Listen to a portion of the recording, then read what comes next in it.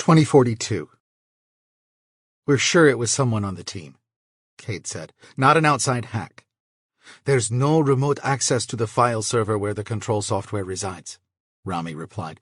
It's a completely isolated network. Someone outside might have written the code, but it still had to be physically smuggled in by somebody with access.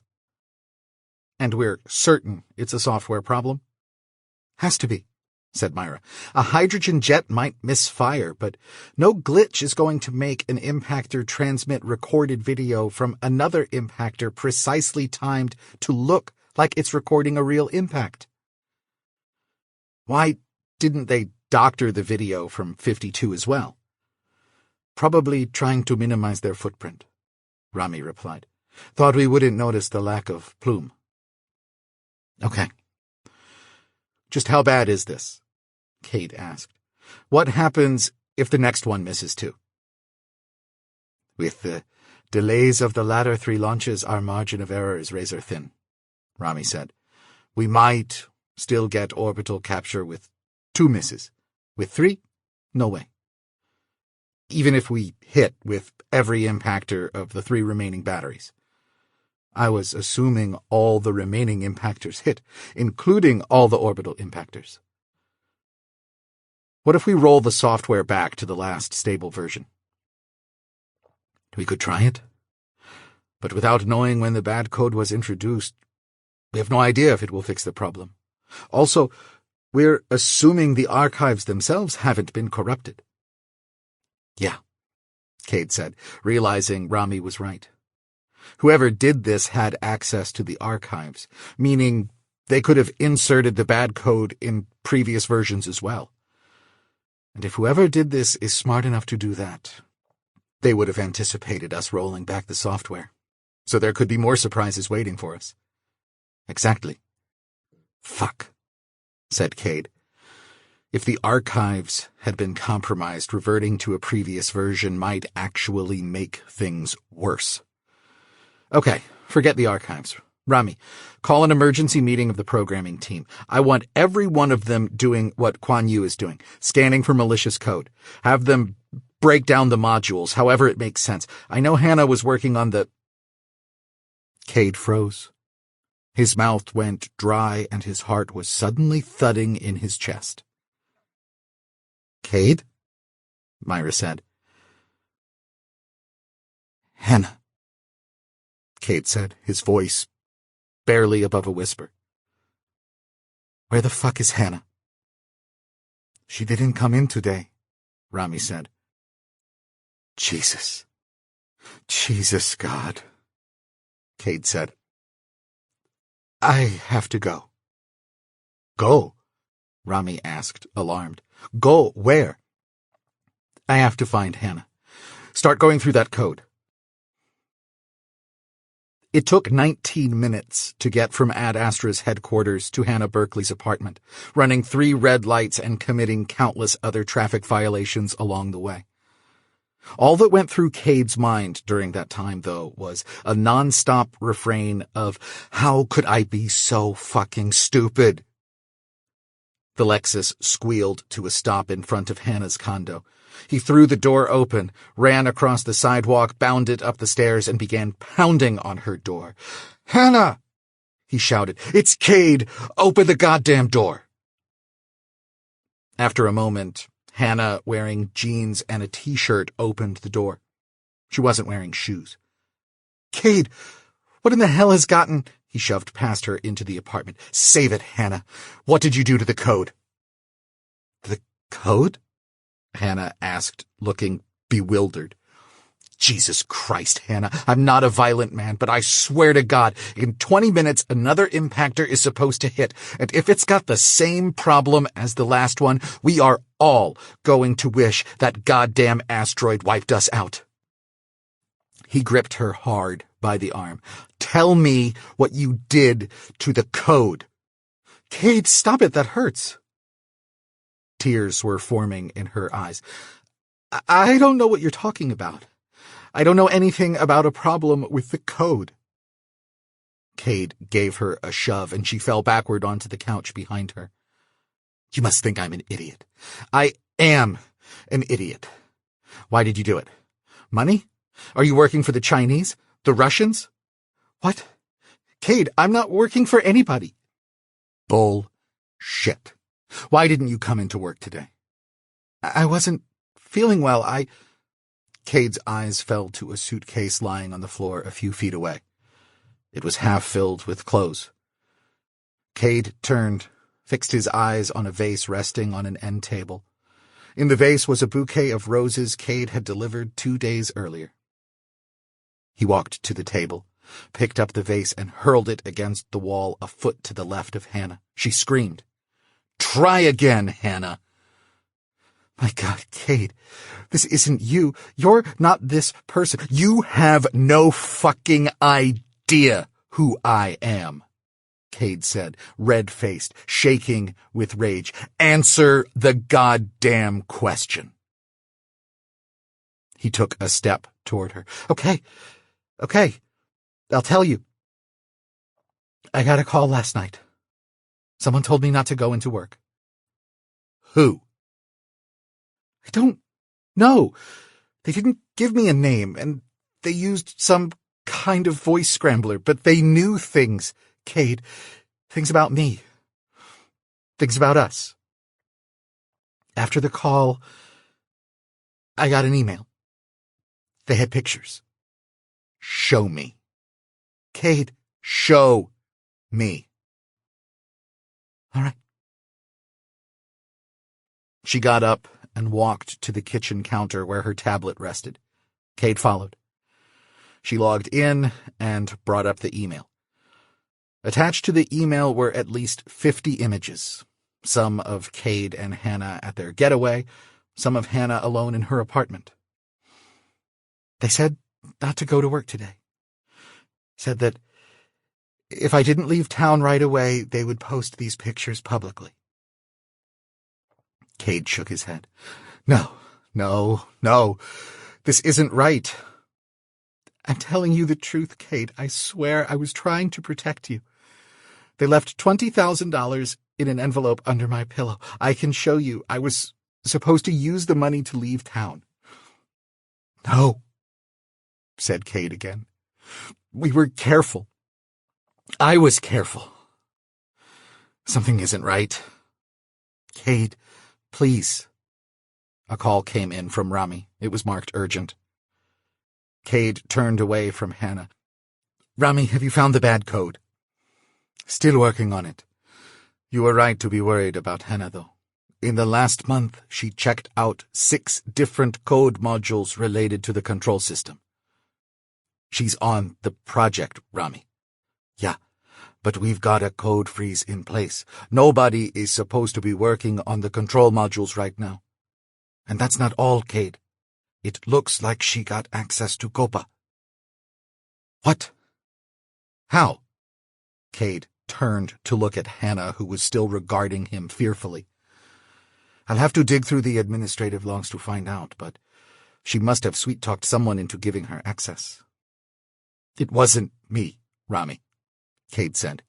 He knew that Rami suspected he and Hannah had been having an affair, but he'd never confronted Kade directly.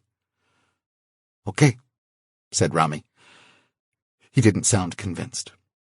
Fuck it, Kade thought. Let Rami think what he wants. I've got bigger problems. His heads-up display told him that they had 16 minutes until the next impactor was scheduled to hit. He ended the call. Rami says you accessed Copa. I was curious, Hannah said. You know I like playing around with it. Enough with the bullshit, Hannah. I know you're lying. Why did you access Copa? How did you get access? Hannah bit her lip. She looked Kade in the eyes and then looked away. Myra gave me access. I told her you said it was okay. Why? What did you want Copa for? Kade, I'm so sorry. I'm not working for the Chinese or the Russians. God, this is so fucked up. Kade, I'm working for the Americans. Kade stared. Fuck me. Who? FBI? I think it's some special group under FIA. They wanted Copa. I told them I could get it for them. Kade, I had no choice. They've got my brother. Brother? This was the first Kade had heard of a brother. Stepbrother, technically. He's got some developmental problems, gets in trouble sometimes. Somehow he got suckered into that bullshit plot to kidnap the Secretary of Defense last year. They're holding him on federal charges. And they promised to take it easy on him if you delivered Copa? Something like that. Yeah. They set you up. No, I don't think none of this was an accident, Hannah. They knew you were angling for a job at Ad Astra. They set up your brother for leverage. I bet this came right from Blankenship herself. That bitch planned to double-cross me from the beginning. But why sabotage the impactors? Kade, I swear to God I don't know anything about that. I never messed with the code. I was just making copies for the feds. Whoever did it, it's probably the same people who want me out of town. Kade thought this over, decided it made some sense. They wanted you to look guilty. Between skipping town and accessing Copa, they knew I'd... Oh no. Shit. What? Kade held up a finger. Call Rami. The phone app rang, and rang, and rang. God damn it, Rami, pick up. At last, Rami answered. Rami, thank God. Hannah's not the mole. It's... At that moment, there was a tremendous crash behind him. Kade turned in time to see the door, detached from its hinges, hit the faux hardwood floor. A large man in tactical gear stepped inside, a shotgun in his hands. What the fuck? Kade said. Who the hell? Before he could finish the question, the man had taken 2 steps toward him, reversing the gun as he did so. The butt of the shotgun slammed into Kade's forehead, and everything went black. Kade came to an indeterminate amount of time later. For a while, he just lay there on the faux wood, trying to think around the throbbing in his head.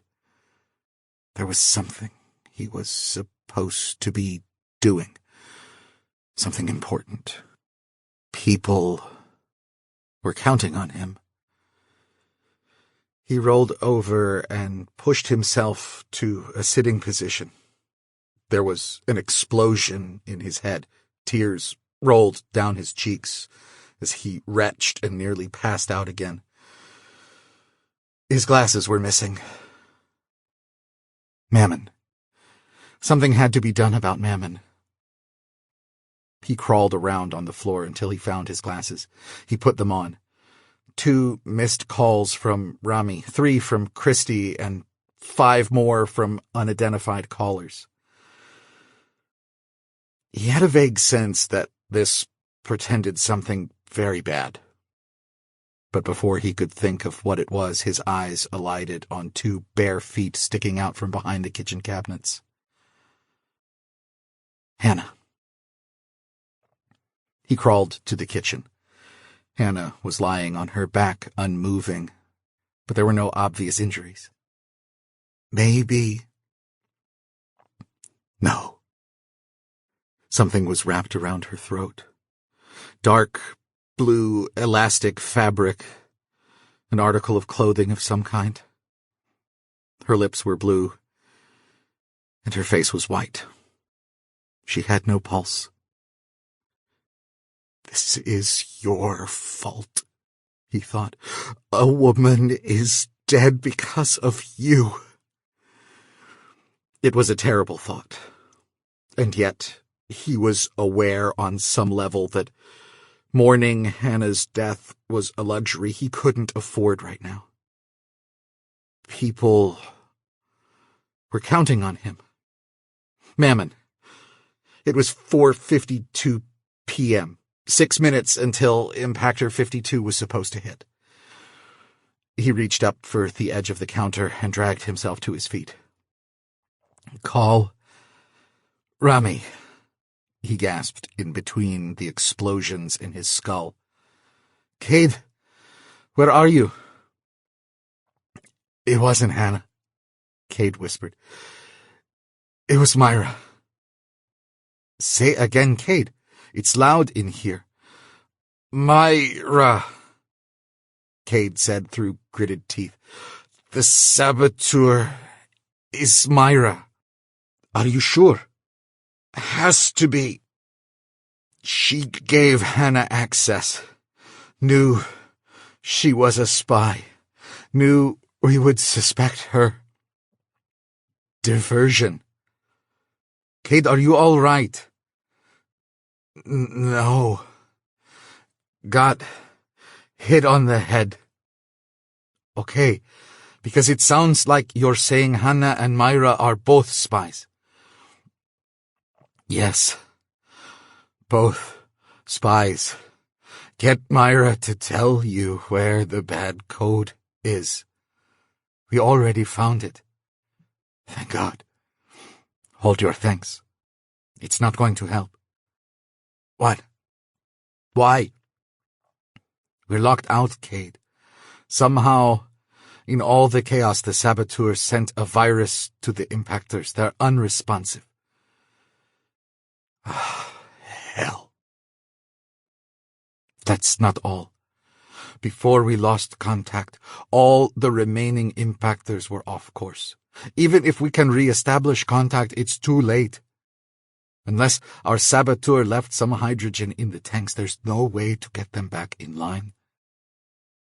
It's over, Kade. We failed."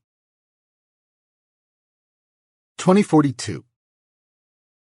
Valerie, Sophia, and John were on the road 15 minutes after arriving at John's house. They barely beat rush hour, reaching Palm Springs by 4 p.m. Sophia and John sat together in the back seat, and for the first half hour or so they kept up a lively chatter. Then Sophia grew quieter. She closed her eyes and pretended to sleep. Valerie knew she was thinking about her father. When Valerie closed her eyes, she saw Rick lying face down on the floor next to the coffee table. She turned on the radio, but it didn't help. As they drove through the scrub desert south of Joshua Tree National Park, she realized she couldn't do it. She couldn't leave her husband for dead, no matter how poorly he had treated her. She would turn around and face the consequences for what she had done. First, though, she would call an ambulance. She tapped the phone button on the steering wheel, silencing the radio. "Mom!" cried Sophia from the back seat. "Turn it back on." "What?" Valerie asked, confused. She hadn't been paying any attention to the droning voice on the radio. "Didn't you hear, Mrs. Sutherland?" John said. "They said one of the impactors missed." Valerie had been so consumed by her thoughts of Rick that she had completely forgotten about Mammon. She and Sophia had been following the progress of the mission closely since the first impactor of the second round struck the asteroid a day earlier. She turned the radio back on. A man's voice was speaking. No impact plume, as there was on the previous impacts. As we're finding out now, there was a good reason for that. It appears that Impactor 51 never actually hit the asteroid because it was nearly a mile off target. And we have so far received no explanation for why it was so far off course, have we, Dr. Garmison? Dr. Eric Garmison was an astrophysicist who had been making the rounds, talking about the Mammon capture mission. "No, we have not," Garmison said. Ad Astra has not even released a statement acknowledging that the impactor went off course. We only know about it because of some sharp-eyed viewers who spotted the craft in the footage transmitted by the following impactor, number 52. Velocity measurements taken from satellites and Earth observatories eventually confirmed their suspicion. Impactor 51 did not hit Mammon. And what's arguably more troubling, the host went on, is that Impactor 51 seems to have transmitted, well, I don't know what to call it. Bogus video, I suppose? Bogus? Counterfeit? Forged? Forged. Well, look, this was clearly not an accident. Somebody programmed that craft to transmit video that seems to have originated with one of the other Impactor craft. You've seen the uncut footage. Yes. In case your listeners don't know, Ad Astra provides what they call a digest feed. That is, a continuous feed that basically daisy-chains the video feeds of the impactors. But they also provide the full uncut video from each impactor. And if you look at the uncut video, it's very clear that the footage transmitted by Impactor 51 was not recorded by Impactor 51. And how would you explain that? The most charitable interpretation is that Impactor 51's software was hacked. And the less charitable interpretation? That this was an intentional deception on the part of Ad Astra. Why would they do that? That's an excellent question. I tend to lean toward the hacker theory, but it's frustrating that we haven't gotten anything out of Ad Astra. It certainly doesn't make them look less guilty. No, it does not. Just how bad is this for Ad Astra and for HFM? It all depends on the next impactor. The impactors all use the same software, so if one was hacked, they might have all been hacked. We'll know soon enough. Even if the video feed is doctored, we'll know pretty quickly from the satellites and observatories whether Mammon's velocity is changed. We're watching the live feed now, and we have just over 20 minutes until Impactor 52 is scheduled to hit. Any guesses on whether we'll get a statement from Ad Astra before then, Dr. Garmison? I wouldn't count on it. Valerie, Sophia, and John listened with rapt attention as the host and Dr. Garmison continued to chat, the host occasionally breaking in to give an update on how much time remained before impact. Some part of Valerie's mind was aware that her husband might very well be dying of a brain hemorrhage at that moment, but she couldn't make herself turn off the radio. The whole experience was surreal. She had waited for this moment for 5 years, the capstone of Kade's career, and her source of hope both for humanity in general and for her life in particular. She hadn't consciously planned her escape from Rick to coincide with the capture of Mammon. The timing had just worked out that way. It just felt right. And now it was all going wrong. "And there it is," said the host. "Yes, it appears that Impactor 52 is firing its hydrogen jets just as Impactor 51 did. For those listeners who don't have access to the live feeds," the announcer said, "the view from Impactor 52 shows the asteroid drifting to the right, which means that the impactor is moving left. And if we switch to the view from Impactor 53, we can just make out what looks like a tiny plume of white gas, which would be the hydrogen jets Impactor 51 is using to propel itself off course. It's normal for the impactors to make minor course adjustments, but this appears to be a prolonged burst. Yes, it's been several seconds now, much longer than you would expect for a minor correctional burst. I think we have to assume at this point that Impactor 52 is having the same problem as the last one. Not exactly the same. We're not getting the bogus video this time." "That's right.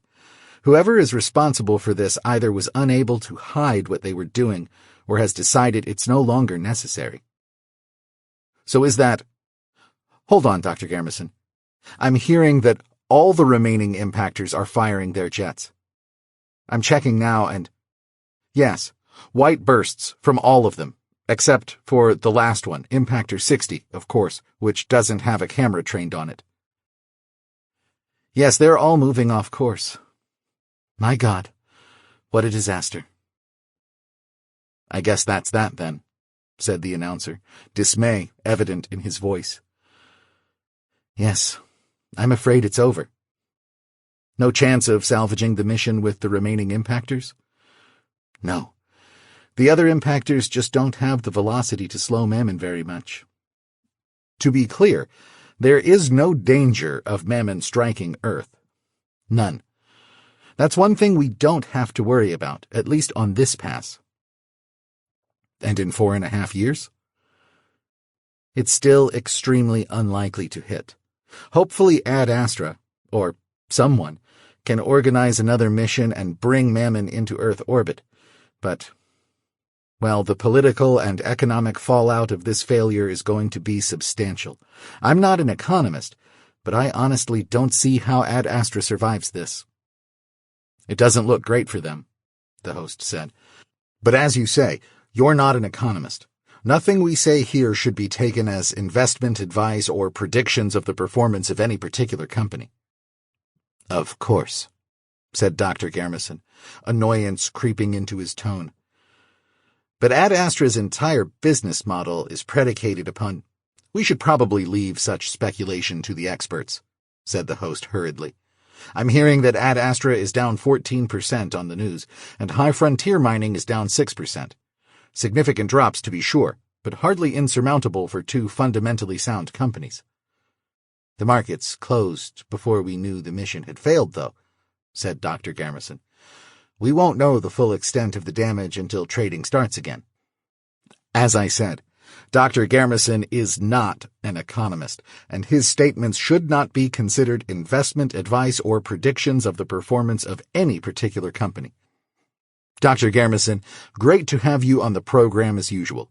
Up next, we have a national security expert who believes the problem with the impactors was the result of a Trojan horse code embedded in Chinese-made chips. This is Kurt Turner with BFG News.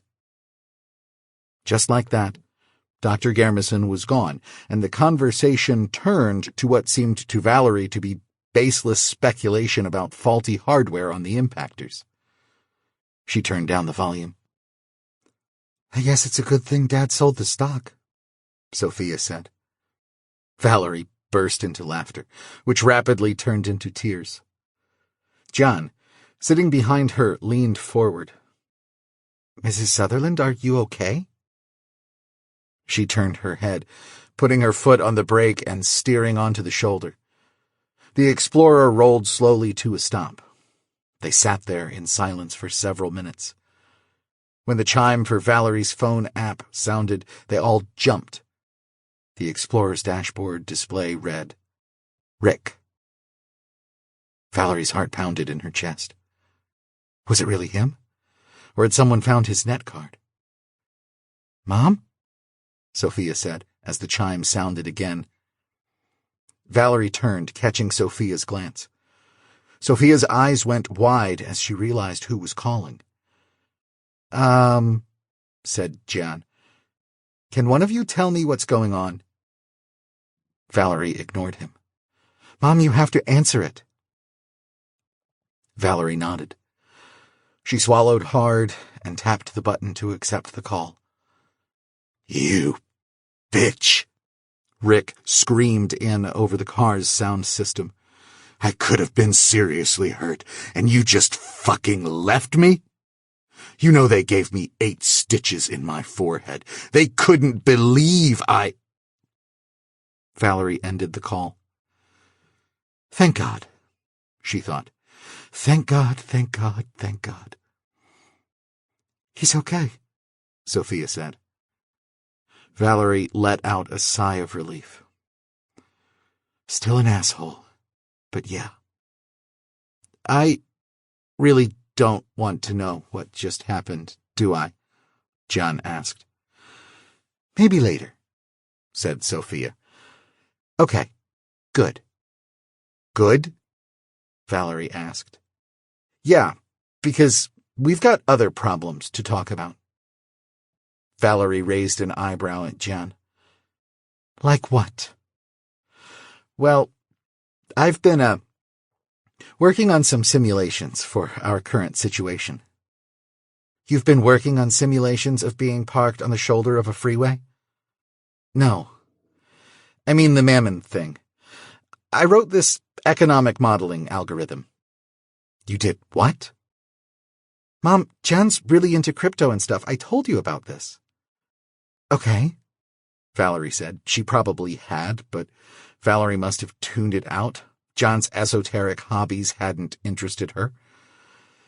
I mean, it's not super sophisticated or anything, John said. I wrote it for my senior software project at school. But I think it's pretty good for macroeconomic modeling. As good as anything those dummies at the Federal Reserve use, anyway. I'm sorry, John. I don't mean to be rude, but is there a point to this? Yes, for sure. So here's the thing. Before this whole Mammon thing started, the federal government was on the verge of default. Either stopping payments on bonds or monetizing the debt by printing more money. If they had done either of those things, well, it would have been really bad. Really bad. The value of the dollar would have crashed, and people would have fled any dollar-denominated assets, which would have made the dollar drop more, which would make people want to get rid of their dollars, which would make the dollar drop more, which, John, Sophia interjected. We get it. A vicious cycle. Yes, a vicious cycle. And the end result is major inflation. I'm not talking inflation like in the 20s with mortgage rates at 10% and people on fixed incomes eating top ramen or whatever. I'm talking about a level of inflation we've never seen in this country. But then Kade Kapur and President Blankenship announced the HFM plan, Sophia prompted. Right. They propped up the dollar by making treasuries convertible to HFM stock. But the value of HFM stock rests on the assumption that in a month there will be $10 trillion worth of metal in orbit. More importantly, it rests on the assumption that HFM and Ad Astra can move an asteroid into orbit whenever they want to. And well, both of those assumptions are looking pretty shaky right now. So now the inflation they tried to prevent is going to happen? Sophia said. Oh no, said John. Now something much, much worse is going to happen. Because instead of using Kade Kapur's plan as an opportunity to get their finances under control, the government actually increased spending. They flooded the economy with cash. And now the only thing propping up that cash has just vanished. I tried to model what would happen in this scenario, and I actually ran into a floating point error. What does that mean? Valerie asked. It means the numbers were so big the program ran out of space, Sophia said. It was just a matter of changing data types, but the point is that it never occurred to me that you could have an inflation rate higher than 1 trillion %. 1 trillion %? Valerie said. Yeah, Jan said. Apparently it's actually happened a few times. They call it hyperinflation. In 2008, Zimbabwe had an inflation rate of nearly 80 billion %. Prices doubled every 24 hours.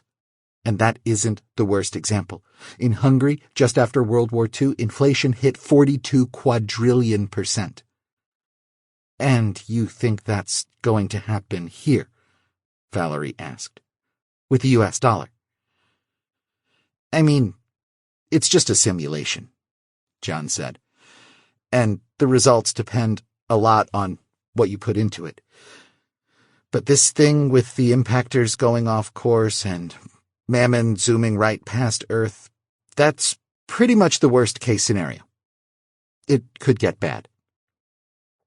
How bad, Jean? Valerie asked. Really bad. Give us a number, Jean, Sophia said. The exact number isn't important, Jean said. The key point is that, what's the number, Jean? Valerie asked. You can't tell us all this and then hedge about the number. What inflation rate did your program predict? John looked from Valerie to Sophia and then back. 19 quintillion %. 2042. What does that mean? Valerie asked. 19 quintillion% inflation? It's 19 with 18 zeros after it, John said. Not that. Hyperinflation. What does that actually mean in the real world? Oh, said John. It means that the dollar becomes basically worthless overnight. Literally overnight? Well, no. It will take a few weeks for the inflation to propagate. People's faith in the dollar is quasi-religious. That faith started to wane a decade or so ago, but Kade Kapur was basically the second coming. With the dollar linked to the infinite possibilities of space mining, everybody thought it was invincible. They're about to find out it's not. Meaning prices are going to go way up, said Sophia. That's an understatement. Prices of what? Everything, said John. Food, houses, cars, toilet paper, clothing, batteries, tools, everything. Valerie shook her head.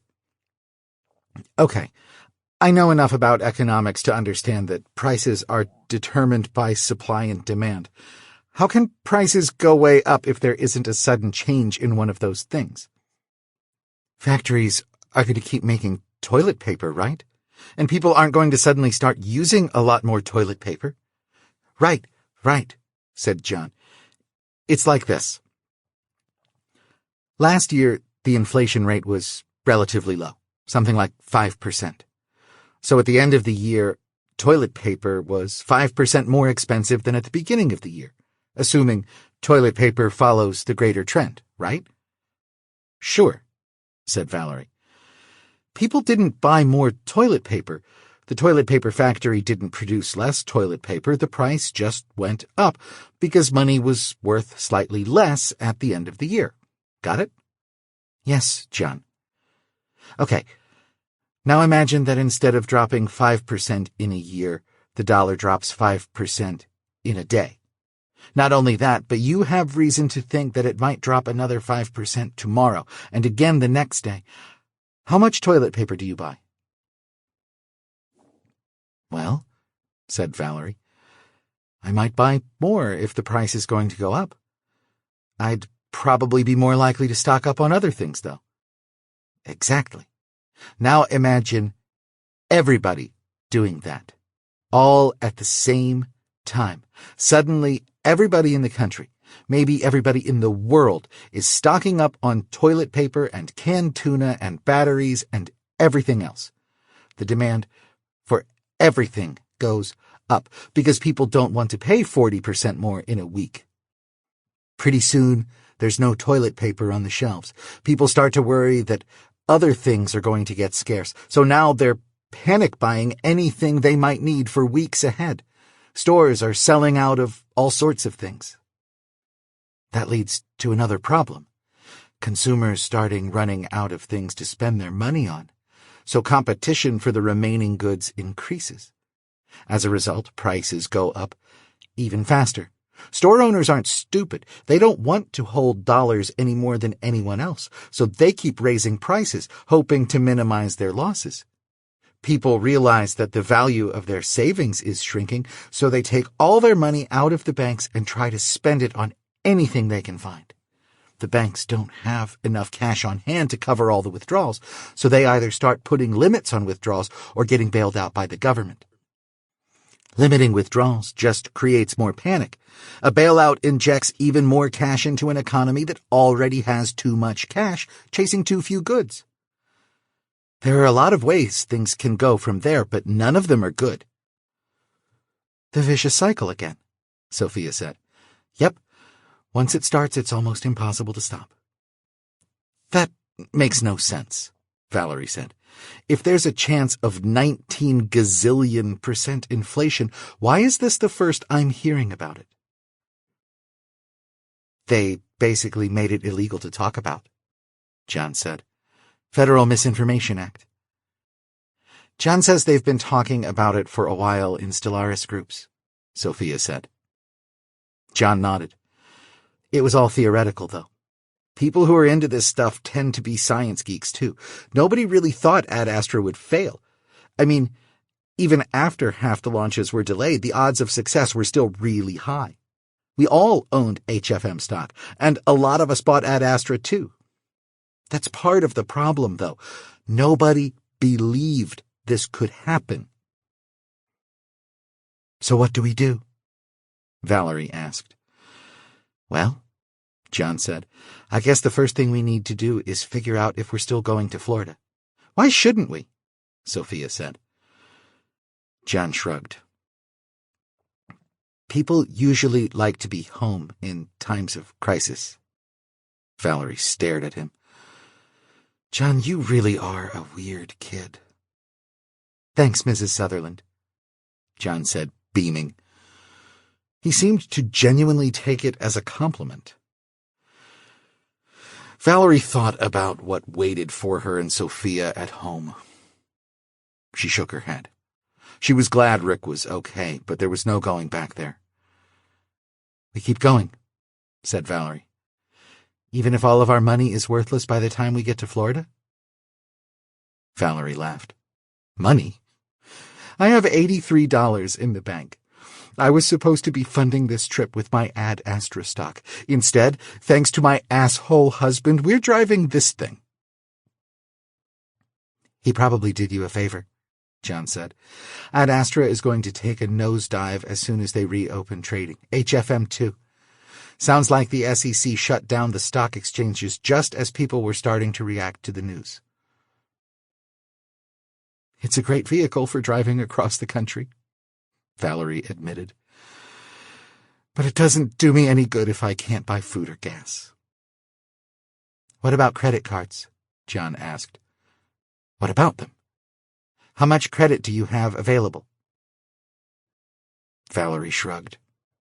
Maybe $20,000? But I can't just start putting everything on my credit cards. The interest rate is obscene. John shook his head. You need to start thinking differently about money, Mrs. Sutherland. If you put $20,000 worth of stuff on your credit card and the dollar loses 90% of its value, you're basically getting $20,000 worth of stuff for $200. How is that possible? You're borrowing money from the credit card company while it's still worth something. But when the bill comes due, the money is almost worthless. And to be honest, I doubt most of the big banks and credit card companies are going to be around in 6 months, so you probably won't even have to pay that much. You really think it's going to be that bad? I think banks failing is going to be the least of our problems. But here's the thing. If I figured this out, other people have too. They're going to start putting controls in place to keep people from doing what we're about to do. And what are we about to do? Find the nearest big box store and buy everything we can find. 8 miles down the freeway was a Walmart. The parking lot was nearly full, but the store didn't look particularly busy for a Walmart at 6 p.m. The three got lunch at the attached McDonald's, where they mapped out their plan, and then split up. Valerie was to focus on food, with an emphasis on dried and canned goods. There was no way to fit enough food in the Explorer to last them more than a couple of months. Their primary goal was not to feed themselves, although Valerie would buy a good supply of rice and sugar to make sure their caloric needs would be met for the next several weeks, but rather to get the most value crammed into the Explorer as possible. John assured her that high-protein foods, treated or packaged to have a long shelf life, would soon be worth their weight in gold. Feeling like an idiot, she filled an entire cart with canned tuna, sardines, every possible variation of jerky and Spam, and then made her way to the checkout. She laughed as she saw Sophia leaving the store with a cart full of flashlights, batteries, camp stoves, bug spray, sunscreen, and dozens of other high-value-to-volume items from the sporting goods section. Sophia held up the credit card Valerie had given her to the reader at the store's exit and paused as the RFID scanners checked everything out in her cart. Sophia confirmed payment and then continued to the parking lot. Valerie did the same with her items, but a red warning flashed on the screen telling her to wait for assistance. Her heart began to beat rapidly. Was the credit card company already limiting purchases as John had predicted? A young female employee came over, glancing with no great interest at the odd assortment of items in Valerie's cart. "It just needs you to verify the purchase," she said. Valerie stared at her a moment. "Oh," she said, pulling her screen from her pocket. There was a message from the credit card company asking her to confirm that she was making a large purchase at Walmart. She replied yes, and the transaction went through. "Thank you," said Valerie. "Have a good day," said the woman, walking away. Valerie wanted to call to her, warn her what was coming. But there was no point. You couldn't warn everybody. And in fact, their strategy depended on the three of them acting before everyone else had figured out what was going on. It was selfish, she supposed, hoarding things that other people would need. But if she didn't do it, someone else would. And Valerie was done letting other people determine her fate. She was taking control of her life for once. She wheeled the cart across the parking lot to the Explorer, where Sophia was already loading stuff into the back. Sophia was always good at organizing things. She had taken over the job of loading the dishwasher when she was only 10 years old, because she always found a way to fit more dishes into it than Valerie could. Valerie handed items to Sophia, and Sophia found a spot for them in the Explorer. They had started on Valerie's cart when John showed up with a cart full of electronics, 3 shotguns, and a dozen boxes of ammunition of various calibers. "These were the only guns they had left," John said, "and this is the last of the ammunition." "Did you even get shotgun shells?" Valerie asked. "A few. The ammo is mostly for trading, though." Valerie decided not to ask what sort of post-apocalyptic scenario John was envisioning that would require using bullets as currency. "Set aside a few boxes of 9mm hollow points," said Valerie, patting the gun she had concealed in her waistband. "Take what you need," said John. "You guys got this? I'm going back in." "We got it," said Sophia. "Go." They had agreed to split up and buy 1 cart of goods at a time, just in case the store started putting limits on purchases or the credit card company locked them out. The parking lot was now completely full, and the store had gotten busier. People were beginning to figure it out. "Anything on the news streams?" Valerie asked. Sophia had her earphones in and had been thumbing through the various news channels while they shopped. "Nothing," said Sophia. "It's actually kind of creepy. They're downplaying the failure of the Mammon capture mission and talking about how High Frontier is going to be fine because it was never about just this one asteroid. This one asteroid is all they've been talking about for 5 years. Right. They've completely changed the narrative in the past hour, like people won't notice. And they keep saying that the government would never let HFM or Ad Astra fail. But they don't really say anything about how they would keep them from failing. They're just trying to keep people from panicking," Valerie said. "It's probably the only thing they can do." "So you think John's right? Money is going to be worthless pretty soon, just because of a couple spacecraft going off course?" "To be honest, Sophia, I have no idea. Tomorrow we're either going to think John is a genius or, well, we're going to be eating a lot of jerky." 2042. They each filled 2 more carts before calling it a day. It was now past 9 p.m. The sun had set and the store was packed.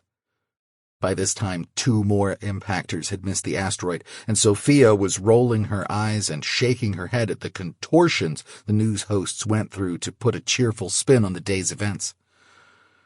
The trio had maxed out 2 of Valerie's credit cards and were getting close on a third. The Explorer was so full that there was barely room for 3 people to sit. They stopped at a nearby gas station to top off the tank and had to wait nearly half an hour for a pump. Valerie called her grandmother in Tampa to let her know they planned to be there in 2 or 3 days. Her grandmother sounded worried, but otherwise okay. After getting gas, they got back on the road, scanning the news streams in vain for any honest coverage of the situation. Talking points must have gone out from the Federal Information Agency because they all said the same thing, often using exactly the same words. There was no reason to panic. High Frontier Mining's mission had never been about just one asteroid. The government would never let HFM fail.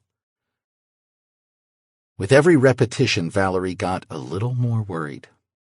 It wasn't just that it was a cover-up. It wasn't even a good cover-up. Multiple independent news organizations shoveling exactly the same bullshit was just sloppy.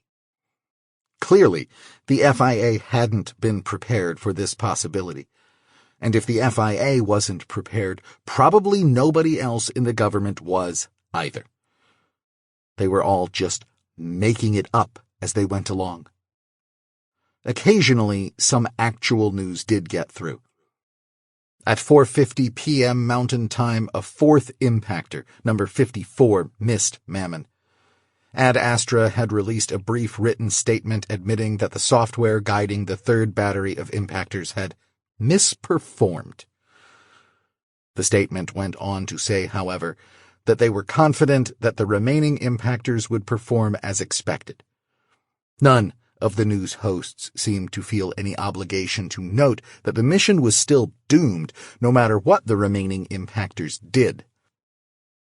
Kade Kapur still could not be reached for comment, but the President of the United States was expected to make a statement at 8 a.m. Eastern Time the following day. President Javier Gallardo, who had been in the Senate for 18 years before serving 2 terms as Ramona Blankenship's vice president, was an amiable career politician who was generally considered a competent manager, if not a particularly inspiring leader. This would be the first major crisis he had faced as president. All new vehicles were required to have FMA-compliant receivers, which meant that the car could only play officially approved news streams. John said he could hack it, but it would take some time. He had already taught the Explorer to respond to the name impunity because he thought it was hilarious to be able to say they were traveling across the country with impunity. In the meantime, they listened to increasingly absurd doublespeak while John used his screen to search for real news in Stellaris groups. Such groups were rife with conspiracy theories about the impactor problems. Some blamed the Chinese, some the Russians, some rival space corporations, some the Jews. Most everyone agreed on one thing, though. The dollar was going to crash. The bond market had been closed at the same time as the stock markets, so it was unclear how badly bonds had been hit. Already, though, the dollar was off by 20% or more against other major currencies. Around 10 p.m., when the newscasters had just about exhausted their supply of euphemisms and disclaimers, another more salacious story broke. This, at last, was a story they were free to tell without running afoul of federal regulators. Valerie could hear the relief, bordering on euphoria in the woman's voice. It seems that the troubles are just beginning for multi-billionaire Kade Kapur. If the failure of his company's Mammon capture mission wasn't enough, we have learned some shocking information about Mr. Kapur's personal life. A few hours ago, shortly after the first impactor craft missed its target, photos were uploaded to a private Stellaris group by an anonymous user of Kapur and a woman who is thought to be an employee of Kapur's company Ad Astra. The photos, some of which are extremely graphic, show the two engaged in intimate, romantic behavior. It is not known at this time where the photos were taken or who took them. The whereabouts of Kade Kapur, who is wanted for questioning in the federal criminal probe of Ad Astra, are also unknown. The timing suggests a connection to the failure of the Mammon mission, but we do not know what that connection might be. Kapur's wife, Christie, is said to be aware of the photos, but she could not be reached for comment. "So he's a typical guy after all," Sophia said. "Hey," John protested. Valerie barely heard them. My God, she thought. What a nightmare for Christie. Valerie knew little about her, but she'd always seemed like a nice, normal, decent person. She'd been so happy Kade had found someone like that. What was he thinking? By midnight, Valerie's nerves were shot, and they were all exhausted. They stopped at a motel just outside of Tucson for the night. They arose just before dawn the next morning, and after checking to make sure the Explorer's contents were unmolested, walked across the parking lot to a Waffle House for breakfast. Every table was full, and there was a line of several dozen people outside. People were talking in hushed, nervous tones or watching news feeds on their screens. Fortunately, President Gallardo's address was delayed by 40 minutes, so they were already sitting at a table enjoying coffee and waffles when the president's seal appeared on the screens overhead. After a few seconds, the president himself appeared, sitting behind his desk in the Oval Office. Except for the occasional cough and one crying baby, the entire restaurant was silent as the president began to speak. "My fellow Americans," he began, "I want to speak to you today about a matter of great scientific and economic importance. Yesterday, as you probably know, the mission to capture the asteroid called Mammon failed. In about 4 weeks, Mammon will pass by Earth on its way back out to deep space. I want to reassure you that there is no danger of Mammon striking Earth. I have spoken to some of the most brilliant and respected scientific minds in the world, and they are all in complete agreement that Mammon will not strike our planet or cause any significant physical disruptions. There is no truth to rumors that the asteroid will cause earthquakes, tidal waves, power outages, or any other sort of natural or unnatural disasters. It will simply be too far away for its gravity to affect us. That is the good news. The bad news, obviously, is that the mission to bring Mammon into Earth's orbit was unsuccessful. I do not want to downplay the magnitude of this failure. The capture of Mammon was to be an important symbolic step in the process of humanity's expansion into the solar system and beyond. Many people worked very hard on this mission, and many others have been hard at work on other projects related to the mining of the asteroid. The effects of this setback on our scientific development and economic progress will be profound. That said, our nation has faced and overcome greater challenges than this. Make no mistake, we will meet this challenge as well. The establishment of high-frontier mining was a historic milestone for this country, and it remains the focal point of our ongoing commitment to the settlement of space. I will repeat that. High-frontier mining retains the full confidence and backing of the United States of America. To make good on that commitment under these new circumstances, today I am announcing the execution of a 7-point plan to ensure global economic stability and the continuation of America's leadership in the effort to colonize space. First, I have directed the SEC to halt trading on the major exchanges while we work with the legislative branch on measures to ensure the long-term health of our financial sector. Second, I have directed banks to limit cash withdrawals to $500 per day per person. Third, I am issuing an executive order suspending the use of all currencies other than the US dollar within the United States. Until further notice, no purchases conducted with foreign currencies or cryptocurrencies will be permitted. Fourth, I am issuing an executive order suspending the purchase of foreign currencies or cryptocurrencies within the United States. Fifth, I am issuing an executive order suspending the purchase of gold, silver, platinum, and other precious metals within the United States. Some exceptions for jewelry for personal use will be forthcoming. Sixth, I am issuing an executive order forbidding the transport of gold, silver, platinum, and other precious metals outside the country. Again, some exceptions for jewelry for personal use will be forthcoming. Transport of more than $10,000 in cash outside the country will also be forbidden. Seventh, I am issuing guidelines to banks and credit card companies to enforce limits on excessive purchases of frivolous items and purchases of unusually large quantities of necessary items. These measures are intended to prevent unscrupulous individuals from capitalizing on the temporary economic instability brought about by the unexpected failure of the Mammon capture mission. None of these measures are intended to be permanent. We will be working with both houses of Congress to develop longer-term solutions to promote economic stability and growth.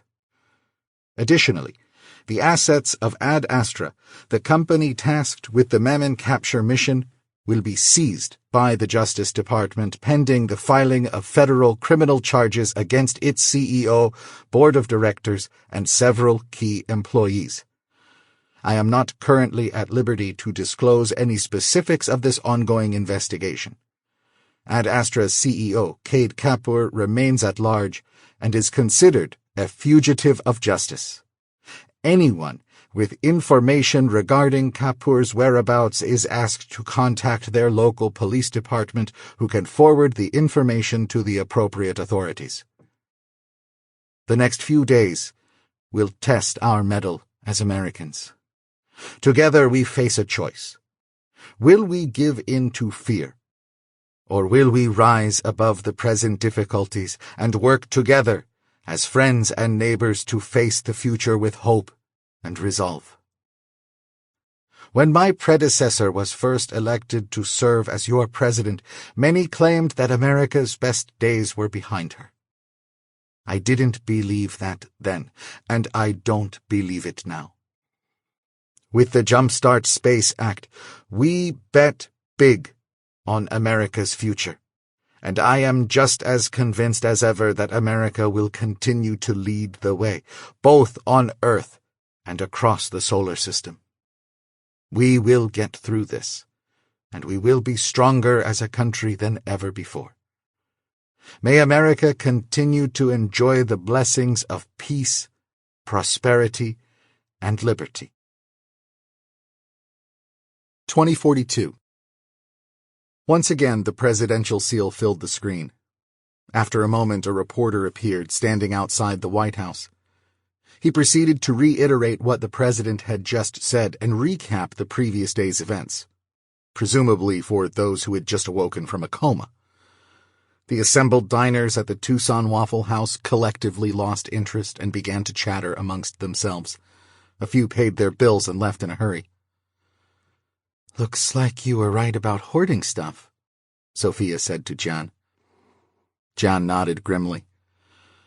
Valerie, who had fixated on the news of Kade being a federal fugitive, snapped out of her reverie. "Will the president's plan work?" John shrugged. "Short term, it will limit dumping dollars and panic buying of hard goods. But unless he's got some really brilliant strategy up his sleeve, it may actually make things worse in the long run." "Make them worse how?" Valerie asked. She didn't like being dependent on a teenager for information, but John seemed to have a knack for this stuff. He was certainly more reliable than any officially approved expert. "Well," said John, Assuming all these restrictions can be enforced, and I'm pretty doubtful on some of them, all they will do is slow down economic activity. That's a good strategy if you're trying to prevent people from panicking about some short-term bad news, like the president said. But this isn't an isolated event, like a terrorist attack on a pipeline or China invading Taiwan. The federal government explicitly linked America's economic future to the prospects of space mining. To the extent that our money is based on anything, it's based on Mammon. The president can't just take all that back by making a speech. He needs a long-term plan to disentangle the dollar from Mammon. Without that, these kinds of controls will just mean that the collapse will happen in slow motion rather than all at once. Okay, said Sophia. But how does that make things worse? Prices are information, John said. If the government puts controls on buying and selling, they are also putting limits on the flow of information. If they open up the stock market, suddenly everybody is going to know that HFM is worth a fraction of its previous value. If they let people freely trade dollars for other things, suddenly everybody is going to know the dollar isn't worth what it used to be. Now, there is some advantage to preventing the free flow of information. In the short term, you can slow down the trends that create the vicious cycle. In other words, if you prevent people from spreading information that the dollar has dropped by 50%, you're also preventing propagation of the idea that the dollar might drop another 50%. Like FDR said, all we have to fear is fear itself. If you prevent the spread of information, you prevent the spread of fear. So it can be a rational policy in the short term. But you haven't dealt with the underlying problem. And of course, basically shutting down the economy has its own negative effects. But on top of that, by instituting these kinds of extreme controls, the federal government has also injected new information into the system. Basically, the president just told everybody that he's scared shitless. That wouldn't be so bad if he had a plan other than limiting the flight from dollars, but if they lift those restrictions without implementing a better plan, it will just mean that there's more bad news to propagate through the system. Valerie had become aware that the people at some of the neighboring tables were now silently listening to John. She found herself wondering if John was a genius like Kade Kapur. Sophia knew how to pick him. Like mother, like daughter. What if they never lift the restrictions? Asked an elderly woman at a table across the aisle. They'll destroy the economy, John said. No modern economy can last long with these restrictions in place. Stocks that investors can't sell are worthless. Pensions and 401ks will collapse. People will stop trusting banks with their money. Nobody is going to risk starting a business under these conditions, particularly if the president has demonstrated that he can and will change the rules on a whim. There aren't going to be any IPOs if the stock market is closed, and certainly nobody is going to buy U.S. Treasury bonds. Mostly what will happen, though, is that economic activity will be forced underground, to the black market. I'm sure that process has already started because at least some of those restrictions are basically unenforceable, like restrictions on cryptocurrencies in particular. Decentralized systems like Stellaris that people use for trading in cryptocurrencies are designed to be immune to government control. And we know these systems work because we have real-world examples from oppressive countries in Asia, Africa, and Latin America. No government has successfully prevented people from using cryptocurrencies without shutting down internet access entirely. And the harder a government tries to control economic activity in general, the more people flee to cryptocurrencies. But they made it illegal to buy cryptocurrencies, Valerie said. People will find ways, the same way they buy drugs or any other sort of contraband. There will be a lot of scammers out there, of course, which is why it's helpful to be an active Stellaris user. You can find trustworthy people to do business with, and if you have a record of good behavior, they will be more likely to trust you as well. Close to half the restaurant was now listening to him. Seeing the frightened and puzzled looks from the other diners, John went on. But look, You don't necessarily have to buy crypto directly. If you're a business owner, you can start giving your customers the options to pay in crypto. Not all will be able to pay, but some will. Then you can give your employees the option to take crypto in payment. Those employees will be able to buy other things from other businesses using crypto and so on. Eventually, crypto replaces the dollar. You're talking about all of us becoming criminals, said a man in overalls with the logo of a utility company.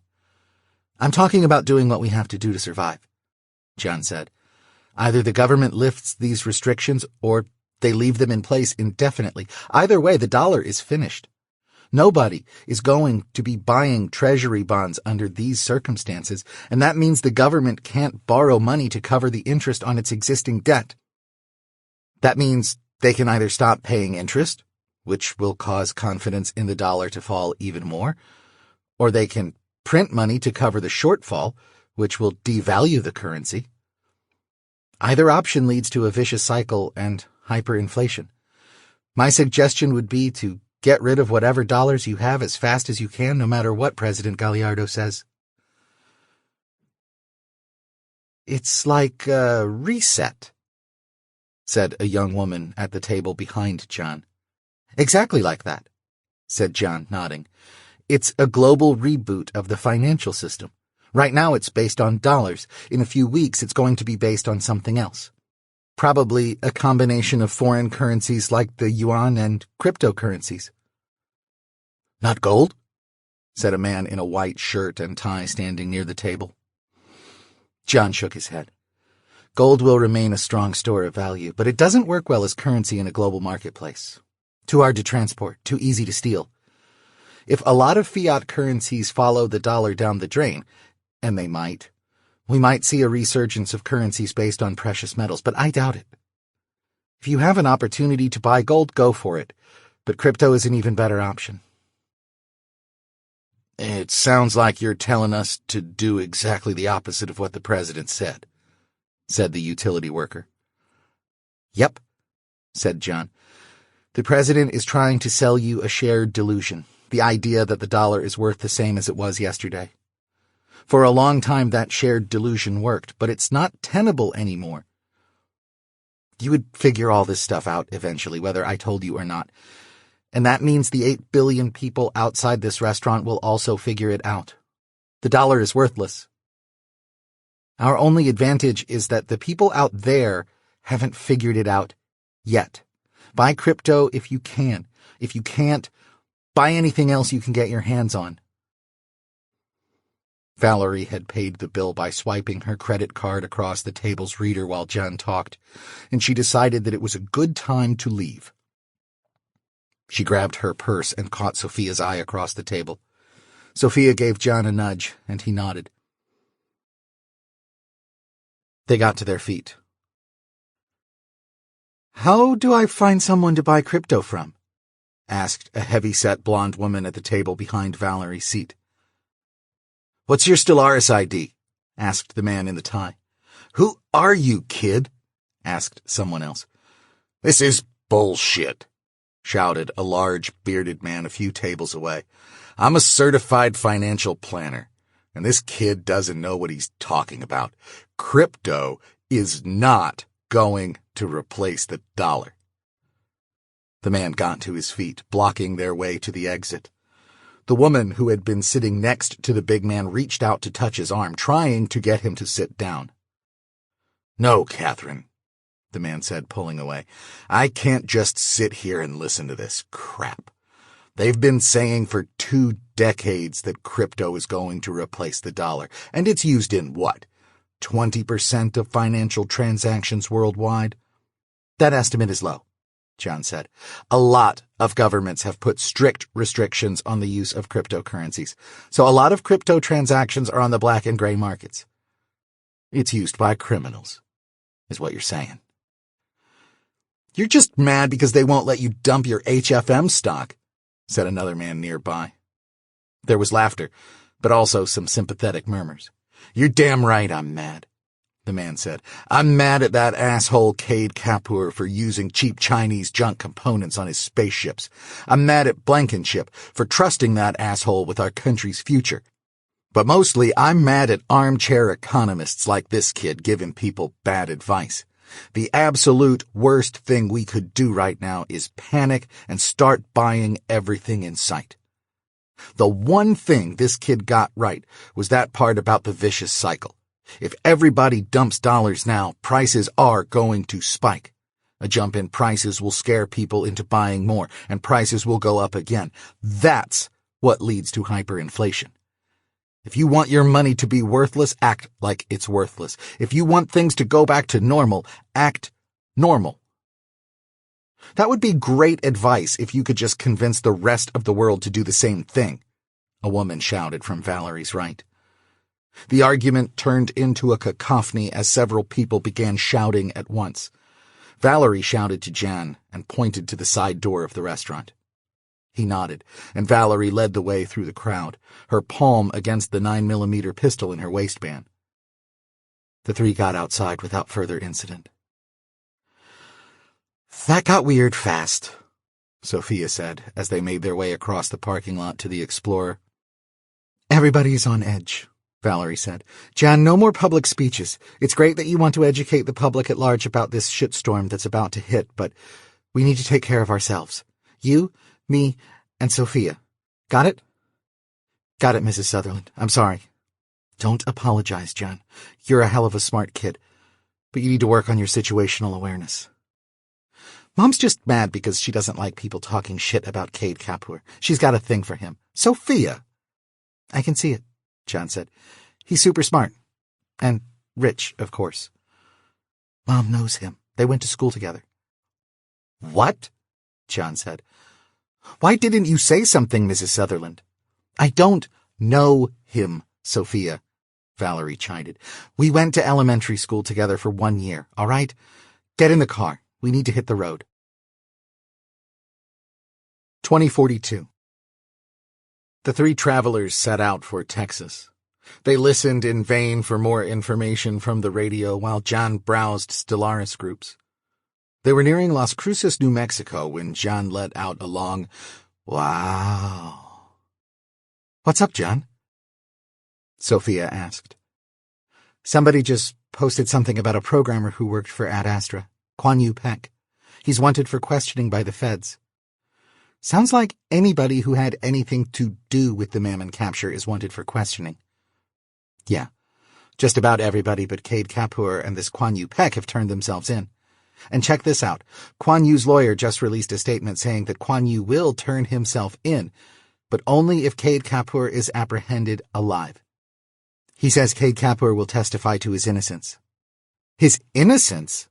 Valerie said. "Are they even charging him with a crime? I thought they were just questioning people." "Sounds like a lot of people think Quan Yu was the one who sabotaged the code. He got out of Taiwan just before the CCP took over. He's still got family there. The theory is that they used his family to pressure him into sabotaging the mission." "You think the CCP would do that?" Sophia asked. "I know they weren't fans of the Ad Astra mission, but I don't see how this helps them." Jan shrugged. "There will be some short-term chaos, but in the long run, it probably works in their favor. The U.S. has been effectively discredited as a superpower." About half an hour later, they reached a Border Patrol checkpoint near El Paso, Texas. They were more than 100 miles from the Mexican border, but evidently all highway traffic was required to stop for inspection. Valerie knew they'd set up checkpoints like this decades earlier to check for illegal immigrants coming over the border. But that didn't seem to be the concern of the Border Patrol agent, who took one look at the heavily loaded Explorer and ordered Valerie to pull into a parking space next to the building adjacent to the thruway. "Where you folks heading?" asked the young man as he approached Valerie's rolled-down window. "Florida," Valerie said. He glanced at Sophia and Jan. "Family there?" "Yes, my grandmother. What is this about?" "Any gold, silver, or precious metals in the car?" Valerie had 2 gold crowns in her mouth, and she was fairly certain some of the electronic devices they were carrying had platinum in them. But she made a judgment that this wasn't what the officer was asking about. "No," she replied. "Can I have you all step out of the vehicle, please?" Valerie hesitated for just a moment. Americans had once had the right to travel freely across the country without being harassed by agents of the state unless they were reasonably suspected of having committed a crime. She also knew, though, that the Supreme Court had ruled that the government was acting within its legitimate power to stop and search travelers within 100 miles of the border. It was a bullshit ruling, putting over half of the population of the country within a constitution-free zone. But she decided now was not the time to make a political statement. She got out of the Explorer, and Sophia and John followed her lead. "Open the back, please," the officer said. Again, Valerie hesitated. Again, she gave in. She tapped the card key button, and the Explorer's rear door swung open. "Jesus," said the officer, staring at the expertly stacked goods occupying every free square inch of the vehicle. He tapped the mic near his collar. "Greg, get your ass over here." A stocky blond man, presumably Greg, walked over from the building a minute later. The two men spent the next 20 minutes pulling nearly everything out of the vehicle, tossing items carelessly onto the asphalt. Valerie watched, silently, biting her lip. "Come on!" Sophia cried, as a box containing a hologame console hit the pavement. Neither of the men paid any attention. "It's all right," Valerie said quietly. "The sooner they're done, the sooner we can get back on the road." She was beginning to worry that the country was going to fall apart completely before they reached Tampa. She had never seen anything like that scene at the Waffle House, and now her car was being ransacked by uniformed men like something out of an old movie set in East Berlin before the wall came down. After the men had thrown out the floor mats and searched the spare tire compartment, the first man said, "You're free to go, ma'am. Have a nice day." The two walked away, leaving them with the mess. Sophia turned to say something, but Valerie clamped her hand over her daughter's mouth. "You are not going to accomplish anything by yelling at those guys," she said. "They're just doing their job." "Somebody said about the Nazis," Sophia growled through her hand. "Yes," Valerie said, removing her hand and wiping saliva on her jeans. "That's what they said about the Nazis, and they were right. Yelling at Nazis doesn't do any good. If things are going to get as bad in this country as John says, we need to pick our battles, understand?" "I understand. That those guys are Nazis." The two men kept walking. One threw a middle finger in the air. "Okay, now that you've gotten that out of your system, let's clean this shit up." It took nearly an hour to get everything back into the Explorer. Some of the electronics and other fragile items were clearly broken or damaged, but Valerie thought it better to load it all back up rather than risk the Border Patrol coming after them for littering. It was nearly noon by the time they got back on the freeway. Traffic was heavy in both directions, but they moved at a steady clip. News coverage of the slowly unfolding economic disaster continued to be muted. Commentators kept to narrow specifics or expressed strained optimism that the bold measures announced by the president would give the market time to stabilize. There was a passing mention of Kuan Yew's lawyer's statement, but no suggestion that Kuan Yew might be a saboteur working for China. At least half the coverage was speculation about Kade Kapur's affair. The woman had been identified as Hannah Berkeley, a programmer for Ad Astra, but little else was known. Neither she nor Kade could be located. Presumably, they had fled somewhere together, but it was hard for Valerie to believe Kade was that stupid. The first gas station they passed was charging $13.99 per gallon, a $2 increase over the price they had paid the previous day. Several hundred cars were already in line. Impunity still had over a quarter of a tank, so Valerie kept going. The next gas station was charging $14.99, but the line wasn't quite as long. "What do you think?" Valerie asked. "Better stop, I guess," said John. Valerie nodded. She exited, braking quickly as she neared the 100 or so backed-up cars. "How the heck are you supposed to know what the right price is for anything?" Sophia asked. "The right price is whatever price buyers and sellers agree on," said John. "We didn't agree to this," Sophia protested. "We did," John replied, "or we wouldn't be in line. If anything, the price is still too low, judging by the number of people waiting." They finally reached the pumps some 40 minutes later. The price had gone up another $1 in the meantime. Valerie filled the tank, putting the gas on the only credit card that wasn't at its limit, and they got back on the freeway. By mid-afternoon, the White House had frozen wages, put limits on how much bottled water, toilet paper, sugar, coffee, and many other goods could be purchased, and enacted price controls for gasoline. The Explorer still had over half a tank, but Valerie decided it was a good time to top off. She changed her mind when she tried to get off the freeway and saw that the line for the nearest gas station was already backed up on to the freeway. There had to be at least 300 cars waiting. Valerie kept going. "They haven't learned anything from the last time they tried this," John said. "If you set prices artificially low, demand goes up. And because the government has signaled a potential gas shortage, suddenly everybody wants to get gas. It will get really interesting when gas station owners realize they're losing money on every gallon they sell." "What will happen then?" Sophia asked. "Gas stations will shut down, making gas even harder to find. The real price, that is the fair market price of gas, will skyrocket, so some of them will start selling gas on the black market." "Price gouging, you mean?" said Valerie. John shrugged.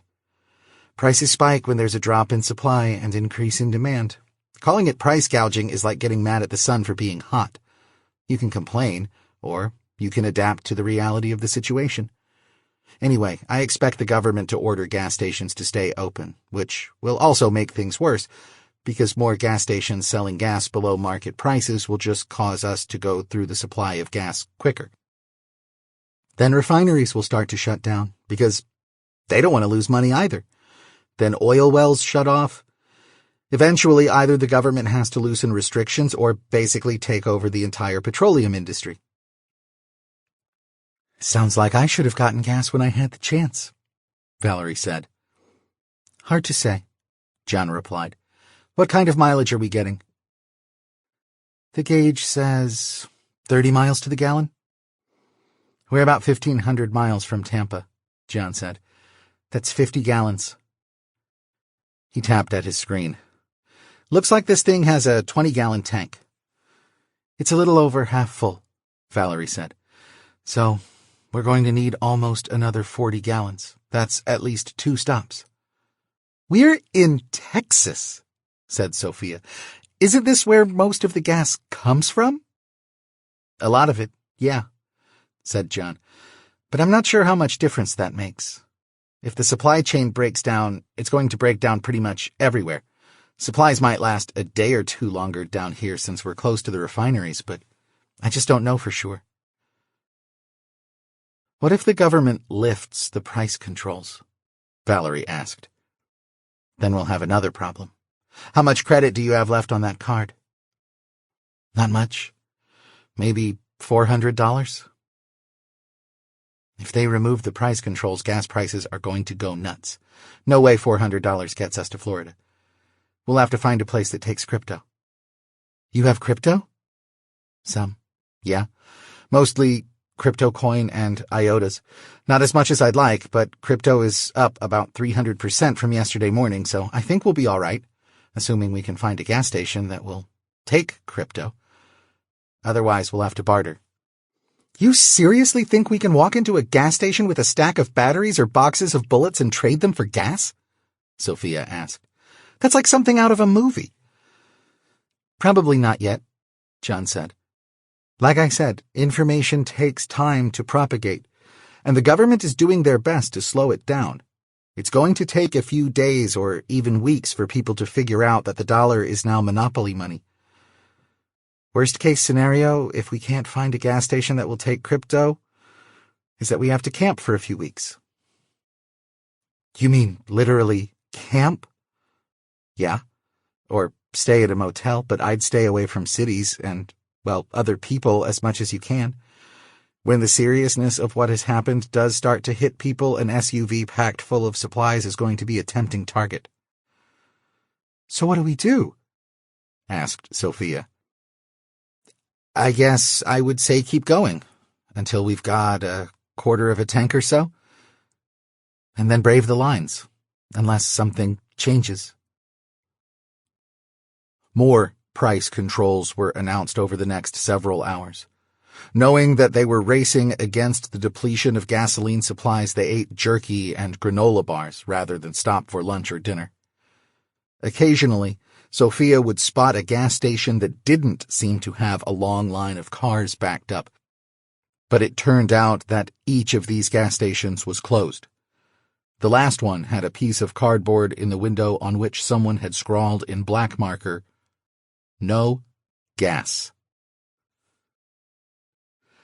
I bet they do have gas, said John as the Explorer accelerated on the on-ramp.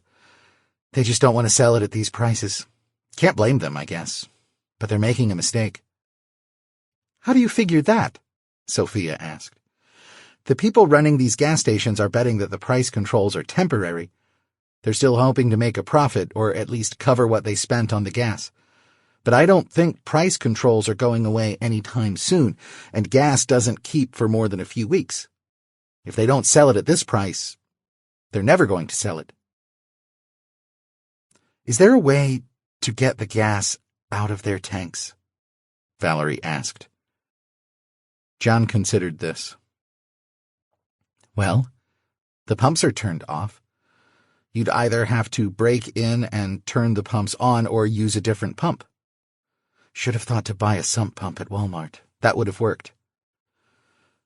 We could stop at a hardware store, said Sophia. Hardware stores will be swamped.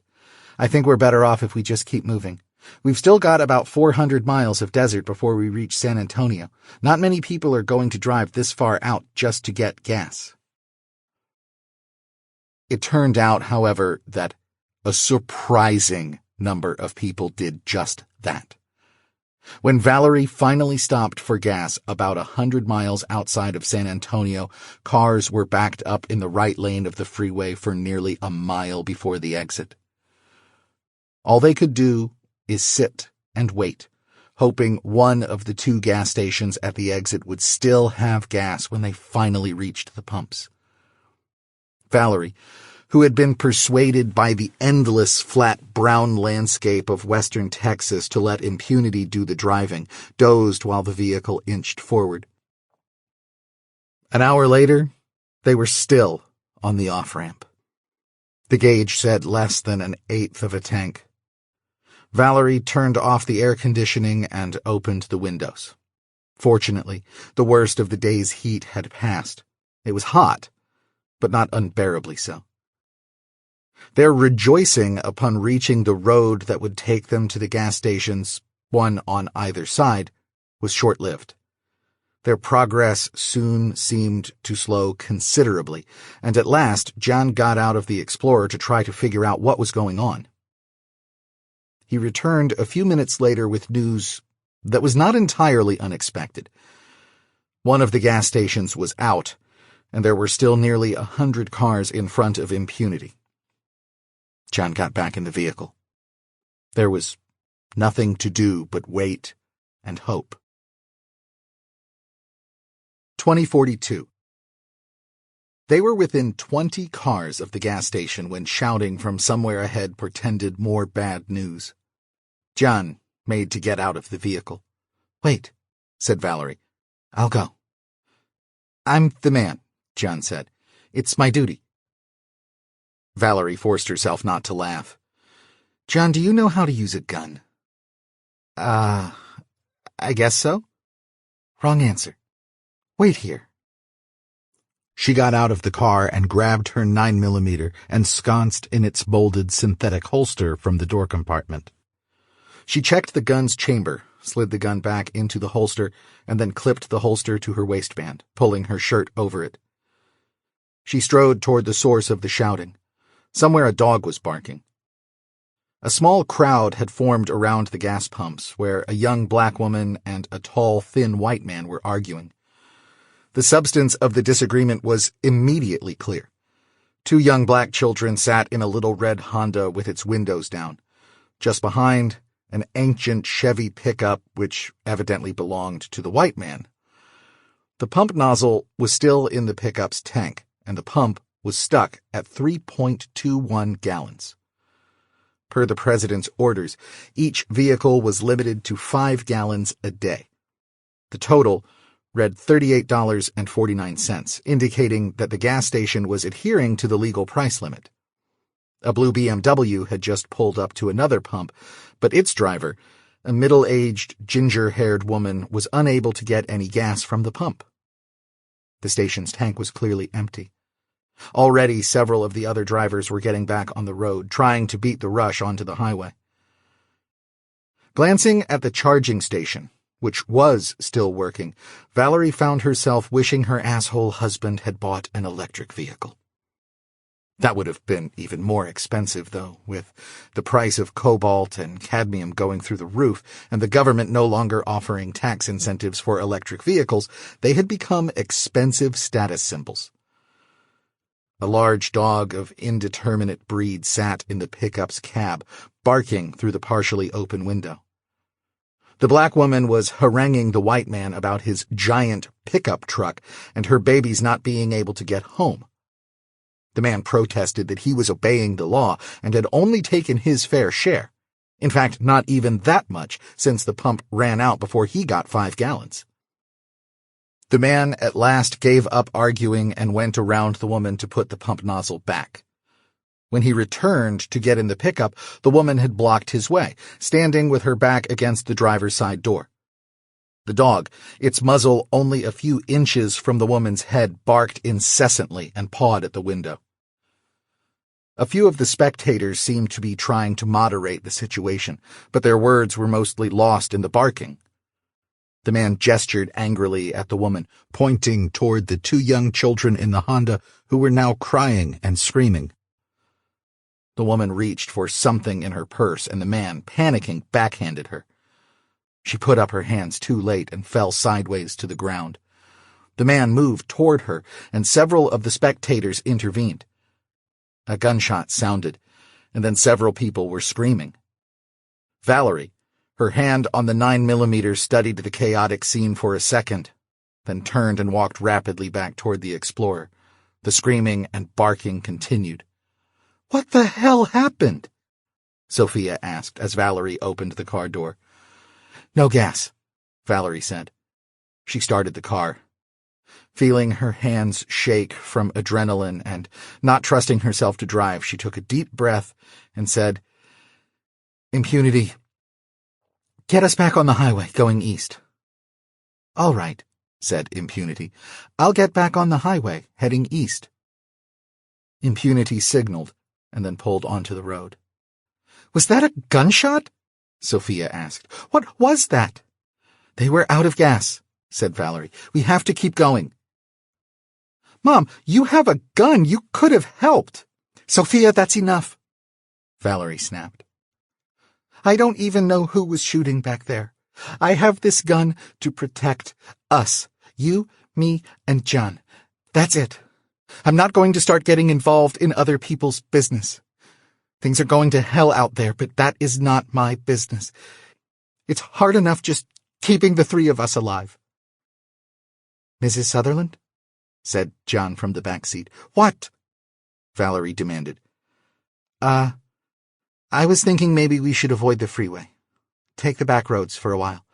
Looks like there's a gas station about 16 miles north of here in a town called El Dorado." "It's not a bad idea," Valerie said. "People might not be swarming the small-town gas stations as much as the ones just off the freeway. Impunity, take us to the gas station in El Dorado, Texas." "Okay," said Impunity. "Heading toward El Dorado, Texas." As Impunity changed lanes to exit the freeway, Valerie closed her eyes and forced herself to breathe deeply several times. She had come close to intervening back at that gas station. She had told herself it was what Kade would have done. But then she had remembered that Kade was currently on the run from the federal government, having inadvertently crashed the global financial system. Maybe it was time for her to pick a new hero. Some 20 minutes later, they reached the gas station in El Dorado, which was closed. Valerie wanted to cry. "There's another town 40 miles east," said Sophia. "Maybe they'll have gas." Valerie nodded. "Impunity, take us east to the nearest gas station." "All right," Impunity said. "Heading east on State Highway 190. 40 minutes later, they were in Fort McHavitt, Texas. The only gas station in town was closed. The Explorer's low-fuel warning light glowed red on the dashboard display. They would never make it to San Antonio. And now, for better or worse, they were in the middle of nowhere. There was almost no traffic on this road, and no other businesses around. No one to bother them, but no one to help them either. Karma, thought Valerie. The sun was a deep red in the west, and the Explorer's dash told her that the temperature outside was dropping fast. "What about that car?" Sophia said, pointing to a little Chevy parked in the parking lot behind an abandoned store. "What about it?" "Can't you, get gas out of another car? What's the word?" "Siphon," said John. "Problem is most cars these days have pretty sophisticated anti-siphon valves. Also, we need to find some tubing, and we don't know how long that car has been sitting there." "Or if it even has any gas in it," Valerie said. "I think we'd better keep going. One thing we do have is a gas can, so we can walk to a gas station if we need to." "Should have bought a bike," said Sophia. "Or 3, said John. They continued east on the state highway, expecting Impunity's engine to shut down at any moment. 10 miles later, Sophia pointed to a mailbox in the distance. "Let's stop there." "It's just somebody's ranch," John said. There wasn't much out here but sprawling cattle ranches. "They might have gas," Sophia said. "Maybe we could buy some." Valerie instructed Impunity to turn onto the driveway. The Explorer slowed sharply and then turned, beginning the crawl along the bumpy gravel drive. Some 5 minutes later, they arrived at a ramshackle single-story house surrounded by several other small buildings. Farther down the driveway was a barn, the far side of which opened into a fenced area where several hundred head of cattle stood. The sun was setting, and the glare and long shadows made it difficult to see anything other than splashes of red and gray. With all those cattle, there had to be some people around. But Valerie didn't see anybody. "Wait here," she said, opening the door. She stepped onto the gravel, took a moment to slip the gun into its usual place, and closed the door behind her. She walked toward the house. "Howdy," said a man's voice when she had gone nearly halfway to the front door. She saw him now, a small man sitting in a wicker chair a couple of yards right of the front door, wearing a cowboy hat with what looked like a shotgun across his lap. He wasn't hiding, exactly, But he wasn't sitting in one of the chairs on the front porch either.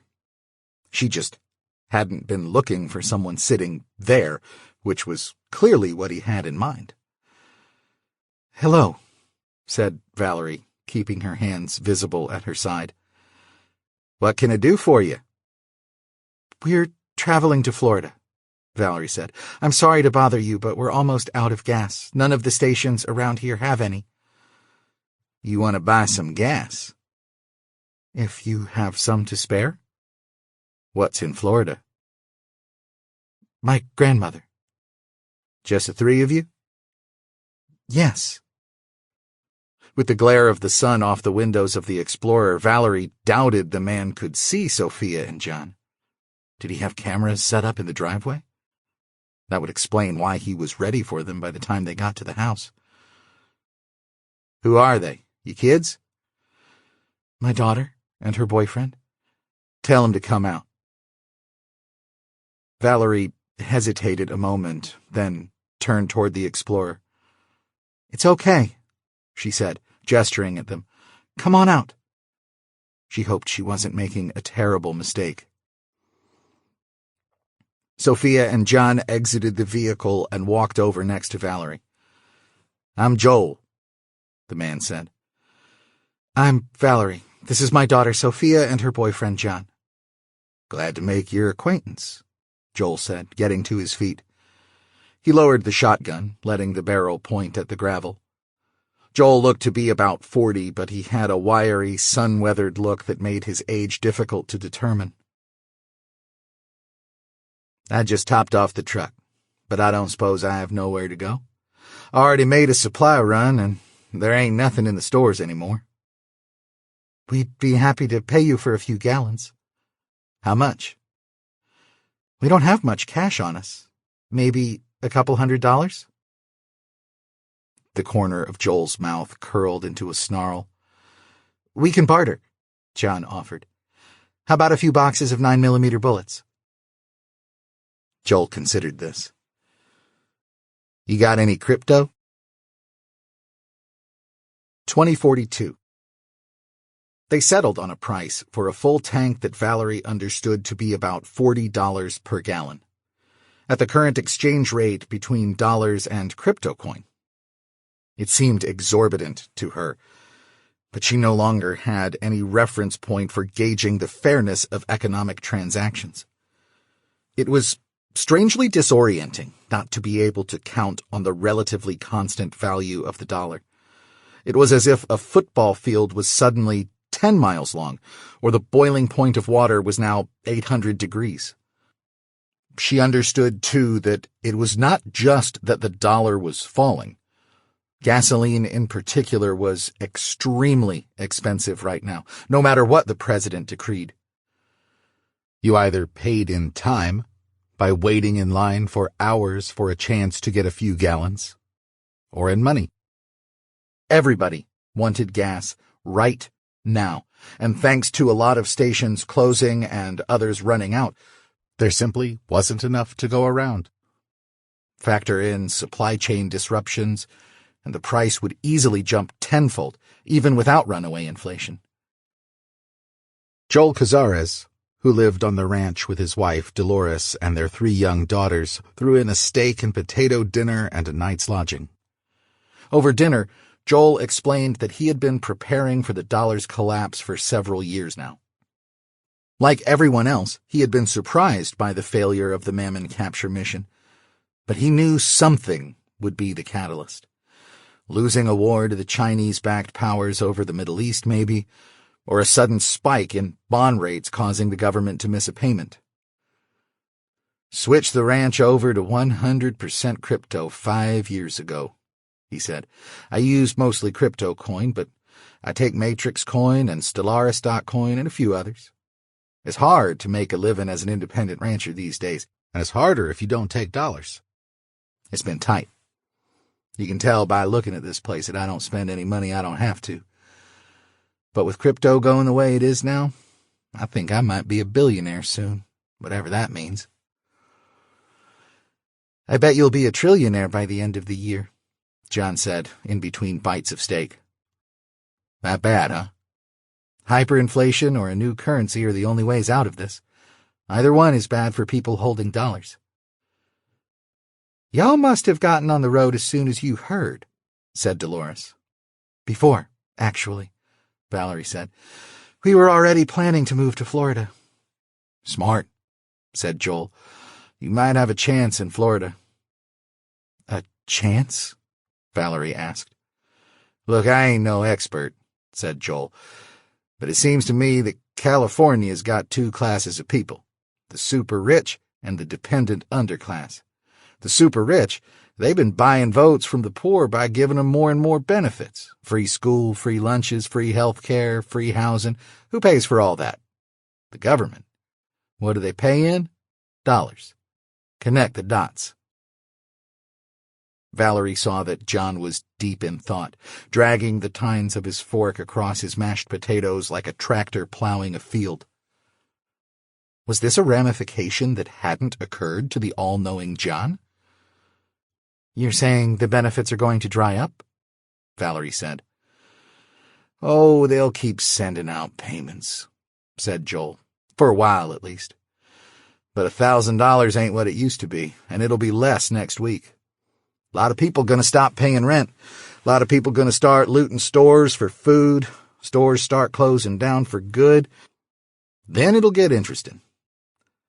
"Papa, are the grocery stores here gonna shut down?" asked the eldest daughter, Jane. "Maybe," said Joel. "But don't you worry, Janie. We got 800 head of cattle, and I got an arrangement with Bruce Perella down the road to keep 'em fed." "Smart," said John, looking up from his potatoes. "Band together when the shit hits the fan." "No, sir," said Joel. "You band together before the shit hits the fan. I started down this path 10 years ago. My brother thought I was crazy. Hell, Dolores thought I was crazy. I sold Bruce his land for a quarter of what it was worth because I knew Bruce was good people. Well, now, my brother lives in a condo in Houston. Guess who calls me this morning looking to spend some time in the country? I told him sure, family is family. But he and his boys and his little trophy wife are going to work. I got a barn that needs painting, and fences that need mending, and brush to clear, and 1,000 other things. Funny thing, he ain't called me back." Joel grinned and stuck a big piece of rare steak in his mouth. "Well, we appreciate your hospitality," Valerie said, "truly."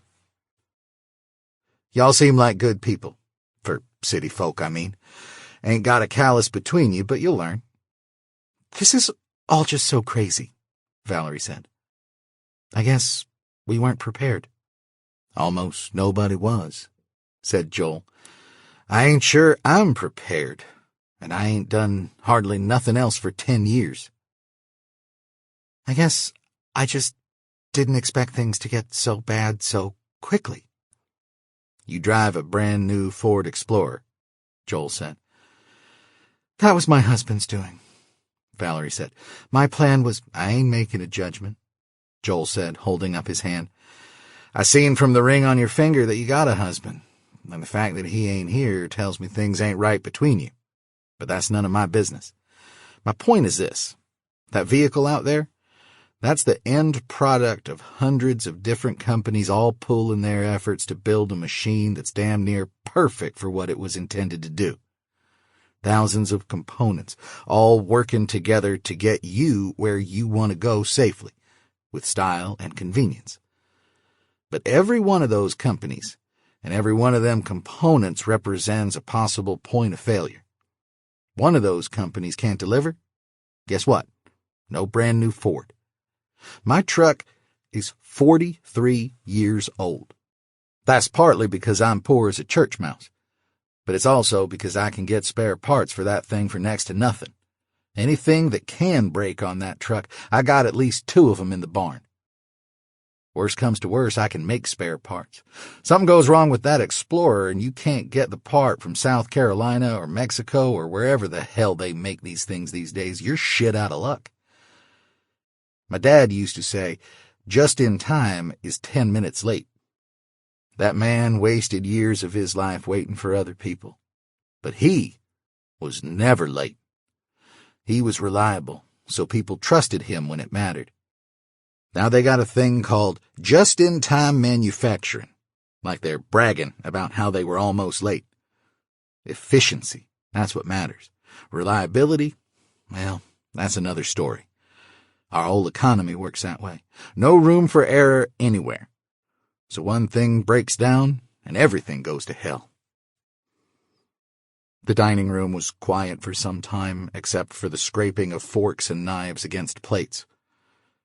At last, Sophia spoke. "But you're still working," she said. "Other ranchers and farmers are still working, and lots of other people are still going to work at factories and offices or wherever. So food is being produced, and things are being made. I just don't understand why there would suddenly be shortages of food or whatever." "Admitting you don't understand is the first step. And I ain't being smart with you," Joel answered. "Most politicians never get to that step. The truth is, nobody really understands how the economy works, and that's good and bad. Nobody is in charge, so people are mostly free to do what they like. And that usually works out pretty well for everyone, because everyone is doing their share. That's the good part. The bad part is that when something goes wrong on a real big scale, everybody gets scared and acts different than normal, and all of a sudden nothing works right anymore. The economy is a big, complicated machine like that Ford. If you're a politician or some other breed of idiot, you might look at a machine like that and say, why is all this gas in the gas tank, when where we need it is in the engine? And then you build some kind of contraption on top of the machine to get more gas into the engine. But guess what? It don't work very well, because you don't know what you're doing. And there's still all that gas in the tank. So you start thinking of other ways to get that gas into the engine. Pretty soon, the engine ain't hardly working at all, and gas is spilling everywhere, and then the tank goes empty, and your beautiful Ford, which ain't so beautiful no more, won't go another inch. "It's called the knowledge problem," said John. "Bureaucrats always think they know better than individual people what to spend money on, but the economy is way too complicated for anyone to make those kinds of top-down decisions. Generally speaking, the best judge of what to spend money on is the person whose money is being spent." "But somebody has to make sure people don't starve," Sophia said. "Individuals can do that as well as governments," said John. "There are already plenty of private charitable institutions to help those in need." "Here's the thing, miss," Joel said. "I've been hearing people talk about the government helping the needy for 50 years. Guess what? We've spent hundreds of trillions of dollars, and there are still needy people. At some point, you gotta admit that maybe the government just ain't all that interested in helping the needy. Everybody thinks they're going to be the one to reform government, stop wasting money and start actually helping people, like that dipshit commie from Minnesota, Jacob Fliss. I'm old enough to remember when those folks were all praising Hugo Chavez in Venezuela because he nationalized the oil industry to help the poor. It's 30-something years later, and Venezuela still ain't recovered. We've been on the same road in this country for a while now. We're just taking our sweet time getting there." "We can help the poor without going full communist," Sophia said, getting irritated. "We can spend money on the poor," Joel said. "I ain't so sure we can help them." "Well, it certainly wouldn't hurt," Sophia said. "It does hurt, Sophia," said John. "Charity can be a good thing if it's one person voluntarily helping another. But if you systemize and dehumanize that process, taking from one person by force and giving it to another based on some mechanistic requirements, you're just interfering with the normal incentives, punishing hard work and rewarding failure. Being poor isn't always somebody's fault," Sophia protested angrily. "It's not about fault, Sophia," John said. "What I'm saying is that being poor is, objectively speaking, a bad thing. We all agree on that, right? It's an outcome that you avoid if you can. Some people can't avoid it. But some can, by spending money more wisely, or working more hours, for example. Now, if you remove the penalty for overspending or laziness by giving people more money when they run out, you've incentivized bad behavior. And you've also disincentivized good behavior by taking money from people who work hard. It may make you feel like you're helping, but all you're really doing is making the system run worse for everybody, like in Joel's car example. So we shouldn't give money to people who need it? We absolutely should, said John. We should look for people who need help and go out of our way to help them, as individuals and as communities. What we shouldn't do is vote for politicians to set up a bureaucracy that will determine who has too much money and who doesn't have enough. That isn't charity, and generally speaking, it isn't helpful to anyone except the politicians and bureaucrats. Think of it this way, Soph. Dollars are like the gasoline in Impunity's fuel tank. The machine works fine as long as there's a supply of good quality fuel in the tank. If you don't have enough fuel, or the fuel is low quality, the machine breaks down. But money is different from gasoline in one important way. Gasoline is valuable because of its inherent chemical properties. That is, it burns when you mix it with oxygen and introduce a spark. Money, though, is only valuable because people think it's valuable. In other words, gasoline is a store of value, but dollars are only a symbol of value. Dollars get their value from the stuff that you can buy with them. A $10 bill gets its value from the fact that you can use it to buy a cookie or a soda, or combine it with thousands of other $10 bills to buy a car or a house. So if I intended to buy a cookie with my $10 bill, and you want to sell me a cookie for $10, we can make that exchange. But if a neighborhood bully comes along and says, in effect, you may only make this exchange if I get $1, then somehow between the two of us we have to come up with an additional $1. What that does is actually dilute the value of my $10 bill by 10%. Maybe the bully isn't really such a bad guy. Maybe he intends to give the dollar to a poor person he knows. That doesn't change the fact that by making the transaction cost 10% more, he's diluted the value of my money by 10%. Now imagine that instead of taking $1, the bully takes $5. At this point, he's diluted the value of my money so much that I probably don't even want the cookie anymore. The more the bully takes, the less value the money has, so I lose out because I don't get the cookie. You lose out because you don't get the $10, and eventually the bully loses out because he doesn't get any money unless the transaction takes place. Now let's say this is a particularly ingenious and resourceful bully, with access to a printing press that allows him to print as many $10 bills as he wants. He starts printing bills and spreading them around the neighborhood in hopes that more people will buy cookies so he can make more money. And amazingly, it works. For a little while. At first, people are happy to spend the extra money they have, but pretty soon you figure out that there's a lot of money in the neighborhood chasing very few cookies. So you bump your prices way up, and we're back where we started. Well, actually, we're worse off than we started because now the bully has lots of money that he's printed himself, while we only have what he's deigned to give us. And somehow, despite all our altruistic bully's efforts, we can see that the bully's poor friend is still poor. Incredibly, although the bully can print as much money as he wants, he still wants more.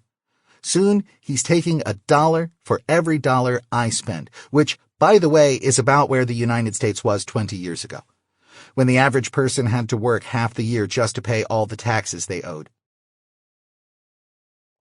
And since people aren't spending much money on cookies anymore because they're so damned expensive, the bully decides to just start beating kids up and taking their money, whether they're spending it or not.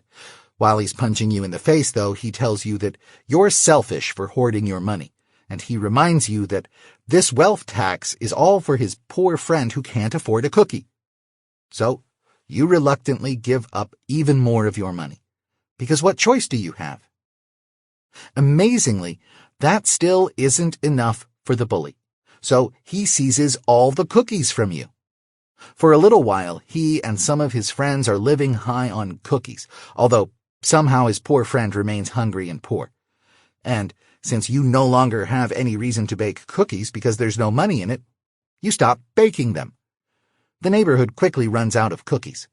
At this point, people either band together voluntarily, like Joel and his neighbors are doing, to start building a better system, or a strong man takes control and institutes a command economy, which generally results in the deaths of millions. Jesus, said Sophia, what point are we at in that story? We're somewhere around the cookie season point, said Joel. I'd say it started with the asset forfeiture laws they used to go after drug dealers in the 1980s. Leaving the gold standard in 1971, John said. That's what caused the first major wave of inflation. It's when wages stagnated, income equality surged, and the national debt took off. But it didn't have to go this way, Sophia said. I mean, the United States lasted for a long time. We learned about this in school. If they had reformed Medicare when it was still possible, and they hadn't passed those ridiculous spending bills in the 2020s, maybe if people had risen up in the 20s, Joel said, we might have had a chance. John shook his head. It's a vicious cycle. It really started even earlier with the establishment of the Federal Reserve. You start tinkering with the system, thinking you're going to make it a little fairer, a little easier for those on the bottom, but you just make it a little worse for everybody. The rich do okay, but the people at the bottom are struggling more than ever. So you tinker some more, and you make things a little worse, and so on. Once you start down that path, there's only one possible destination, like Mr. Cazares said. The only question is how long it will take to get there. The point, miss, said Joel, is that whatever might have happened and whatever good intentions anyone had about helping people, we're too far down that road to turn around now. The dollar is done for, and that's going to mean a lot of pain and suffering for a lot of people. I suspect me and my neighbors will fare better than most, but I ain't got no illusions. It's going to be rough all over. For how long? Valerie asked. John shook his head. Years, said Joel. Decades, maybe. And there ain't no guarantee that what comes after is any better. Count yourself lucky that you got to see a few years of the good times. I don't expect they'll come around again while I'm alive. 2042. They were back on the road early the next morning. Valerie figured they had enough gas to get to New Orleans, where Valerie had a cousin who was a chiropractor. Her cousin and her husband were well off and knew a lot of other business owners in the area. Valerie thought they might have connections that would help get them gasoline. Valerie had called her cousin Maria a few days before they left California to see if they could spend the night there on their way to Florida. At the time, Maria had said they were welcome to stay as long as they liked. But when Valerie called after getting back on the road in Texas, she was decidedly cooler on the idea. She still seemed willing to let them sleep there for a night, but she warned that things were a little unsettled. Valerie decided against asking what this meant, and she didn't mention gasoline. It wasn't like they had any better options. They stayed to the back roads until they got near Houston, where it was nearly impossible to avoid the interstate without going many miles out of their way. Traffic seemed heavy for a Friday morning, but it moved along at a reasonable pace. Except for the lines at gas stations and the convoys of National Guard vehicles that sped by with alarming frequency, things almost seemed normal. Around 9 a.m., Valerie's grandmother called. The worry in her voice had escalated to near panic. "When do you think you'll be here?" she asked. "Not until tomorrow at the earliest," Valerie said. "Getting gas has been a challenge. What's wrong?" "All the Hidden Lakes employees just walked off the job." "What?" Hidden Lakes was the massive retirement village where her grandmother lived. "My neighbor Anna just told me.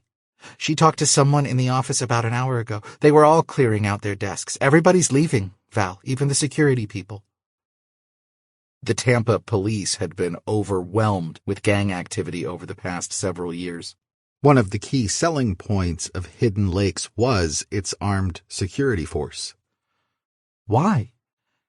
Anna says the security company was negotiating for more money before the whole meteor thing happened.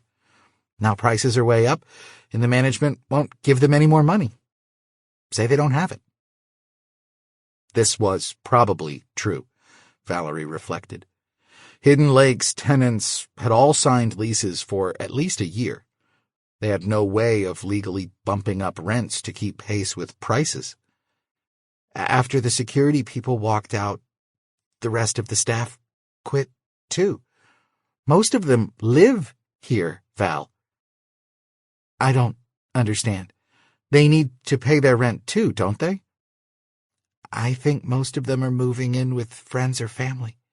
Val, without security, it isn't safe here. The police were already overwhelmed, and now there's all these demonstrations going on downtown, and even some of the police are starting to quit. Is there someplace you can go? Valerie asked. Just for a day or two, until we get there. I've got nowhere to go, Val, her grandmother said, almost in tears. Everybody I know lives here. Anna is coming to stay with me, but a lot of good that will do. 2 old ladies instead of 1. Nobody here even has guns. They don't allow them. But we never needed them, because we had security. It's going to be okay, Nanny. Do you have enough food to last a couple of days? I think so.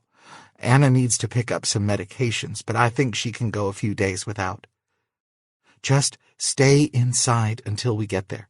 We've got a ton of food and all kinds of other stuff. Pack a bag. We'll get you someplace safe. And Anna, too? Anna, too, Valerie said. If she was going to make promises, why not promise the world? With things going the way they were, their canned food was going to be worth its weight in gold soon. It couldn't be too difficult to find someone who would take some of their booty in exchange for a few months' rent. Okay, her grandmother said, sounding somewhat reassured. Just get here as soon as you can. We're almost to Louisiana. Shouldn't be more than 2 days. Okay, I've got to go. Anna is here. I love you. Love you too, Nanny. Bye. They continued east. There was no news to speak of. The news stations reported that the remaining impactors were expected to begin hitting Mammon in about a week. But the possibility of orbital capture was not mentioned. All any of the experts would say was that there was no chance of Mammon hitting Earth. The markets remained closed, pending the announcement of the longer-term solutions to promote economic stability and growth that the president had mentioned.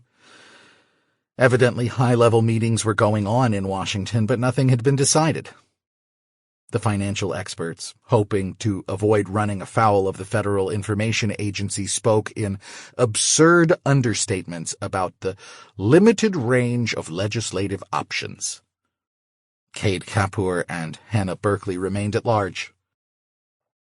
Impunity reached the upper-middle-class suburb of Destrehan, Louisiana by mid-afternoon. Valerie saw no sign that anything was off. Impunity pulled into the circular driveway of the large colonial-style house with the address Valerie had given it, and the three got out and went to the front door. Valerie rang the doorbell, and they waited. And waited. The afternoon sun beat down on them, and they sweltered in the still, muggy air. Valerie rang the doorbell again. Still, they waited. It had been a good 5 minutes. "She knows we're coming, right?" Sophia asked. "I just talked to her this morning," said Valerie, wiping the sweat from her forehead with the back of her hand. At last they heard the lock turn. The door opened a few inches and stayed there.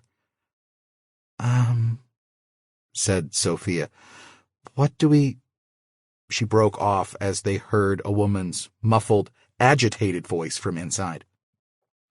Valerie gave the door a shove, her right hand on the butt of the cig. "Maria?" There was no answer. Again, they heard the woman's voice. "Wait here," Valerie said, and went inside. She took a few steps across the hardwood flooring toward the next room, where the voice was coming from. No, he's never late," she was saying. "I've called him 5 times, and he... No, don't put me on hold. You need to... God damn it!" "Maria?" "Yes, come in," said Maria, appearing in the doorway. She was a small, wiry woman with jet-black hair pulled into a ponytail. Valerie hadn't seen her for nearly 10 years, but she remembered her as a woman who was always in motion. That apparently hadn't changed. "Where is your... Hello? Hello? Damn it!" She let out a heavy sigh. "They hung up on me. Where is your daughter? Oh, who's this?" "My boyfriend, John," said Sophia, who had just come in behind John. "Is everything okay?" Valerie asked. "Yes. No. Paul isn't answering his phone app. His shift ended 3 hours ago. He's never late. Never. Ever. Ever. There's a tracker in the car, but the app isn't working. I tried calling tech support, and it just rings. With everything happening, I'm worried he might... Oh my God, Val, is that a gun?" Valerie's shirt had caught on the rear sight so that the rear of the slide was visible above her waistline. She pulled her shirt over it. "Just in case," she said. "What's happening?" "You said with everything happening." "Oh my God, Val, downtown is crazy. People have just lost their minds. I told him not to go to work. I closed the office, but he said he had to go. He's right, I guess, but my God, Val, I'm so worried." "What does your husband do, ma'am?" John asked. "Well, aren't you a gentleman?" said Maria. "He's a nurse at the hospital downtown. He usually calls me when his shift ends, but I never heard from him. It's been 3 hours. Val, I don't know what to do. The police are useless. They say I have to wait 48 hours before I can even file a missing persons report. 48 hours! And this last guy basically told me they're too busy to do anything. Everyone has gone crazy." "It's going to be all right, Maria," Valerie said. "Paul is just probably stuck in traffic. Cell service is terrible right now." This was true. It had taken her 3 tries to get through to Maria. "I can get through to the police," Maria said. "Why wouldn't Paul's phone app work?" "Different radio towers," John offered. "Ones downtown might be overloaded." "Is there anyone else you can call?" Valerie asked. "Somebody at the hospital?" "I've tried. Nobody answers. Another nurse finally called me back about an hour ago, said Paul left on time. Why wouldn't he call, Val?" Valerie made a decision. "I'll go look for him," she said. "Send me a recent picture of him. It's been a while." "He looks the same," Maria said. "Well, less hair, but otherwise the same. Are you really going to look for him?" "We came here because we needed your help. Now you need our help. Wouldn't be right if I didn't." "Mom, is this a good idea?" Sophia asked, clearly worried but not wanting to say more in front of Maria. "It will be fine. You and John stay here with Maria in case he shows up. I'll go find Paul." "You're going alone?" "Hell no," John said. It was the first time Valerie had heard him swear, and she almost burst out laughing. The look on John's face, though, was dead serious. "I won't be alone," Valerie said. "I'm traveling with impunity." "Not funny, Mom." "I can't allow you to do this, Mrs. Sutherland," John said, puffing up his chest. "Look, somebody needs to stay here with Maria," Valerie said. No one disputed this. Maria looked like she was on the verge of a full-blown nervous breakdown. "Sophia can stay. You and I will go, Mrs. Sutherland." "John, you're a sweet kid, but I'll be in the car," John said. He turned and walked out the door. Mom, just wait with us for a little while. Paul will probably show up soon and we can't afford to waste gas. If he shows up, great. Give me a call. I'm going to look for him, and apparently John is going with me. Mom, if you get my boyfriend killed, I'm going to— Nobody is getting killed, Valerie snapped. Good grief. You need to calm down, Sophia, understand? Sophia bit her lip. She nodded, understanding what Valerie meant. You need to keep it together or Maria is going to lose it. Valerie walked to her daughter and gave her a hug. It's going to be okay. We've got plenty of gas, and I always wanted to see downtown New Orleans. Maria, what kind of car does Paul drive? A Hyundai Serenade, slate blue. He always parks in the lot across the street. Hold on. Maria disappeared into the next room. She returned holding a key card, which she handed to Valerie. Slate blue Hyundai, Valerie said. Okay, remember to send me a recent picture. Memorial Hospital, right? Maria nodded. Okay, hopefully we'll be right back. Love you, Sophia. See you soon. Sophia started. Just be careful. Will do, Mia. We'll be back soon. 2042. Valerie's reassurances to Maria to the contrary, Impunity now had less than 2 gallons of gas in its tank. They could ill afford to undertake what Jan was semi-jokingly calling a side quest. Fortunately, downtown New Orleans was only about 20 miles away. Valerie had only been to New Orleans once, many years before. She knew the whole city was fighting a losing battle against rising sea levels. Supposedly, the water had risen several inches since her previous visit. The change was not evident from the freeway, but she had heard that thousands of houses and businesses in the surrounding areas had been abandoned over the past decade. The heavily populated areas were protected by levees, and tens of thousands of people had fled to these areas, leading to overpopulation, unemployment, and crime. Billions of dollars in economic aid, on top of the tens of billions of federal money spent to shore up the levees, had done little to ameliorate the problem. New Orleans had always been a vibrant and exciting place to live. But in recent years it had attained levels of crime and corruption rarely seen outside third world countries. Given all this, Valerie had no idea what to expect when she guided Impunity onto the exit for the city's central business district.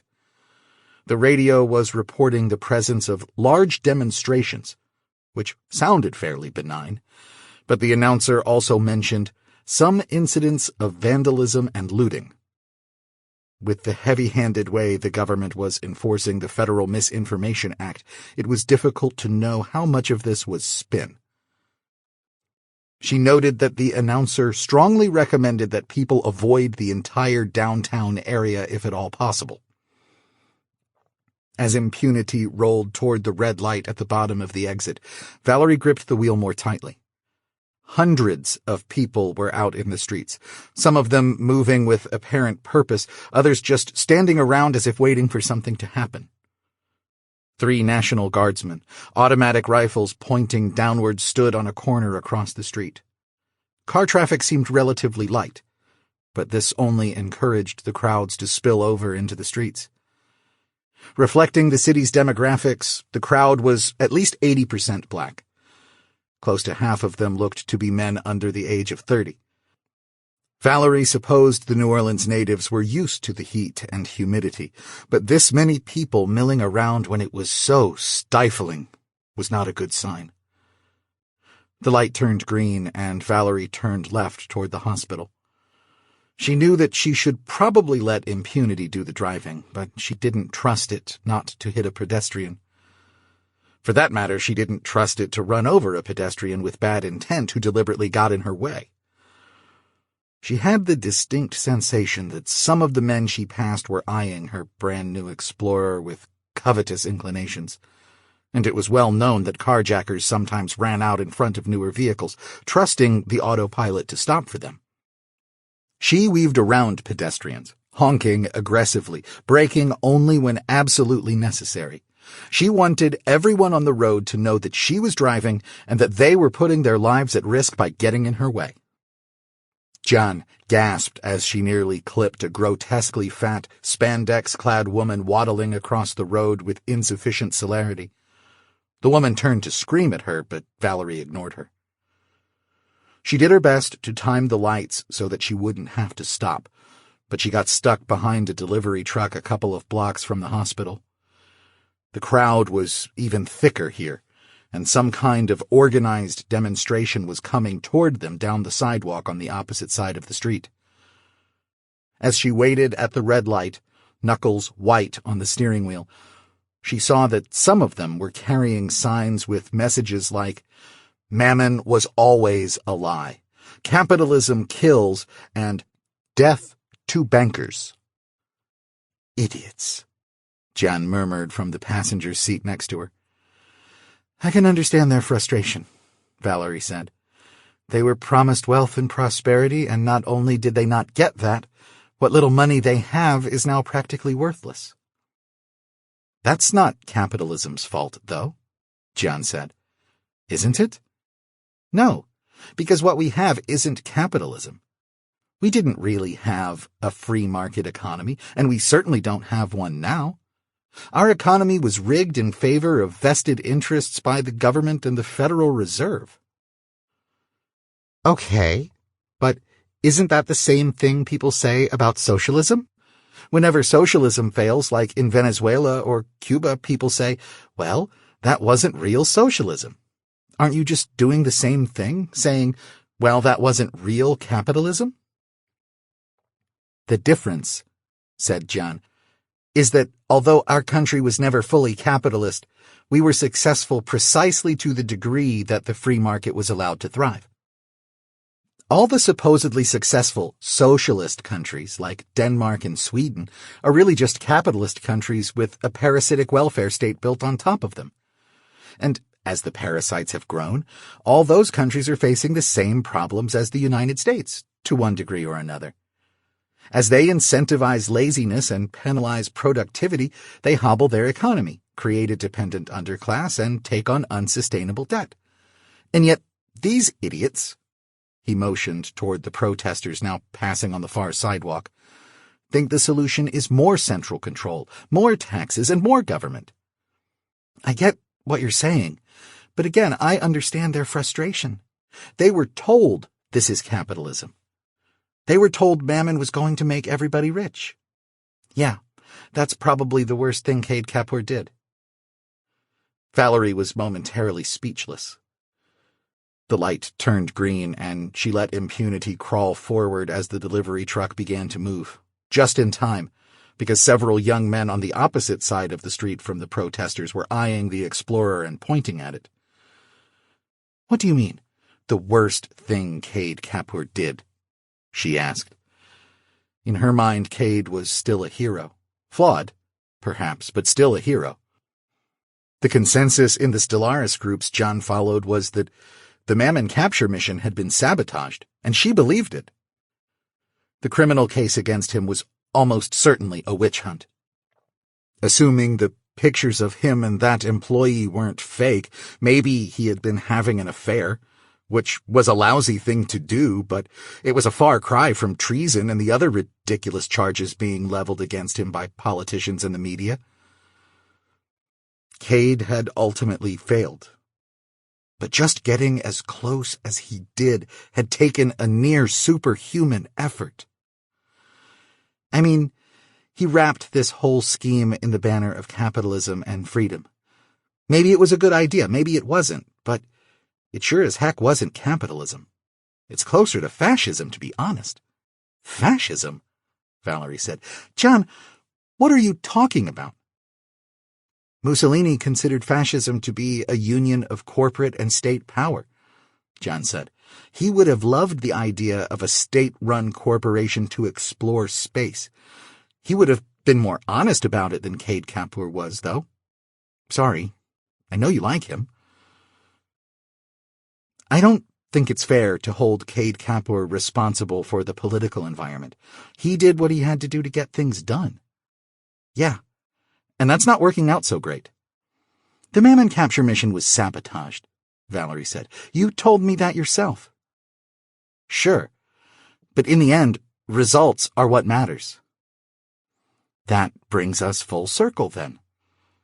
What do you mean?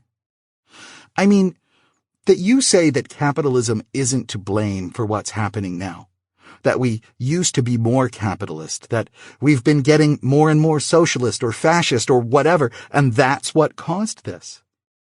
But maybe this is just what happens to free societies. Maybe capitalism always leads to something like this. It feeds the parasite until the parasite is so big that the host dies. Results are what matters, right? Well, these are the results. John was silent for a few seconds. You may be right, he said. Maybe capitalism always ends this way. But it's still worth trying. Freedom, I mean, giving people a chance to make their own decisions, find their own way. You don't think that's what Kade Kapur did? John shrugged. Maybe at first, but he sold out. He should have found a way to keep going without cozying up to the government. You make it sound so easy. I don't think it would be easy. It might even have been impossible as long as the federal government was around. But our government was always going to collapse eventually. All Kade Kapur did is make the collapse way worse. Now it's going to be up to people like me to build something better. Valerie was about to respond when something hard smashed into John's window, creating a spiderweb of cracks. Valerie jumped, and John recoiled, straining against his seatbelt. There were dozens of people standing on the sidewalk and spilling over into the street. It was impossible to know where the projectile had come from. Several people were eyeing the Explorer. The delivery truck inched forward slowly, but a gap opened in the lane to Valerie's left, and she cranked the wheel hard and gunned the accelerator. Impunity surged into the opening as the car behind and to the left slammed on its brakes and blared its horn. Errant pedestrians scrambled to get out of the way as the Explorer rolled through the intersection. Curses and rude gestures followed, but no one came after them. Valerie and John both let out sighs of relief. Everybody's lost their minds, Valerie said. My dad says civilization is a veneer, John said. He may be right. Seems like a lot of people were waiting for something like this to happen so they could be the assholes they've always been wanting to be. Probably should have taken Maria's car, John said. Valerie nodded. She had seen Maria's two-seater Mazda in the driveway, but she'd opted for the Explorer, ironically because she felt safe in it. She hadn't realized how much of a target they would be. The Mazda probably had a full tank of gas, too. They passed the tail end of the demonstration, and the crowds began to thin somewhat. There's the hospital, John said, pointing to the right. That must be the lot, Valerie said, pointing to a parking sign on the left about half a block ahead. She got into the turn lane and guided the Explorer into the driveway.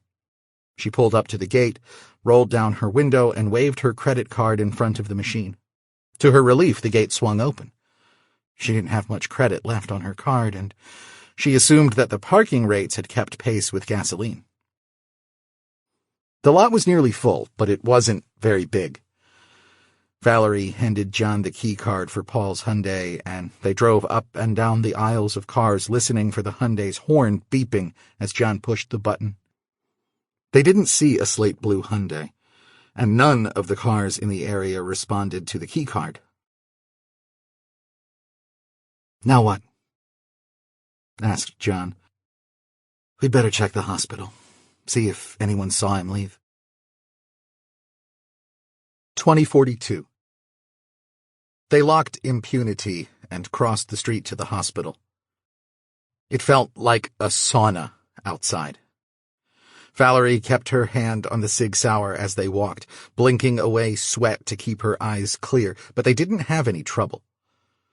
She realized as they reached the door to the hospital that the gun was going to be a problem. There were metal detectors at the entrance.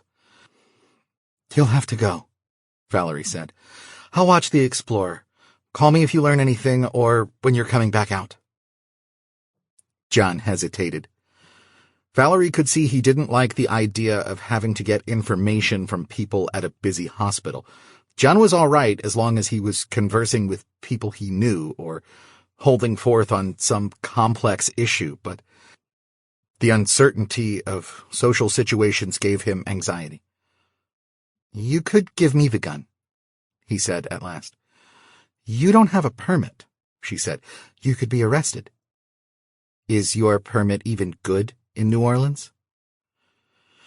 "I honestly don't know, but I'm okay taking the risk. I'm not okay with putting that risk on you." "We could go back to the car together and lock the gun in the glove compartment." "John, we're wasting time. You can do this. It's going to be okay." John nodded. "All right," he said. He took a deep breath as if he was about to plunge into a lake, turned, and entered the building. Valerie started to walk back to the Explorer, but thought better of it. She made a circuit of the streets around the hospital and then checked the alleys nearby, keeping to the late afternoon shade when she could. Her sweat-drenched shirt clung to her body. She kept her right thumb hooked in her waistband so she could get to the gun quickly if she needed to. There were people everywhere, but no one gave her more than a glance. She didn't see Paul. In fact, she saw almost no white people at all. There were no stores to speak of in the area, just automated kiosks, so there wasn't really anyone around to ask about Paul. She showed his picture to a few people on the street, but only received blank stares. Finally, feeling exhausted and close to heat stroke, she took refuge in a hotel lobby. After she explained her situation, the security guard reluctantly let her in. He hadn't seen Paul, nor had the clerk behind the desk. The TV in the lobby was tuned to a news channel, and Valerie bought a $20 bottle of water from a clerk and watched the news while she cooled down and waited for John to call. Little had changed. The markets remained closed. Mammon was still going to miss the planet in 4 weeks, and Kade Kapur still hadn't been found. Valerie wondered what he was doing at that moment. His whole world had collapsed in a matter of hours. His trillion-dollar plan had failed. His company was being dismantled by the federal government. His fortune was gone. He was a fugitive from the law, and his personal life was in shambles. He was undoubtedly the most hated man in the world. She wondered if even Kade Kapur could survive such a fall. She wondered if anyone could. It was nearly half an hour before John called. "On my way out," he said. "Okay, wait for me. I'll meet you at the door." Valerie swallowed the last of the water and exited the lobby. More people were out in the street now, but the police and National Guard seemed to have things under control for the moment. Forcing herself not to put her hand on the gun under her shirt, Valerie crossed the street and met John as he came out the door. "No luck?" John shook his head, and they started back toward the Explorer. "The man at the front desk said Paul clocked out at noon.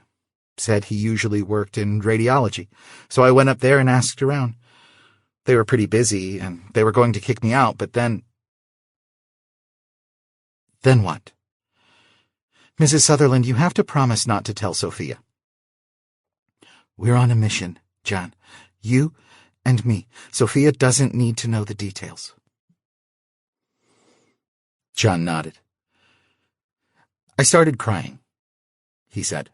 "I can do it basically on command.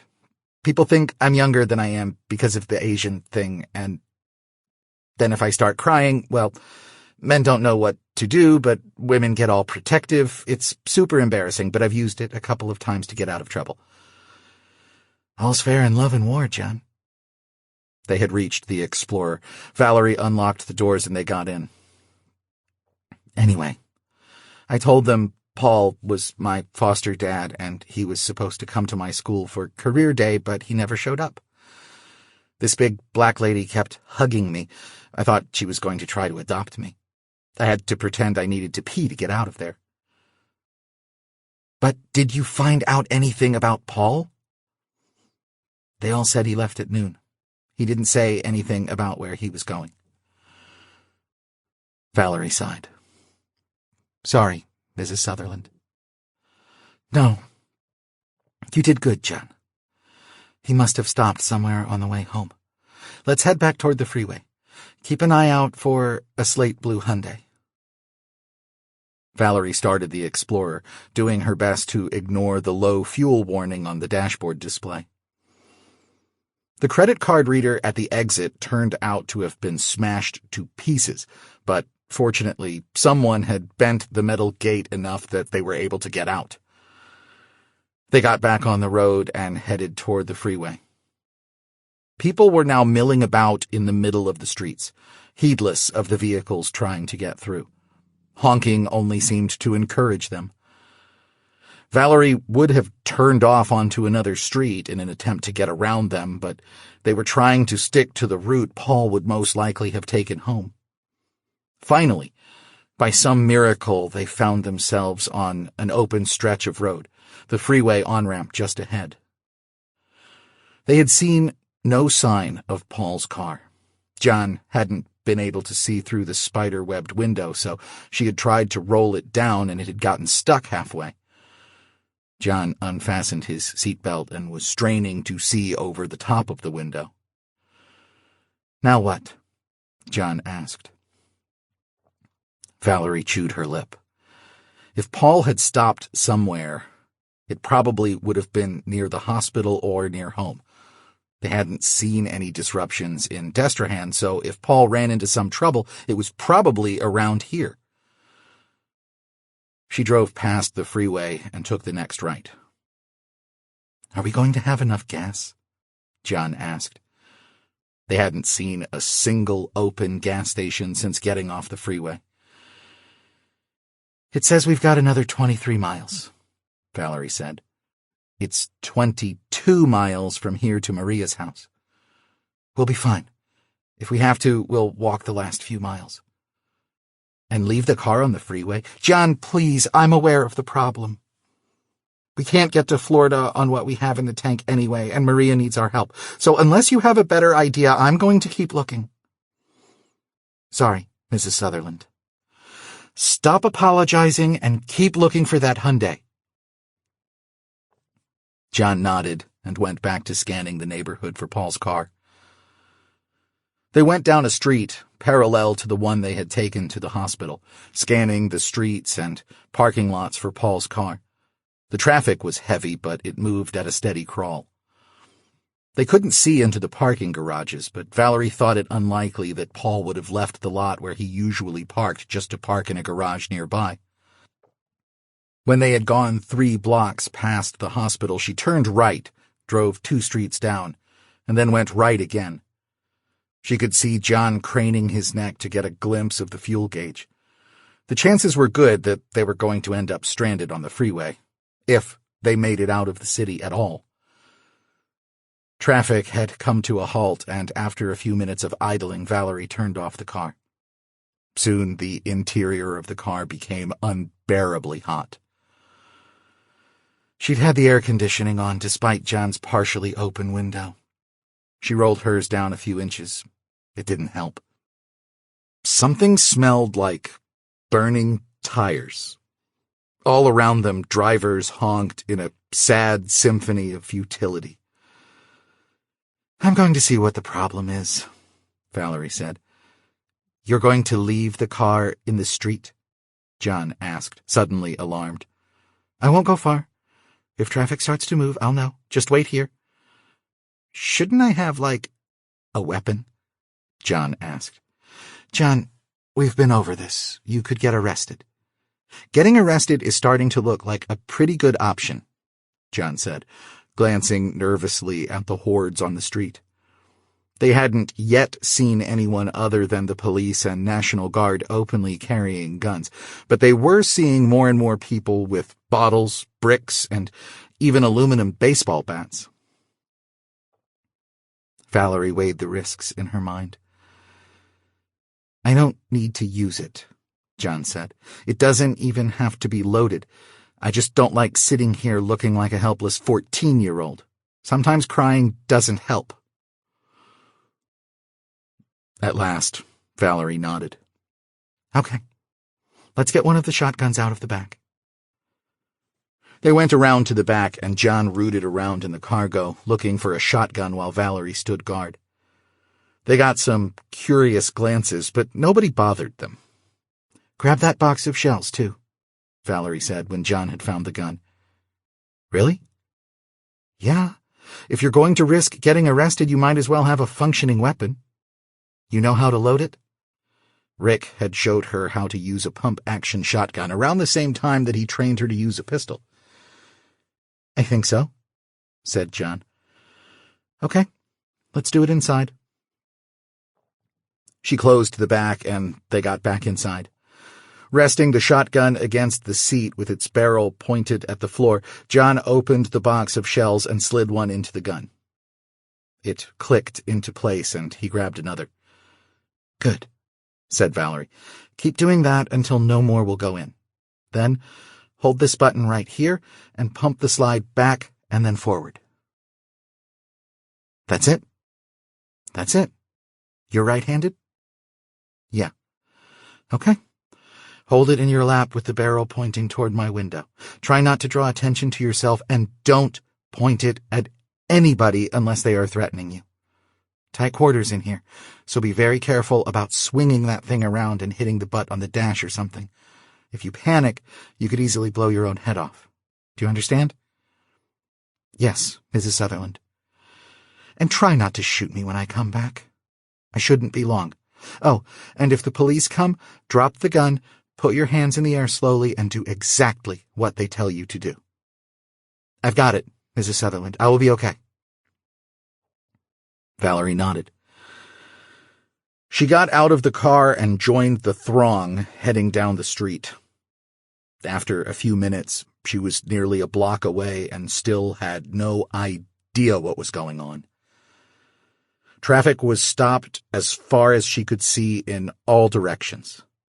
From somewhere to the right came chants of "burn it all down." She caught a glimpse of an effigy of Kade Kapur hanging from a noose.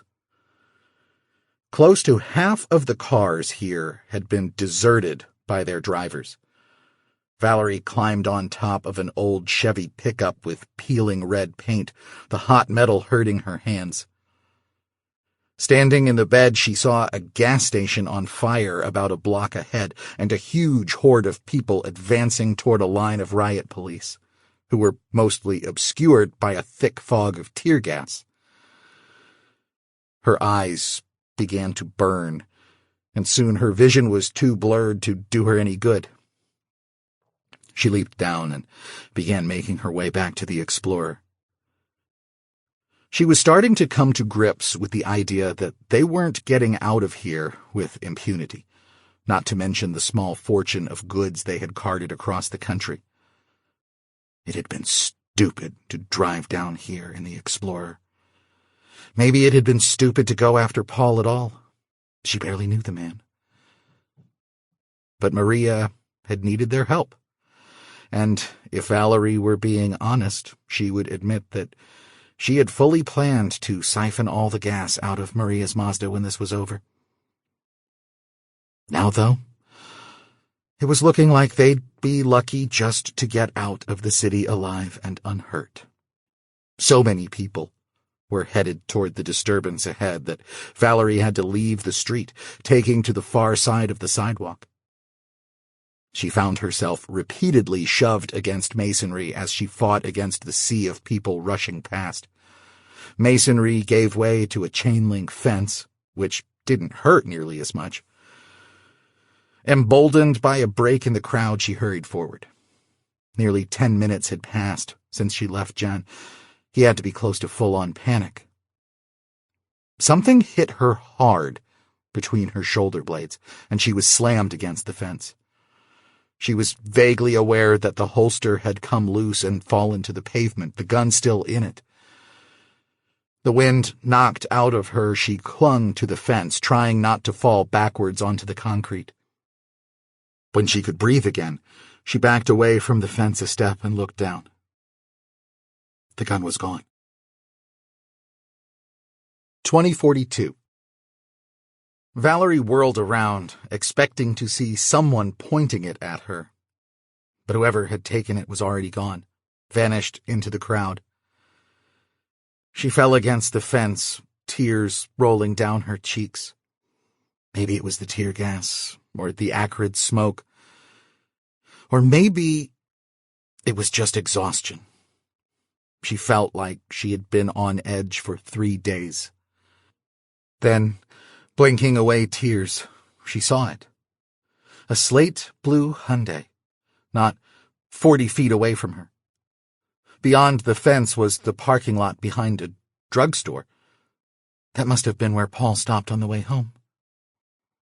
She tried to call John, but it wouldn't go through. She fought her way through the crowd, rounded a corner, and found herself on a relatively uncrowded stretch of sidewalk. She made her way to the front of the drugstore. The front windows had been smashed in, and several people were walking out clutching large boxes or bags of looted items. On a bench out front, a homeless man was sleeping. She wondered if he had seen anything. Probably not. If the looting hadn't awakened him, he probably wouldn't have noticed Paul. Next to the drugstore was a tiny bodega. It had a closed sign up in the window, and a muscular black man wearing jeans and a sleeveless white t-shirt stood outside holding an AR-15. Valerie approached the man, careful to keep her hands in sight. "I'm looking for somebody," she said. "A white man, about 30 years old, maybe 5'10", with thinning brown hair." The man stared at her. "I ain't seen nobody." "Can I show you his picture?" The man shrugged. She slowly pulled her screen from her pocket, brought up Paul's picture, and showed it to the man. "I told you I ain't seen nobody." "Okay," Valerie said. "Thank you." The man made no reply. A heavy-set man climbed through the window of the drugstore, and Valerie slid her screen back in her pocket and went in after him. The drugstore was full of people, grabbing everything they could find off the shelves. The floor was so littered with stuff that it was a challenge to walk down the aisles. Valerie went up and down the aisles and checked the back room and bathrooms. Paul was not there. She exited the store and went down the alley to the parking lot, searching the area. She reached the Hyundai, but still found no sign of Paul. It was definitely his car. Maria had sent her the license plate number. She couldn't open it, though. She'd left the key card with John. Standing next to the Hyundai, she called him again. Still, the call would not go through. She was going to have to go back to the Explorer. The exit from this parking lot looked to be unobstructed. If she could get John over here, they could escape the city in Paul's car if they needed to. But where the hell was Paul? She walked around the parking lot, looking under and beside all the cars. No Paul. She went back down the alley toward the front of the store. People continued to go in and out, holding as much stuff as they could carry. Not a cop in sight. The muscular black man remained on guard outside the bodega next door, and still the homeless man dozed obliviously on the bench out front. The homeless man was wearing tan cotton shorts, leather sandals, and a white t-shirt that read, "Best Health Chiropractic." Valerie rushed to the man and bent down to look at him. He was lying half curled up with his back to her. She saw now that there was a patch of dry blood on his balding scalp. She felt for a pulse. It was faint, but steady. Thank God. Paul, she said, squeezing his arm. He didn't stir. She said it louder. Paul! Still no response. She tried calling John again, and this time the call went through. Mrs. Sutherland, what's going on? Where are you? John sounded terrified. I'm okay. I found Paul. Are you all right? Yeah. Nobody's bothered me, but it's getting really bad here. I think we might have to leave impunity. It's all right, Valerie said. We can take Paul's car. I'm sending you my location. Do you see it? Hang on. Okay. Yeah, in front of Walgreens? Yep. Should I take the gun? No. Leave it. Leave everything. Nobody is going to bother a 14-year-old kid if it doesn't look like he has anything worth taking. Okay. I'll be right there. Valerie sighed.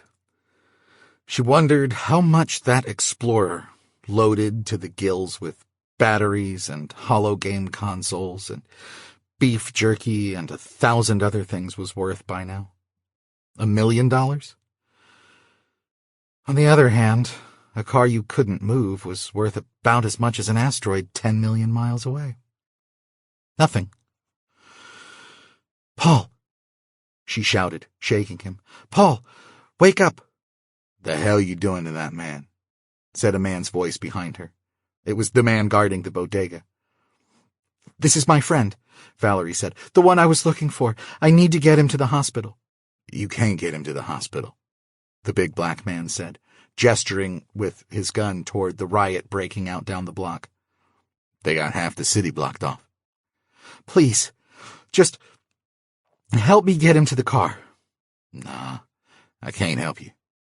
Please, Valerie said again. He's too heavy for me.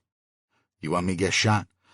Cops won't do shit about them looters, but they catch me stealing a white man and they're gonna put me down like a dog.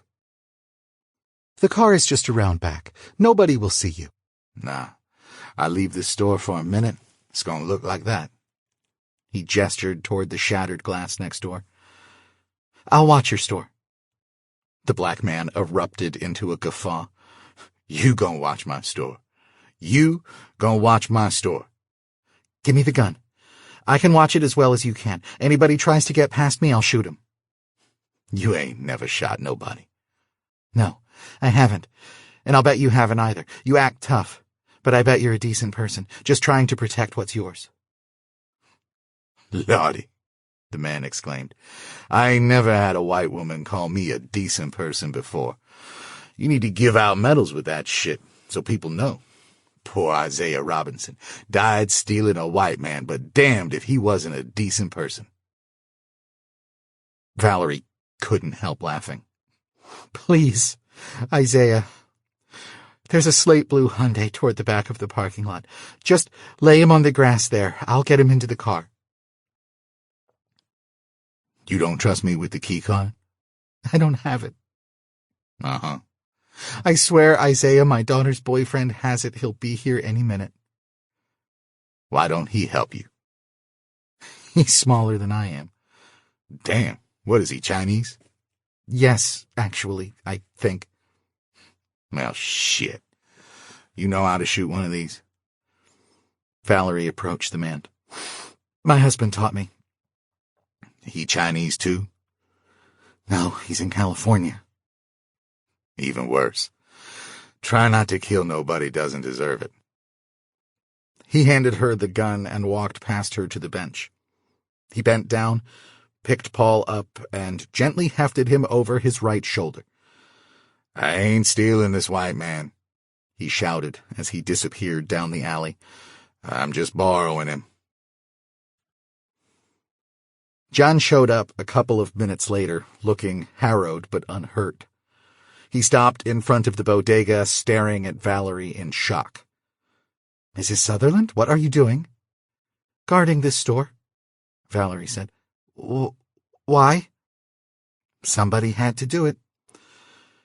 At that moment, Isaiah Robinson returned. All right, he said. I done delivered your white man. You best hurry. He started babbling something at me when I left him, but I told him I was just a delivery service. Give me that. He held out his hand, and Valerie gave him the rifle. "Thank you, Isaiah. For real. If I had any money, I'd give you some." "If it was worth anything, I'd take it." Valerie grinned at him. "Good luck." "Same to y'all." 2042. Paul was semi-conscious and sitting up when they got to him. He was disoriented and confused, but he seemed to know who and roughly where he was. They helped him into the back seat of the Hyundai. John got in next to him and Valerie got in the driver's seat. They wouldn't have to worry about gas. The Hyundai was electric, and it had 3/4 of a charge left. "Who are you?" Paul asked for the third time. "I'm John. That's Mrs. Valerie. She's Maria's cousin." "Maria's cousin Valerie?" "That's right." "Paul," Valerie said as she pulled out of the parking lot, "do you remember how you got to that bench?" "Bench," said Paul. That would be a no, thought Valerie. The streets were less crowded. If they didn't run into any more troublemakers in the next few blocks, they would likely have a clear shot to the freeway. The smoke in the air was getting thicker.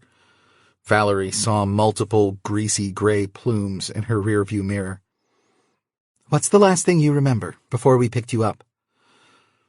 I was leaving the hospital. Something on the news. That asteroid, right? It missed? I was thinking I should stop and pick up some canned food just in case. Where's my bag? My wallet and my scrubs and my net card? "Must have been stolen," John said. "You stopped at a drugstore. People were looting it when we got there. Somebody must have hit you on the head."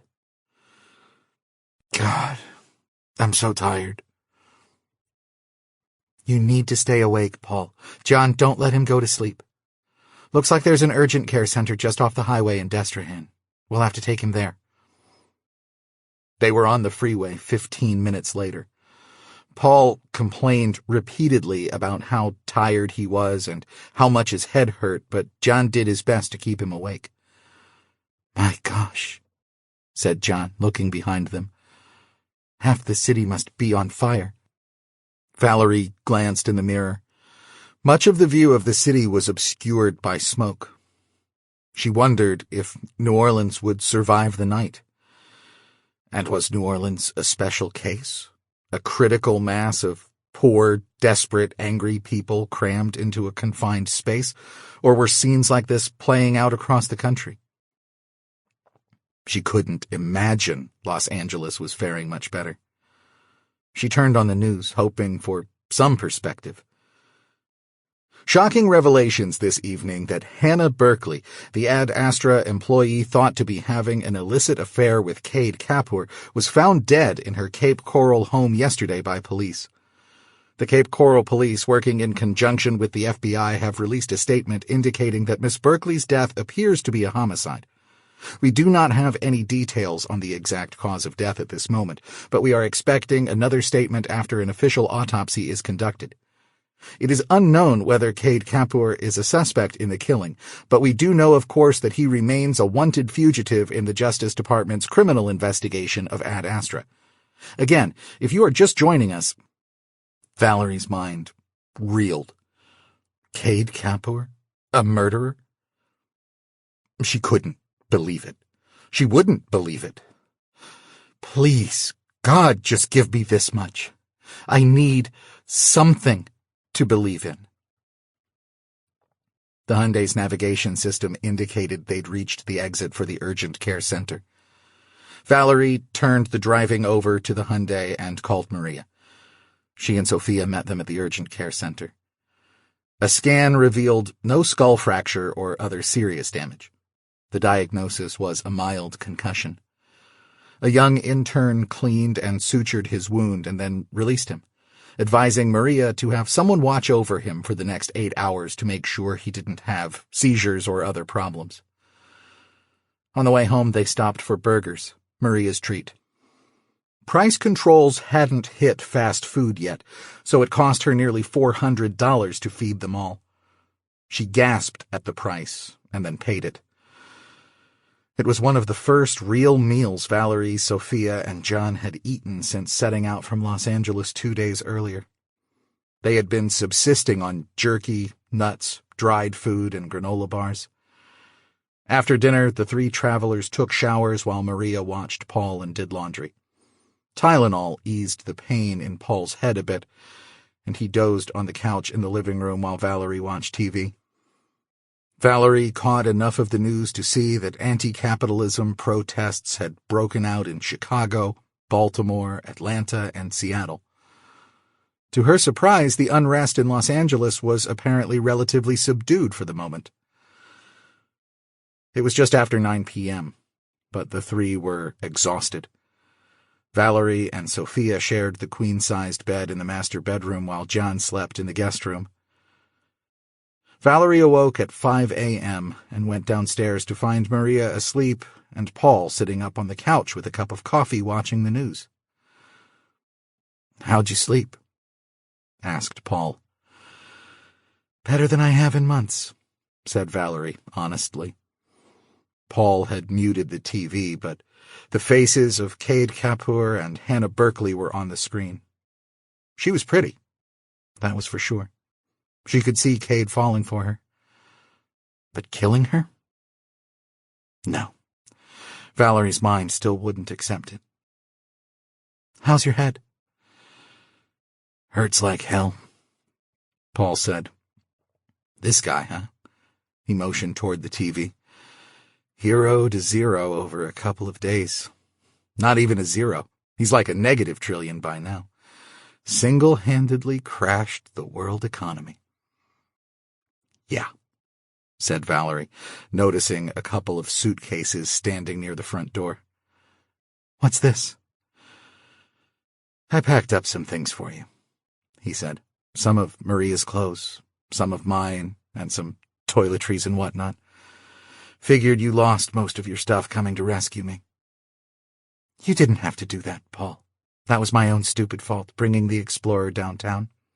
I don't know what I was thinking." "You were in a hurry, and you made one bad decision out of a whole bunch of good ones. Trust me, you're doing better than most, me included. I'd probably be dead on that bench if you hadn't come get me. The Hyundai has a full charge. Key card is on the table." "I can't take your car." "I heard you talking with Sophia last night. You need to get to your grandmother. She needs you a hell of a lot more than I need a second car right now. Consider it a loan until things get back to some kind of normal, I guess." "Is Maria okay with this?" Paul laughed, and then groaned, holding his head in his hands. After a while, he said, "She will be. My suggestion, though, would be to fix yourself some breakfast and get on the road before she wakes up." Valerie nodded. "I'll be quiet." "No need for that. Maria slept through the last 2 hurricanes."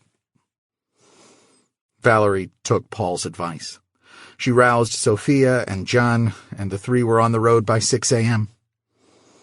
Paul said that with a full charge, the Hyundai could go 400 miles. That would get them most of the way to Tampa. If they could find one working charge station along the way, and could pay in crypto, they could be in Tampa by dinner time. 2 hours out of New Orleans, though, traffic on the interstate slowed to a crawl. For the next 2 hours, they sat in traffic, inching toward the Florida border. There was nothing on the news to indicate what the problem was. Every news program was talking about Kade Kapur and the murder of Hannah Berkeley. John was asleep in the back seat, so he wasn't checking his unofficial news sources. But Valerie doubted it would have helped. At last, they reached a checkpoint where several National Guardsmen stood holding rifles. A man in a Florida State Police uniform approached the car, and Valerie rolled down the window. He appeared to be Latino, but his small mustache and black hair parted on the side gave him an oddly fascistic appearance. "Where y'all coming from, ma'am?" "California." "Louisiana plates on the car?" "It's my cousin's. We're borrowing it." "Mm-hmm. All y'all from California?" "Yes, officer. What's this about?" "Ma'am, you see where that green pickup is turning around? That's where I need you to go." "I don't understand. I have to turn around? We're going to Tampa." "No, ma'am. We're not letting anyone in from out of state right now." "What? We just drove all the way across the country." "I'm sorry, ma'am." "My grandmother is not well," Valerie said. "The security people in her apartment complex all walked off the job and she's terrified. I need to get to her." "If you give me your grandmother's name, address, and phone number, I can have local law enforcement do a wellness check." "A wellness? No. She needs groceries, medicine. She can't leave her apartment." "Any minor children in the household?" "What? No, my grandmother is 85. "I can't let you into Florida unless there are minor children in the state who are dependent on you." "Are you kidding? You can't let me into Florida? This is the United States. You can't just turn people away at the border." "Mom," Sophia said in a low voice, "this isn't helping." The officer was unmoved. "If you'd like to file a request for an entry permit, you'll need to pull up next to the building there and talk to the young lady with the clipboard." Valerie let out a long groan. "An entry permit?" she said through gritted teeth. "Yes, I would like to request an entry permit." The officer nodded and pointed to a parking space. Valerie pulled up and parked. "That guy was a little on the nose," Sophia said. "Do you think no one has told him?" asked John, who had been awakened by the exchange. "I bet they all call him Officer Hitler behind his back." "Why wouldn't they tell people?" Valerie moaned, ignoring them. "Why wasn't there anything on the news?" "Doesn't look like this checkpoint has been up very long," said John. "Even if the news people knew about it, they probably haven't figured out how to report it without running afoul of the FMA." "You're saying it's illegal to report on interstate border controls?" "No, but the FMA is intentionally vague. It doesn't tell news outlets exactly what they can and can't do. It just fines them when they go over some arbitrary line. And if they get too many violations, their license is pulled. So the news outlets self-censor rather than risk a mark on their record. The Soviet Union did the same thing." "It's ridiculous," Valerie said. "We've got 100 news channels and no idea what's going on." Valerie filled out the form to request a Florida entry permit, but the situation was clearly hopeless. They met none of the criteria that would allow approval of their request. The woman who took the form told her that the border controls were intended to be temporary, but she couldn't tell them if that meant days or months. She suggested that they head toward Montgomery, Alabama, or New Orleans, because all the hotels in Mobile were full. "Are we going back to Paul and Maria's place?" Sophia asked. "I guess so," said Valerie. "You think they have all the roads going into Florida blocked?" John asked. "There's a lot of them. I bet we could find a way through." "It doesn't matter," Valerie said. "It's 400 miles to Tampa and we have Louisiana plates. We'll never get there."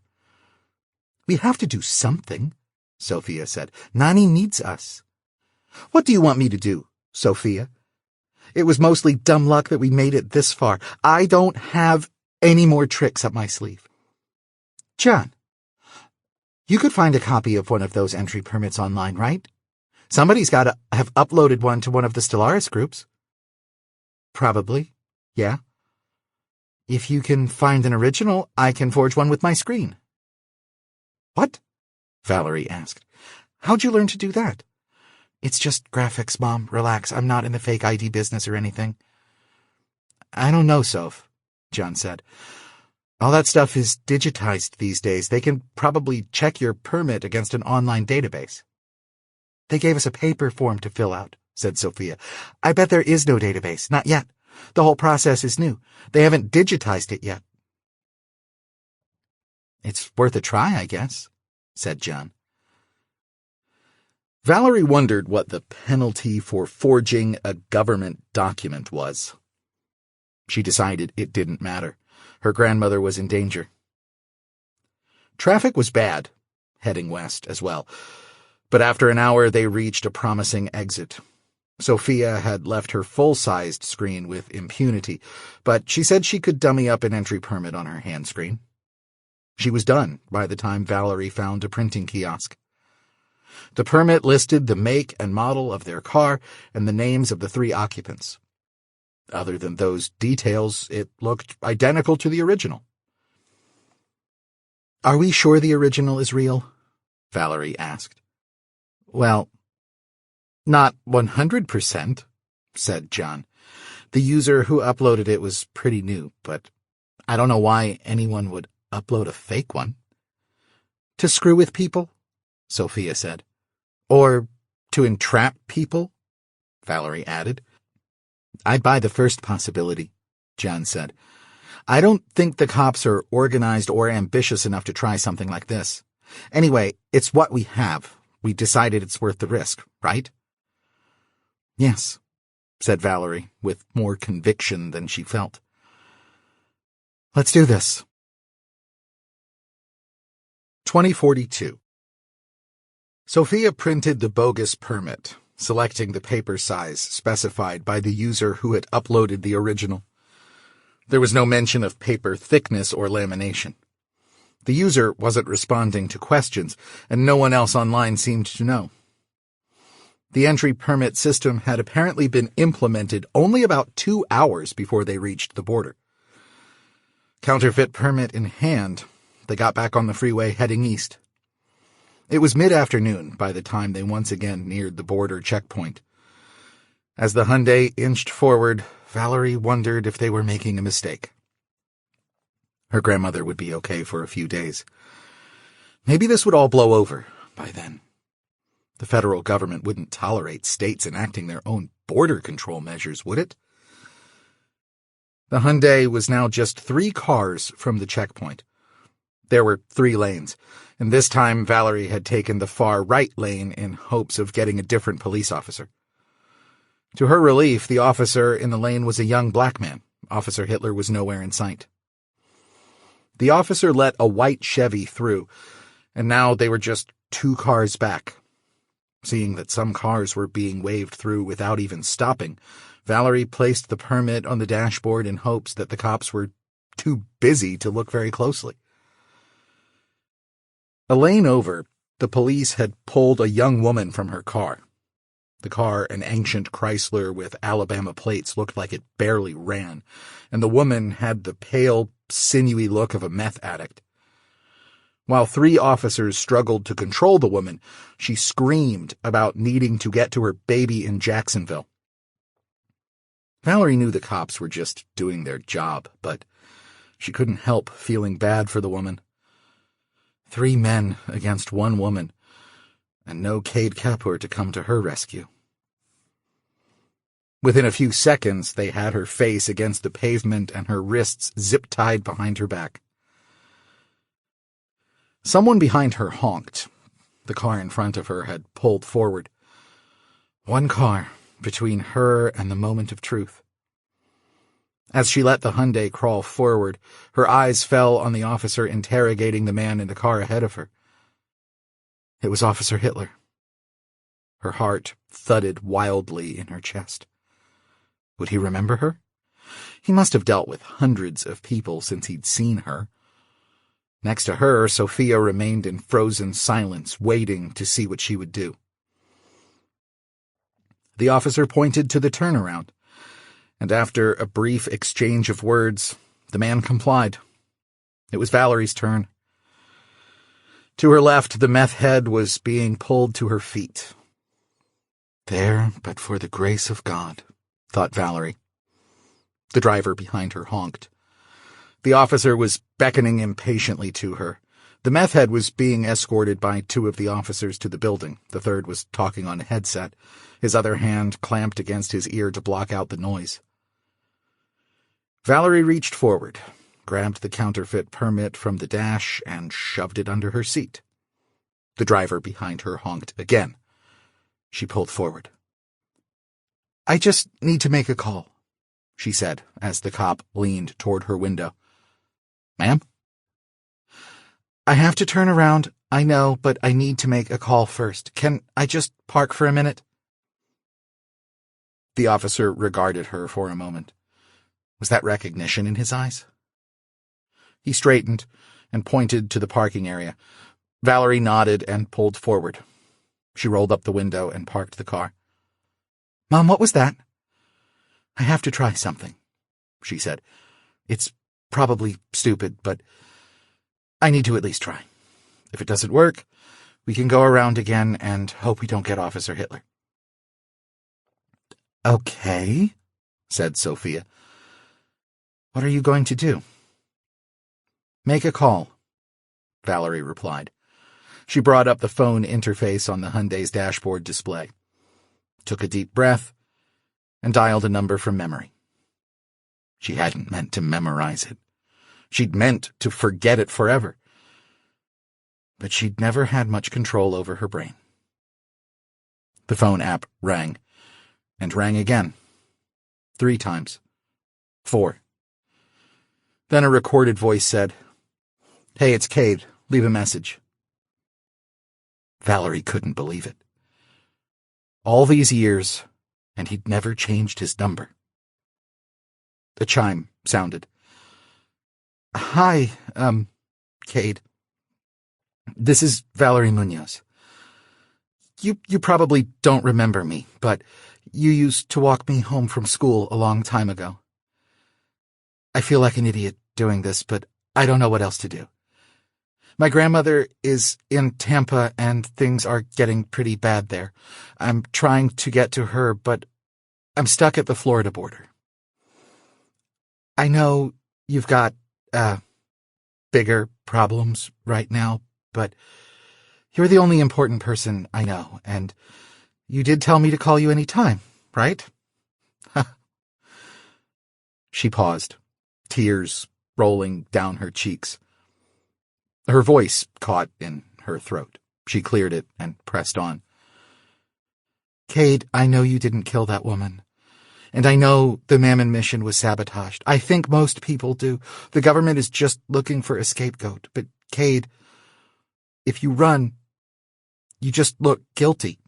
You've got to turn yourself in. If there's anything I can do..." "No. Forget that.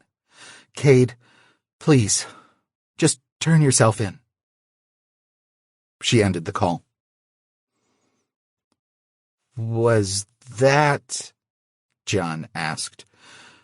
"Yeah," Valerie said, wiping tears away with the back of her wrist. "Like I said, stupid." Officer Hitler was conversing with the young woman holding the clipboard.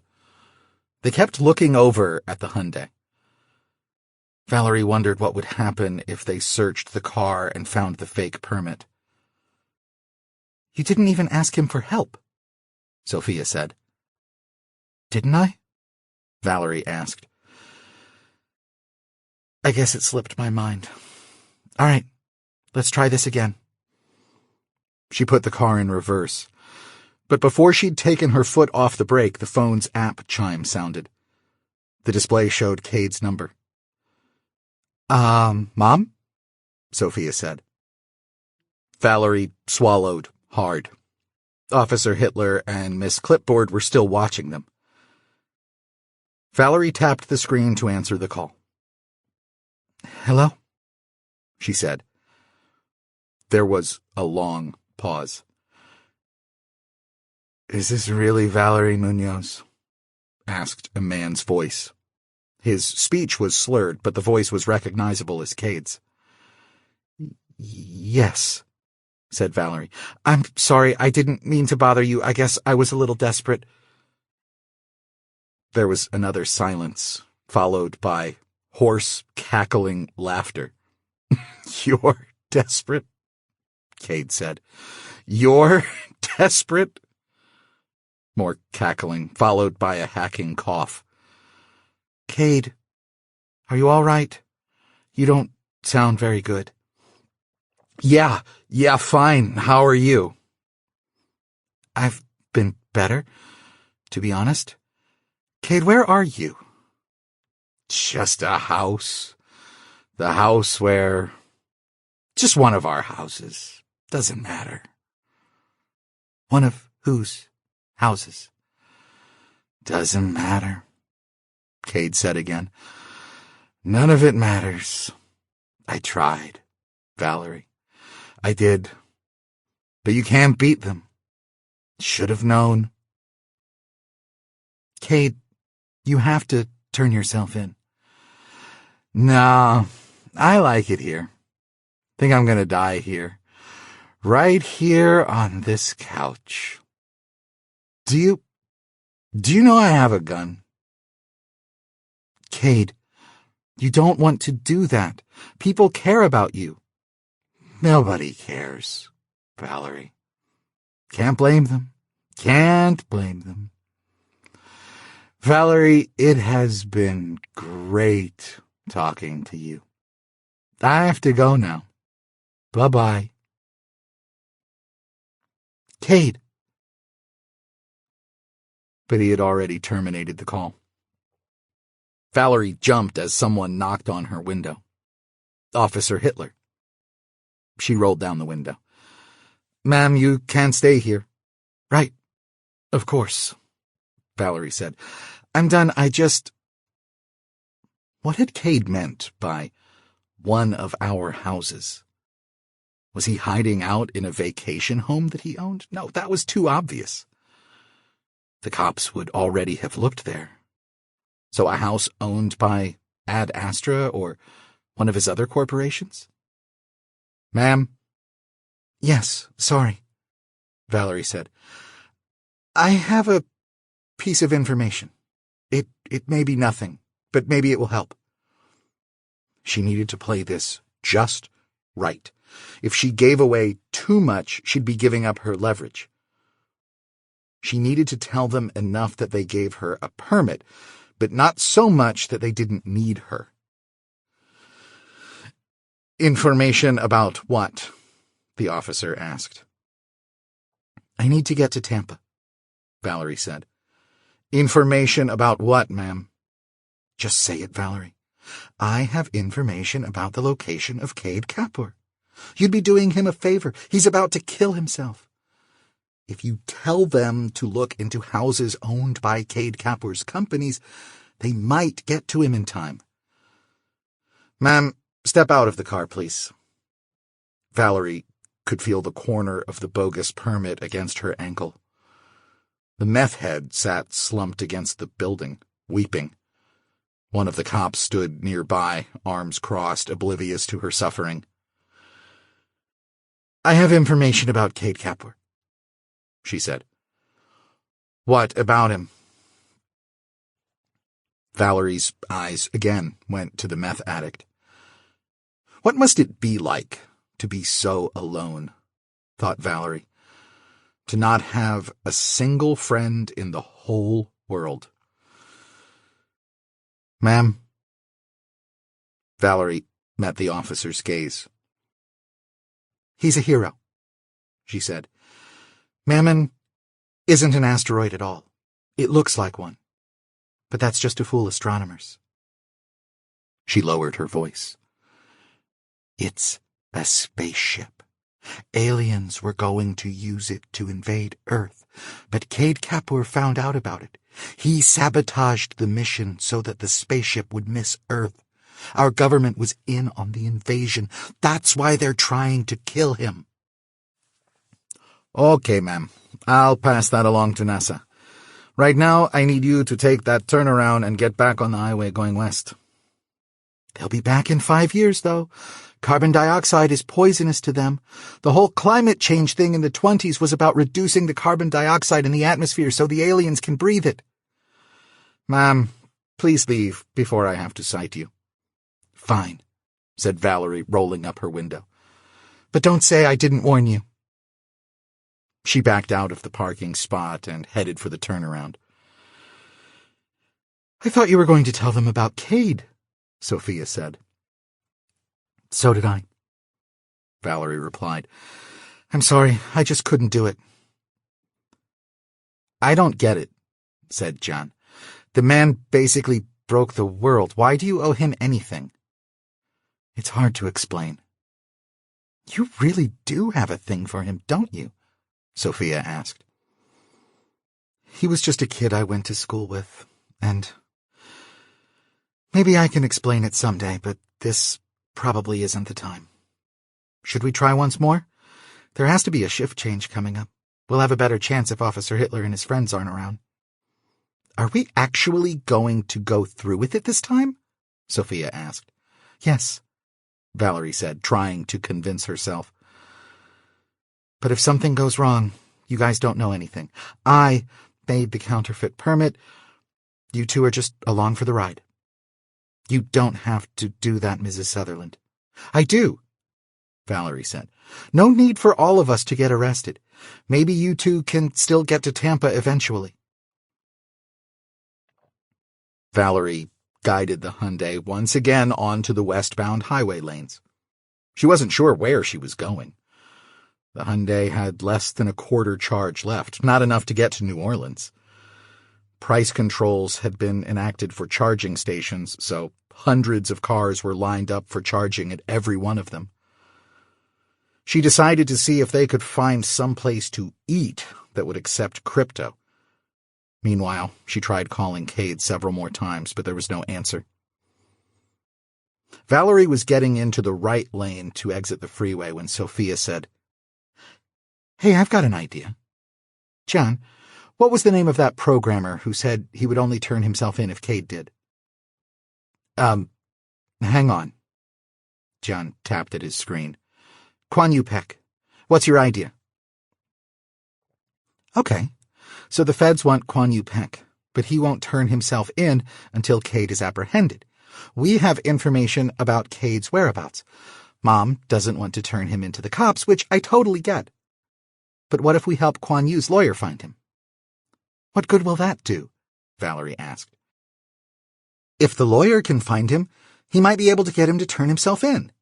We call the lawyer, tell him we have an idea where Kade is.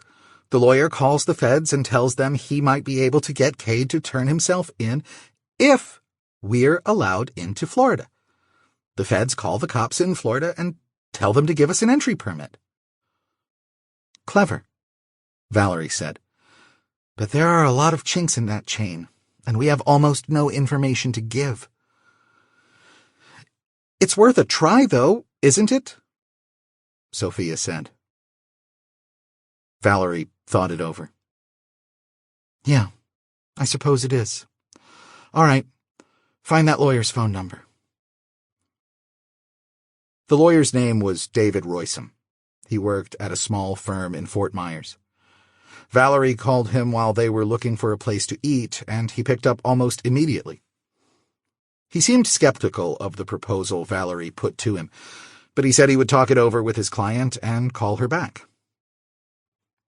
John found a pizza place in Foley, Alabama that was offering free pizza and accepting donations in crypto.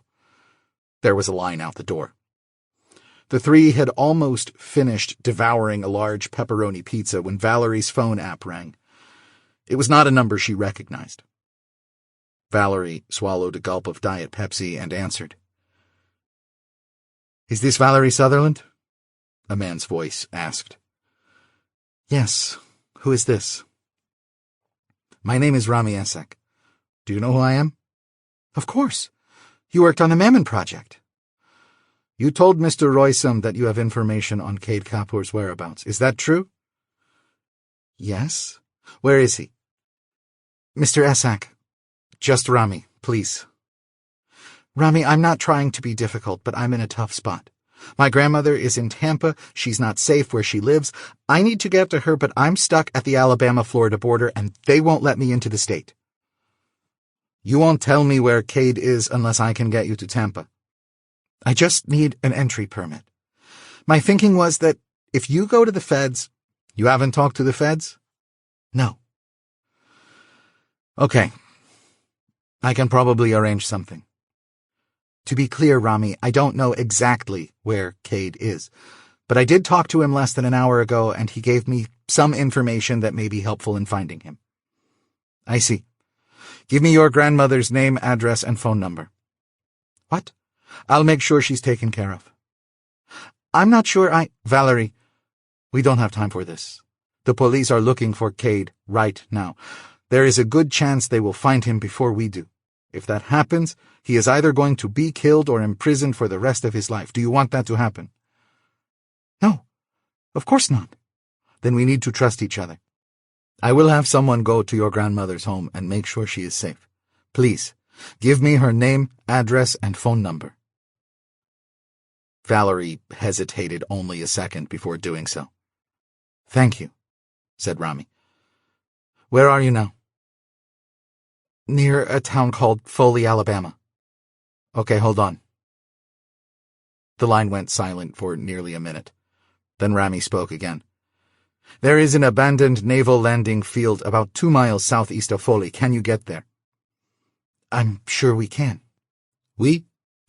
My daughter and her boyfriend are with me. Okay.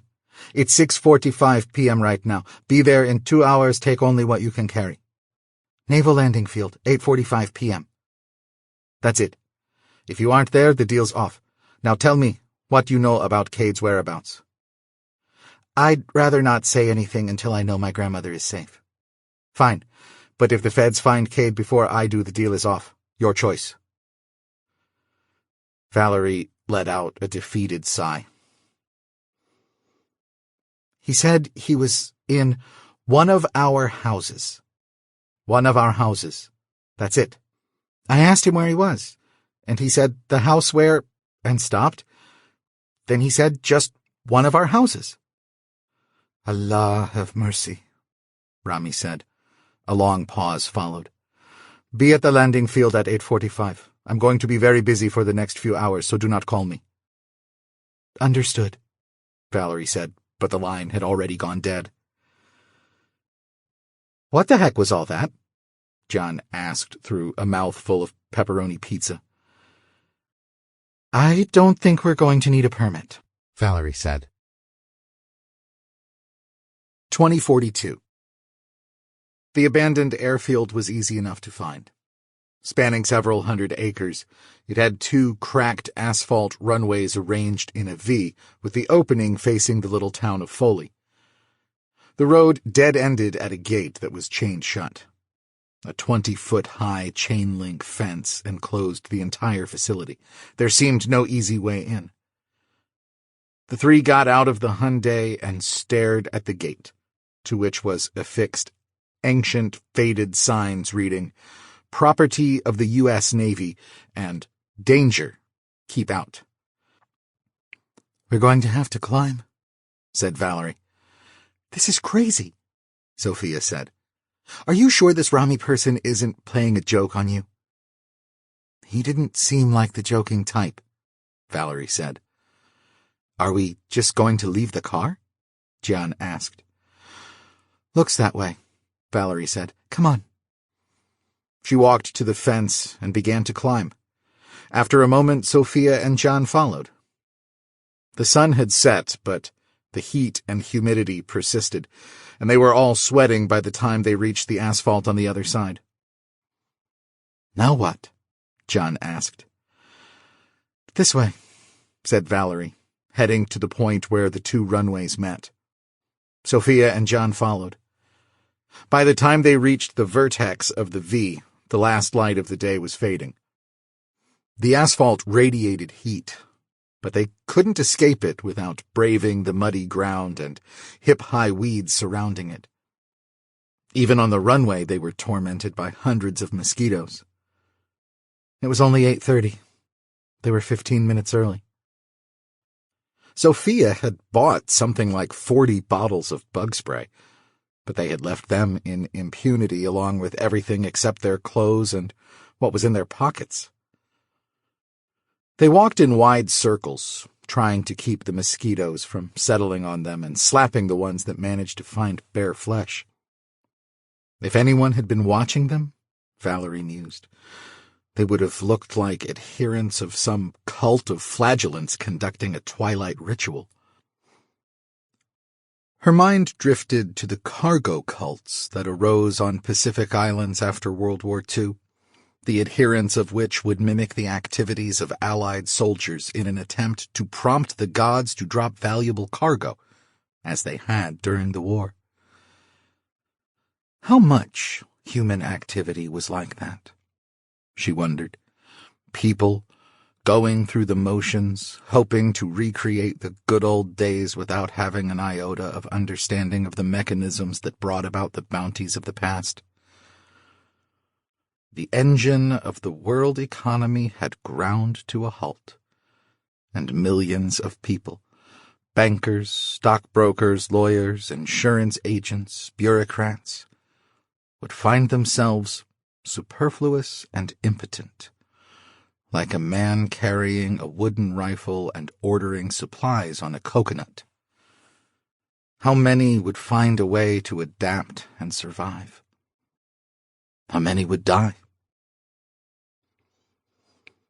Valerie wondered if she, her daughter, and Jan were in the latter group. She had done everything she could think of to keep them alive, but she had no illusions. They'd survived this far through dumb luck and the goodwill of others. Rick buying the Explorer at exactly the right moment, then getting on the road just before the first impactor missed Mammon, finding a rancher in Texas willing to sell gasoline for crypto, Paul loaning them the Hyundai, Kade answering his phone app. 8:45 came and went. The mosquitoes were getting worse, and it was so dark that Valerie couldn't see where she was walking. It took all her willpower not to break into a sprint toward the gate to seek refuge in the Hyundai. Just a few minutes more, she told herself. But as the seconds ticked by, she became more and more convinced that the feds had found Kade, and Rami had called off the deal. Valerie's phone app rang. It was her grandmother. She answered. "Val?" said her grandmother's voice. "A man just showed up here. He said his name is Kyle. He said he's a friend of yours. Ask him who he works for, Nani." After a pause, her grandmother said, "Rami Esak. Does that mean anything to you?" "Yes. It's okay, Nani. He's there to protect you." "I don't understand. Do I have to pay him?" "No, Nani. It's all taken care of." "Mom, look!" Sophia shouted. Valerie could just make out her daughter's raised arm against the inky, near black of the cloud-filled sky. Valerie scanned the sky but saw nothing. And then there it was, a pinprick of light, growing steadily brighter. She could hear the faint thrumming of a helicopter's rotors. "Nani, I have to go," Valerie said. "Be nice to Kyle. I love you." She ended the call.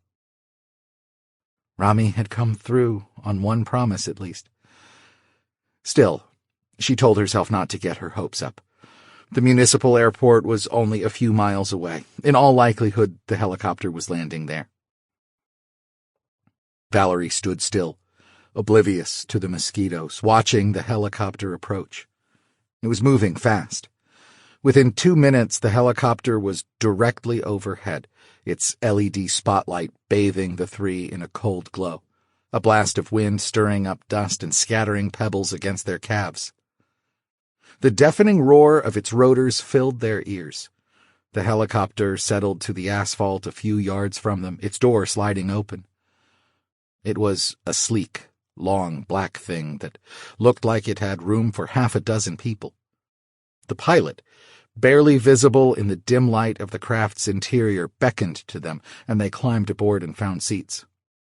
The pilot pointed above their heads, and Valerie saw headsets dangling from the ceiling.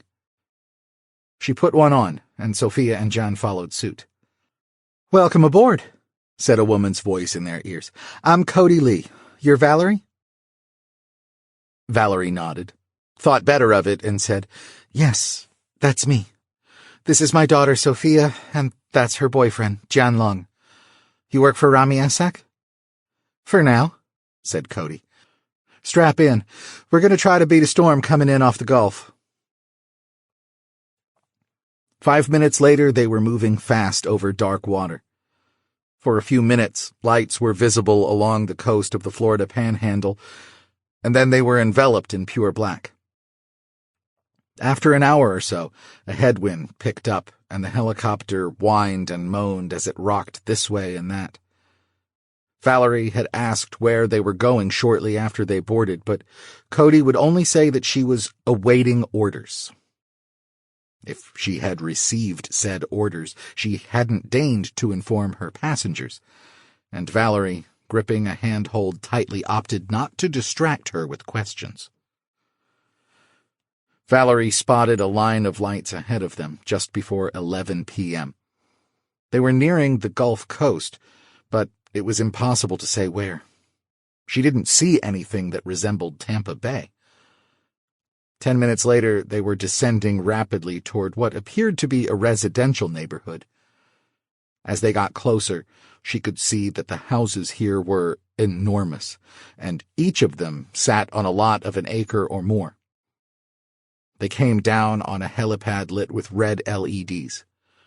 The slide door slid open, and Kade removed her helmet, climbed out of the cockpit, and went around to help them out. Sophia took off her headset and took Cody's hand as she climbed out of the chopper. Valerie came next, and then Jan. "Where are we?" Valerie shouted, but Kade just shook her head. She led them across a manicured lawn toward a huge stucco house with a Spanish tile roof.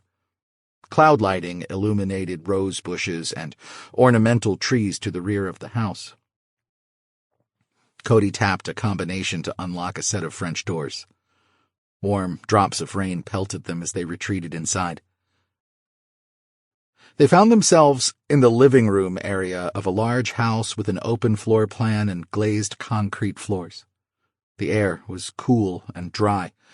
The house was sparsely furnished with sleek, modernistic furniture and Art Deco accents.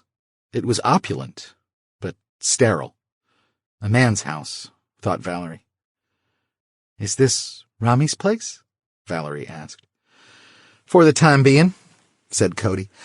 "I figure we got about 3 days before the Fed sees it." Thunder rumbled outside. "Sees it?" Valerie asked. "On what legal basis?" Kade chuckled. "Legal basis," she said. "That's a good one.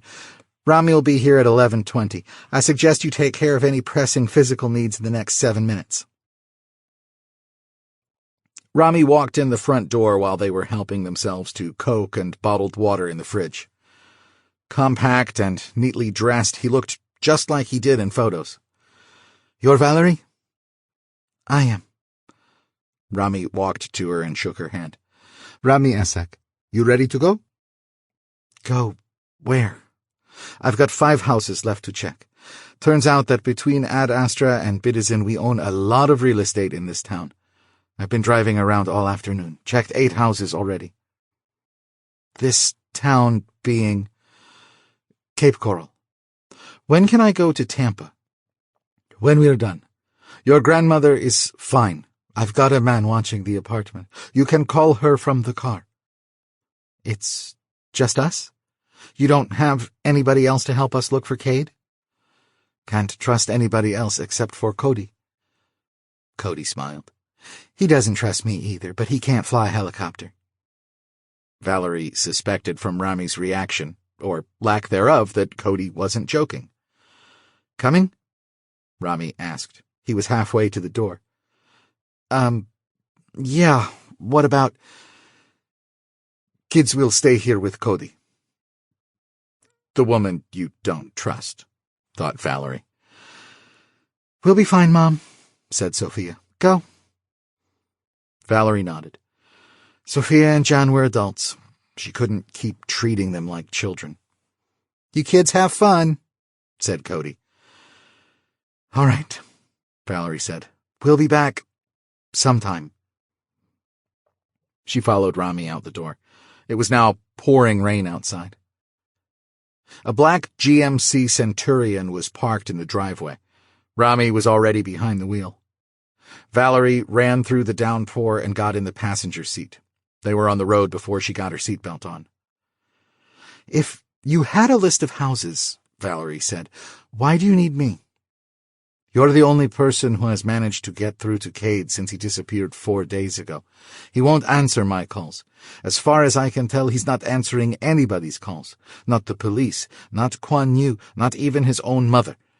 But for whatever reason, he decided to talk to you. That's why you're here. Rami gunned the gas while rounding a corner, forcing the car behind him to slam on its brakes. Valerie gripped the door handle. Is that necessary? The feds are idiots, but they've got us outnumbered by several orders of magnitude. Odds are high that they'll locate Kade before we do.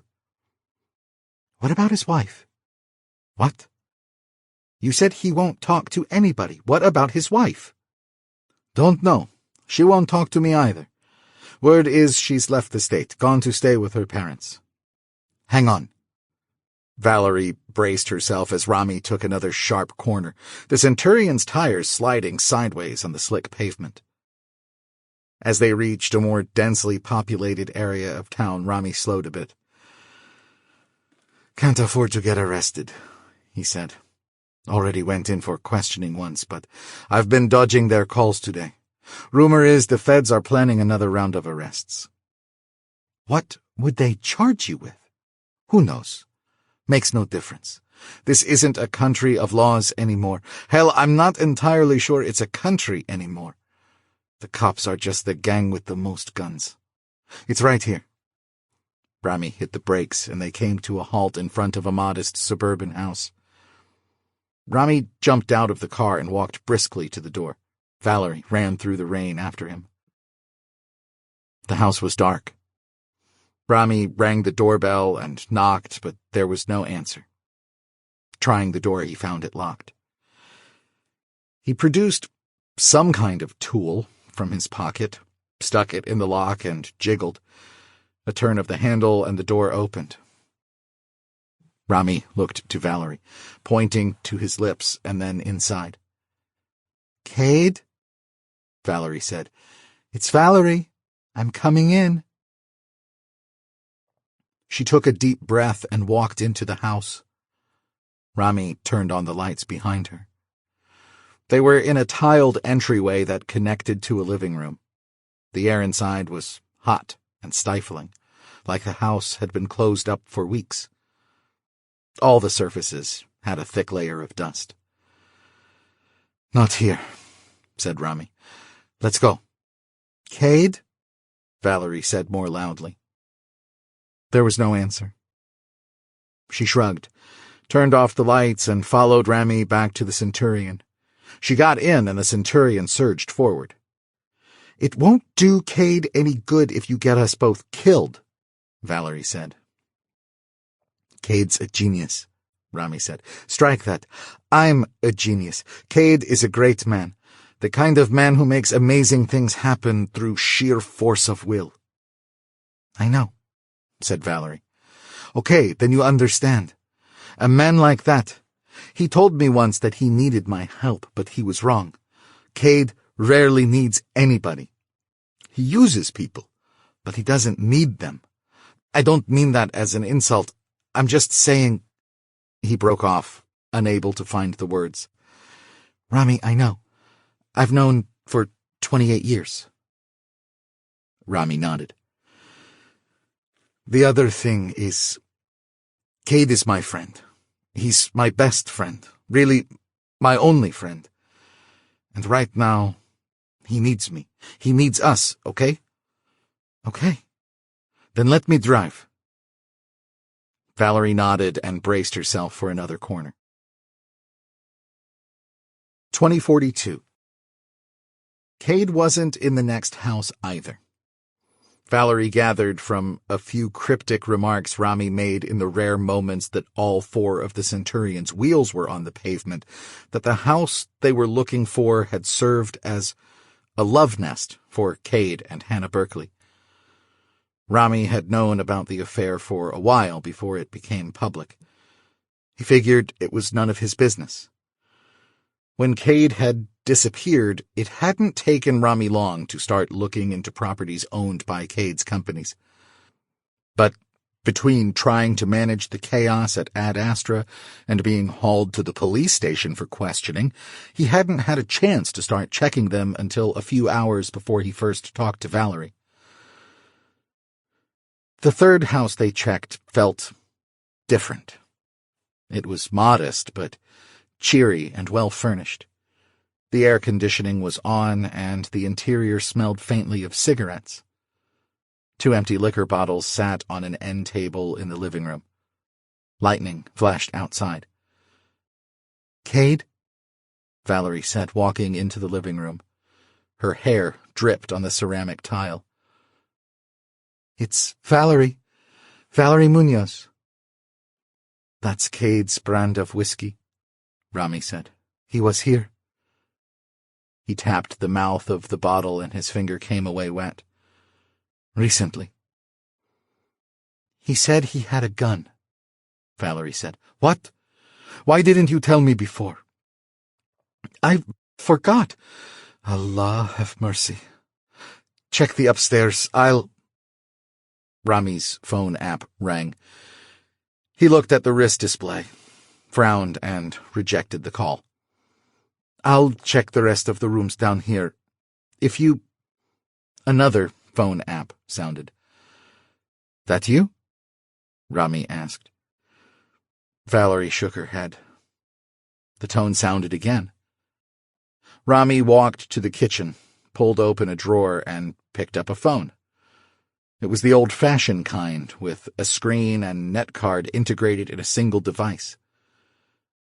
He looked at the display, comparing it to his watch.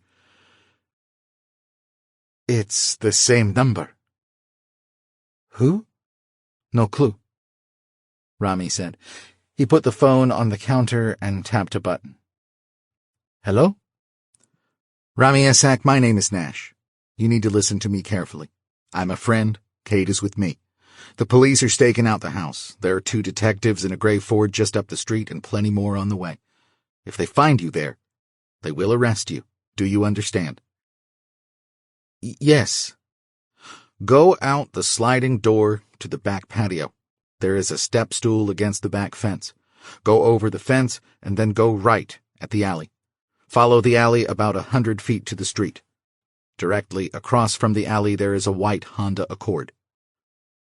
"Who do you work for, Nash?" Rami asked. "How did you know I was here?"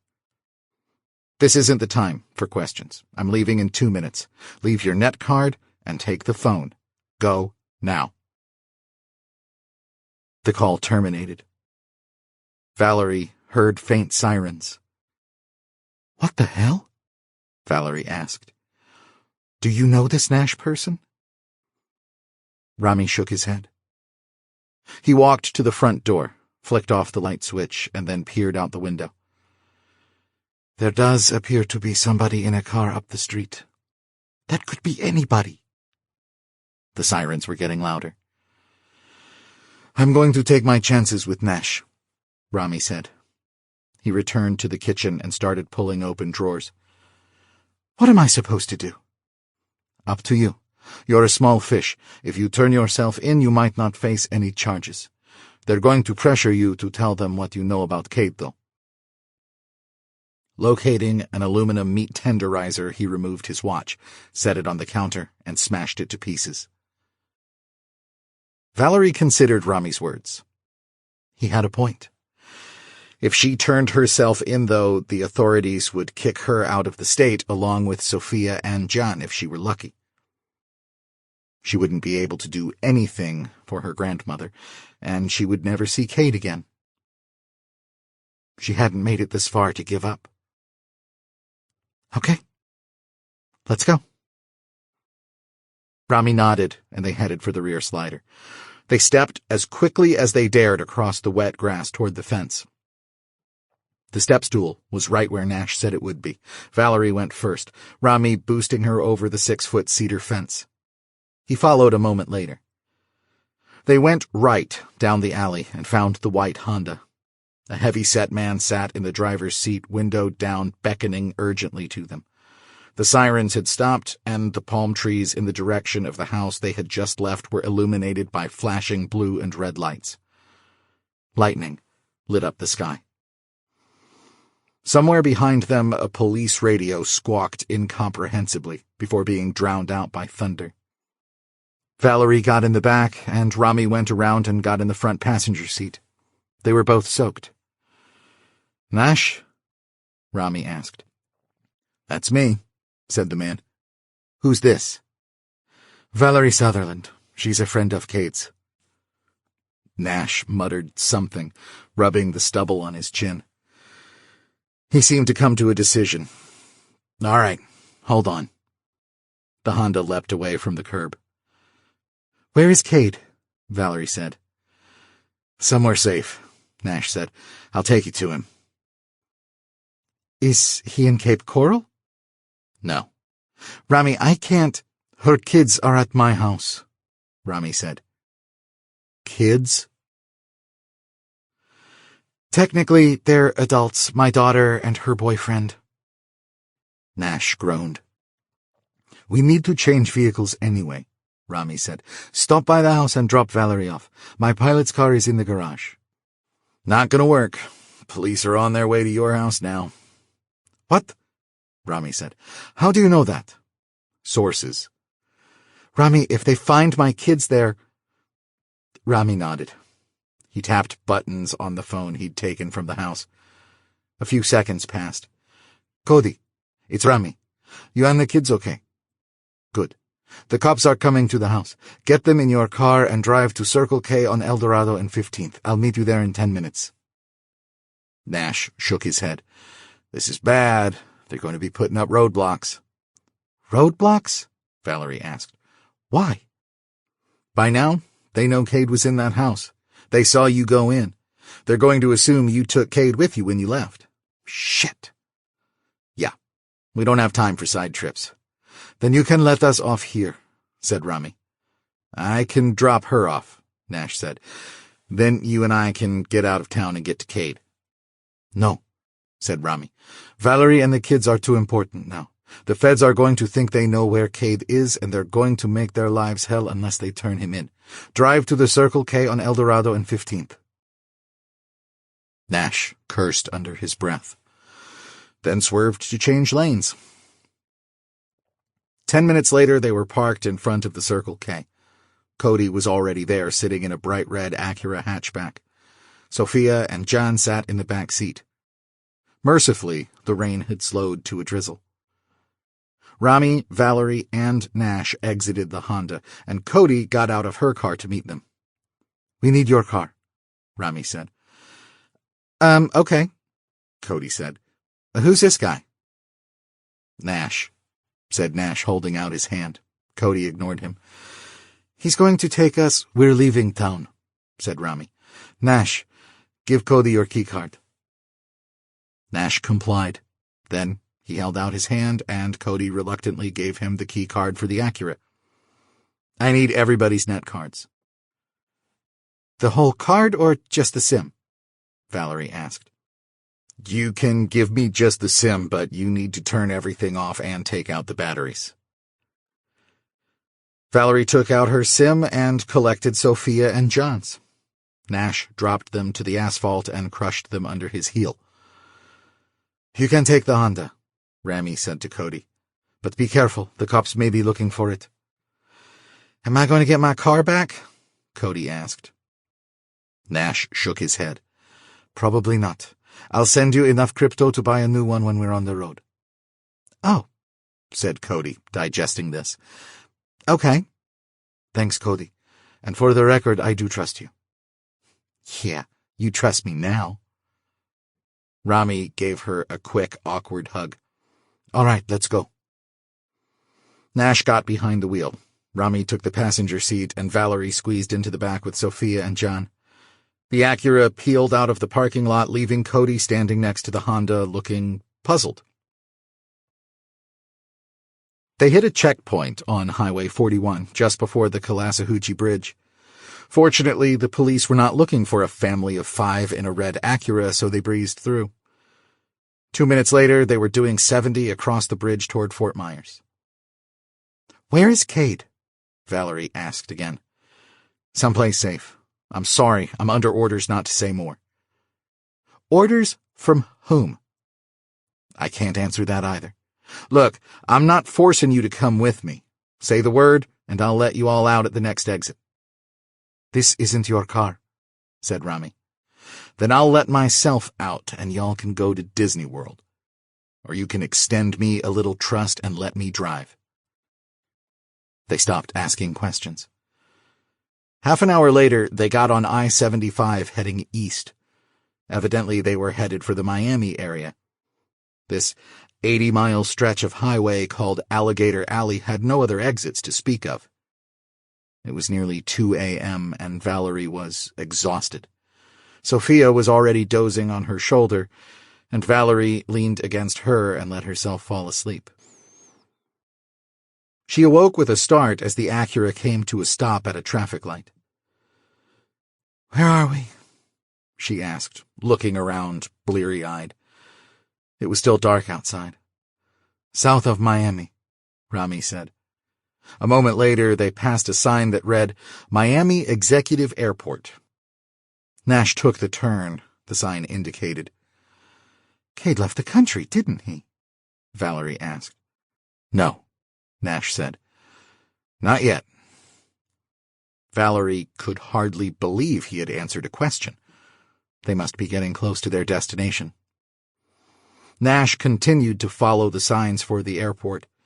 He passed the terminals and continued toward a group of hangars, finally coming to a halt in front of one of them.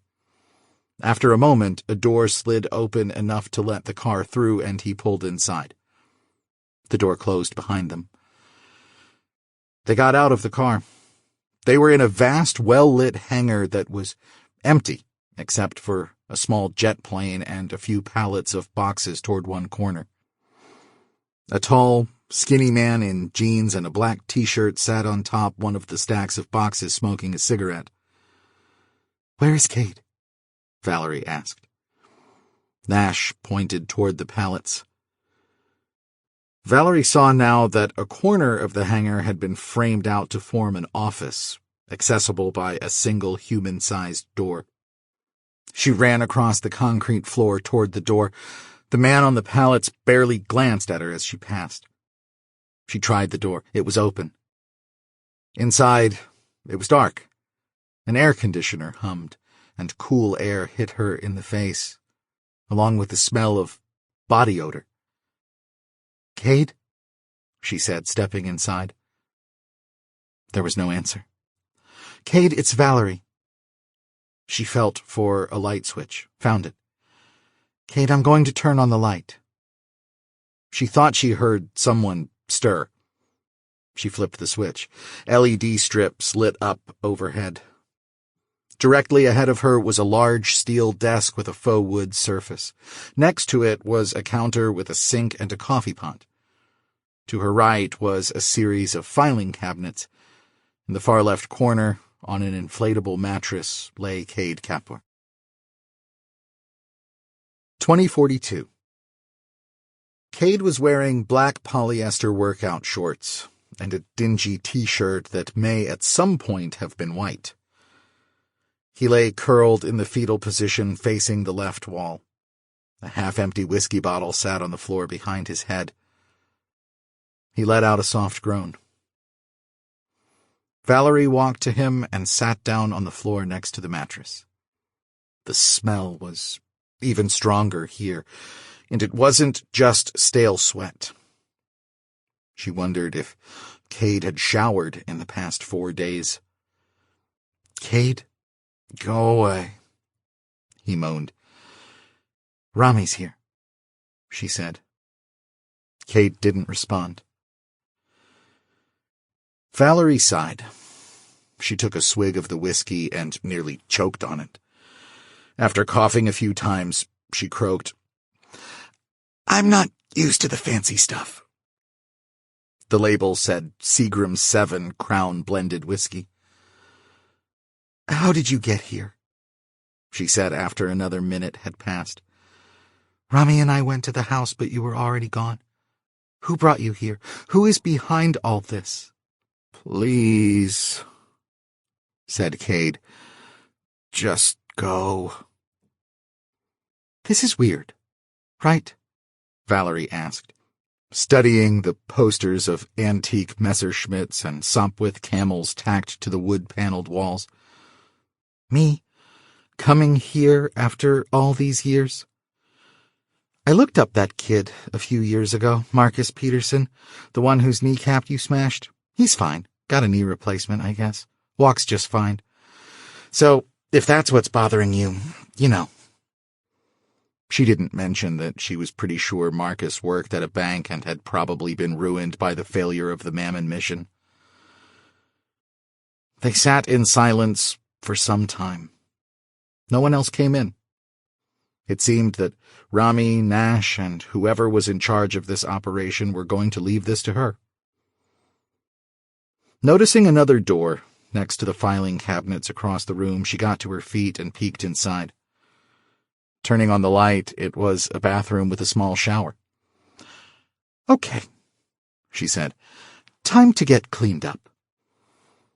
She strode across the room and knelt down next to Kade. "Come on, Kade. I know you've had a hell of a week, but you're better than this. You need to get up." Kade made no response. Valerie sighed, walked to the counter, filled the coffee pot with cold water, and then walked back to Kade. "Last chance." When Kade still did not respond, she poured the water on his head. "Fuck!" Kade growled, sitting up. "Jesus Christ, what the fuck?" He wiped the water from his face and then sat, cradling his head with both hands. "You are my hero, Kade," Valerie said. "You always have been, since the first day you stood up to those bullies. I never doubted you were destined for greatness. Nothing that's happened in the past week has changed that opinion. But Kade, you stink. I don't know how long I'm going to be stuck here with you, but this airplane hangar isn't big enough for me and someone who smells as bad as you do. Get up." Kade sat for a moment, rubbing his head. Then he swung his legs awkwardly over to the floor. He rolled forward, and Valerie caught him before he fell on his face. She caught a whiff from his clothes and nearly gagged. "Upsy-daisy," she said, helping him to his feet. Very slowly, they made their way across the room. Valerie helped Kade into the bathroom, stripped off his clothes, shoved him in the shower, and turned on the water. Kade howled as the cold water hit his skin. She closed the door to the bathroom, retched into a wastebasket, washed her mouth out in the sink, and then stepped out of the office. "He's getting cleaned up," she said to the group that had assembled near the pallets. Besides Rami, Nash, Sophia, and John, there was the tall, skinny man, a small man with Asian features, a roundish, red-headed man, and an older man whom Valerie thought she recognized. "Valerie," Nash said, "this is Sam Colby, our pilot. To his left is Quan Yu, who was a programmer for Ad Astra. The Jewish ginger is Lowell Benjamin, who's a decent person despite being a Washington, D.C. lawyer. I imagine you might recognize this gentleman." He gestured toward the older man. Valerie's memory failed her. She knew that face from somewhere. She didn't think she'd ever met him, though. That meant she'd seen him on TV. That was it. She'd seen him on the news programs ranting about the unmitigated folly of the Mammon capture mission. "Davis Christopher?" she said. "You're behind all this?" "If you mean bringing Kade and the rest of you here," said Davis, "then yes. Nash is my personal bodyguard and Sam is my pilot. Mostly what I did is pay the equivalent of a small country's GDP in bribes to get us out of here. It remains to be seen if it was enough." "Where are you going?" Rami asked. "We are going to now," Davis Christopher said. "At the moment, that island is about the only place on Earth that both China and the United States are afraid to touch. I can't force any of you to come, but I wouldn't recommend staying in the U.S. Kade Kapur is now public enemy number 1, and anybody who's had contact with him in the last 4 days is going to find themselves the subject of a lot of interest from people in Washington. Valerie, I'm not sure how you or your kids got mixed up in all this, but Rami tells me you're the only one Kade will talk to." "My daughter and her boyfriend," Valerie said. "All I did is leave Kade a message. He called me back, and I—" Davis held up a hand. "Please," he said. "I've got some calls to make before we get off the ground. There's plenty of room for you and the kids if you want to come. I could use someone who can talk some sense into Kade. Lord knows I can't." "I don't understand," Valerie said. "You did everything you could to ensure Kade failed." Davis chuckled. "If I wanted Kade to fail, he'd have failed a lot sooner than this. I wanted Kade to succeed, and to be honest, I was almost certain he would. But there were a lot of powerful interests who wanted him to fail, and if I hadn't bet against him, they'd be the only ones still standing at this point. You understand?" "Your opposition to the Mammon capture plan was an insurance policy," Rami said. "Precisely. And I put my money where my mouth was. If Kade had been successful, I'd have been ruined. There's a house in my daughter's name and $500,000 in an annuity fund. That's what I would have had left." "You played the long odds," Jan said. "That's right," Davis said. "The dust hadn't settled yet, but after they reopen the markets on Monday morning, I expect to be the wealthiest man in the world by a substantial margin. Now, if you'll excuse me." Davis strode away across the hangar, pulling a screen from his pocket. "Allah preserve us," Rami said. "It was right in front of me, and I didn't see it. He was ready to sacrifice everything." "I still don't get it," said Valerie. "What's his plan? Why bring Kade and the rest of you to an island in the Pacific?" "To start over," said the lawyer, Lowell Benjamin. "Or at least to sit tight and weather out the storm." "Storm?" asked Sophia. "You think things are bad now," Nash said. "You ain't seen nothing yet." 2042. It was after dawn when Valerie finally lay down to get some sleep. Everyone present had been up all night, and they were all exhausted. There were more air mattresses, as well as blankets, canned food, and literal tons of other supplies on the pallets. Those who could stand the heat found a corner of the main hangar to sleep in, while others tolerated Lowell's snoring in the air-conditioned office. Valerie opted for the heat. When she awoke, around 2 in the afternoon on Sunday, Davis Christopher was still on a call. It was unclear whether he had slept. Most of the others were still asleep or had just gotten up. Lowell explained that there had been complications with their departure. Occasionally, in between tense calls, she would hear Davis grousing about how the problem with being a trillionaire was that everybody knew you had more money than you were willing to share with them. Kade remained sullen and withdrawn. But he was clean, and thanks to Nash taking away his whiskey, sober. Nash and Lowell had found him at the house in Cape Coral, asleep on the couch with a gun in his hand. It was unclear to Valerie how they'd known about the love nest. Davis evidently had his sources. Lowell had driven Kade to Miami while Nash remained behind to watch the house. Davis had also apparently known that Rami was looking for Kade, but he didn't know whether Rami was cooperating with the feds.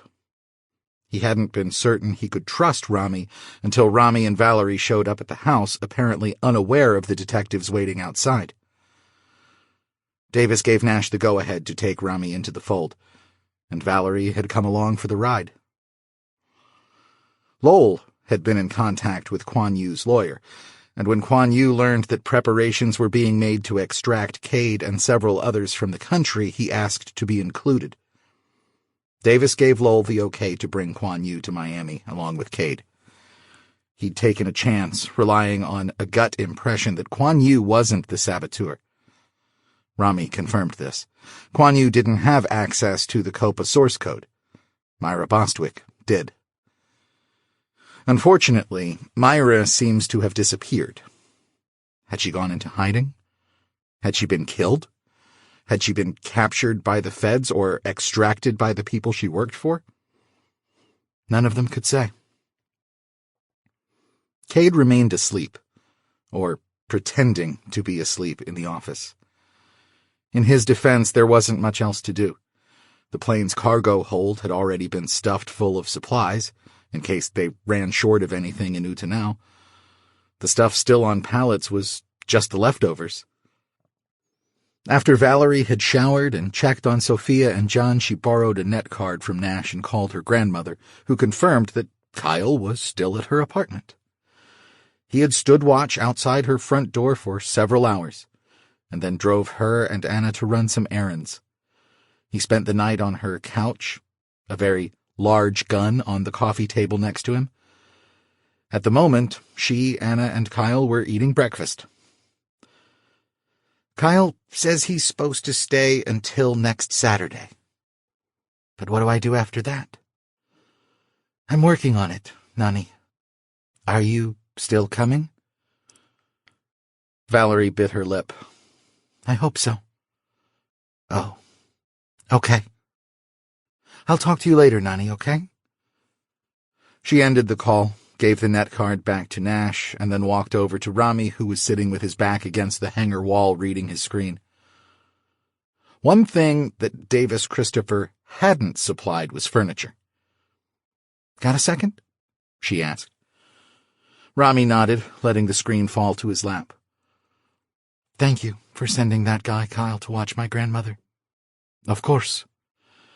He says he's only there through the end of the week. Yeah. He used to work security for Ad Astra.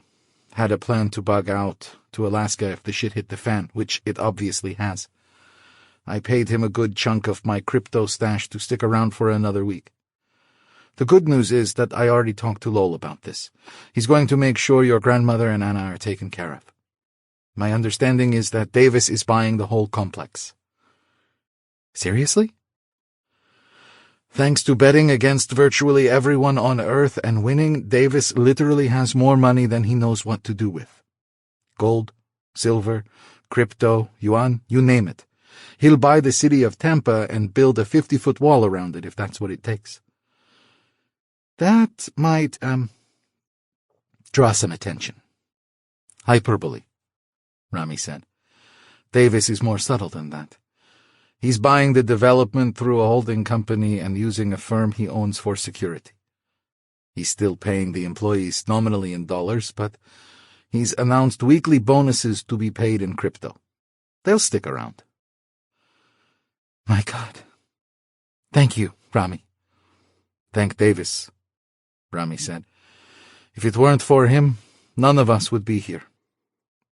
Valerie nodded. Although here was an inhospitable airplane hangar, it beat being stranded along some lonely stretch of highway or getting thrown in prison. I don't know what we're going to do on Utenau, though. You might not have to do anything. Even if I turn out not to be the Kade Whisperer? Rami smiled. Kade will come around. He's been hit with about a century's worth of bad news in 1 week. But one thing Kade is not is a quitter. Valerie didn't know whether to be reassured or frightened. You don't have to go, Valerie said to her daughter, as she sat with Sophia and John on the bare concrete corner of the hangar. You can stay with Nani. I'm sure Mr. Christopher can arrange transportation for you to Tampa. I'd get arrested, Sophia said. The police will probably want to question you, but nobody's going to think you had anything to do with Kade Kapur's escape. I asked Mr. Benjamin about that, Sophia said. And? He said the feds might use me for leverage to get Kade. Valerie sighed heavily. The idea had occurred to her, but she had thought it unlikely. The authorities couldn't really think that arresting Sophia would cause Kade to turn himself in. On the other hand, they had nothing to lose by pursuing any avenue to get Kade, and Lowell Benjamin certainly had better instincts about such things than she did. It's possible, she said. That's just great, Sophia said. I didn't even do anything. You forged an entry permit, John offered. We didn't even use it. John shrugged. Anyway, a lot of people who didn't do anything are going to get hurt in what's coming, John said. What about you, John? Valerie asked. Do you want to stay? Are you kidding? John said. And miss a chance to work with Kade Kapur and Rami Essek? They're like the smartest guys on the planet. Don't get ahead of yourself, John. Mr. Christopher said you can come to Utah now. You haven't been offered a job. I know. But come on. Davis Christopher didn't pull all these people together so they could sit around on a beach. He's got something planned. Something big. I don't care if I have to mop floors and clean toilets. I want to be a part of it. I'll remind you that you said that. John grinned. He was all in on whatever Davis Christopher was planning. Will we ever be able to come back to the U.S.? Sophia asked. Valerie shrugged. I wouldn't count on it. We're not exactly leaving on good terms, and things here are likely to get a lot worse before they get better. There isn't going to be a U.S. anymore, Soph, John said. Not like it was. Still feels wrong to leave, Sophia said. It's like leaving a friend who's dying of cancer. It won't do anybody any good for us to stay, John said. America is dying no matter what. But if we leave, maybe we can be a part of the next great thing. I guess there are worse places to be than a tropical island in the Pacific, Sophia said. It will be an adventure, Valerie said. Can it be more like a vacation? Sophia asked. I feel like I've had enough adventure for a while. 2042. On Sunday evening, the news channels were reporting that negotiations to craft a legislative solution to the country's fiscal and monetary woes had failed. The president announced he would be issuing an emergency order requiring the Federal Reserve to buy $8.1 trillion worth of Treasury bonds on credit to enable the government to meet its obligations. His statement was couched in jargon and reassurances about extraordinary circumstances. News announcers, wary of running afoul of the Federal Information Agency, repeated the official jargon and reassurances and added a few of their own. These heroic efforts nevertheless failed to conceal the fact that the government was essentially creating $8.1 trillion out of thin air. This was not good news for those still hoping the dollar would recover. The 8 fugitives gathered in a hangar boarded Davis Christopher's jet just before dawn on Monday morning. The plane had enough passenger space for 20 people, but over half of it was taken up by boxes of supplies secured with cargo straps. Valerie couldn't begin to guess what Davis Christopher thought needed to be brought to Utenau, but at present she trusted his judgment over that of roughly 9 billion other people. They sat on the runway for over 2 hours, anxiously waiting to find out whether they were going to take off or get forced from the plane at gunpoint by federal agents. At last, though, they got clearance for takeoff. As the plane left the runway a few minutes later, everyone aboard, except Kade Kapur, who remained morose and withdrawn, erupted into cheers. Kade hadn't resisted Lowell and Rami's efforts to get him on the plane, but he hadn't shown any enthusiasm either. The plane roared down the runway and leapt into the air. They'd made it.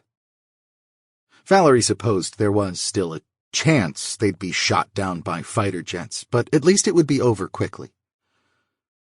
As the minutes ticked past, however, and they gained altitude over the Gulf of Mexico, she began to believe they were actually going to get out of the country alive. They had been in the air for less than half an hour when the markets in New York opened. Except for Davis and Lowell, they'd all been forced to give up their sims, but Lowell kept them updated. At 9:51 a.m., Lowell informed them that Ad Astra had lost 68% of its value. High Frontier Mining had dropped by 44%. The contagion spread quickly, starting with other aerospace stocks and continuing to the broader market. An hour after the markets opened, the S&P 500 was down 12%. The news didn't seem so bad to Valerie, but John quickly reminded her that the dollar had lost over half of its value. Anyone selling stock now would be paid in dollars that had less than half the purchasing power they'd had a week earlier.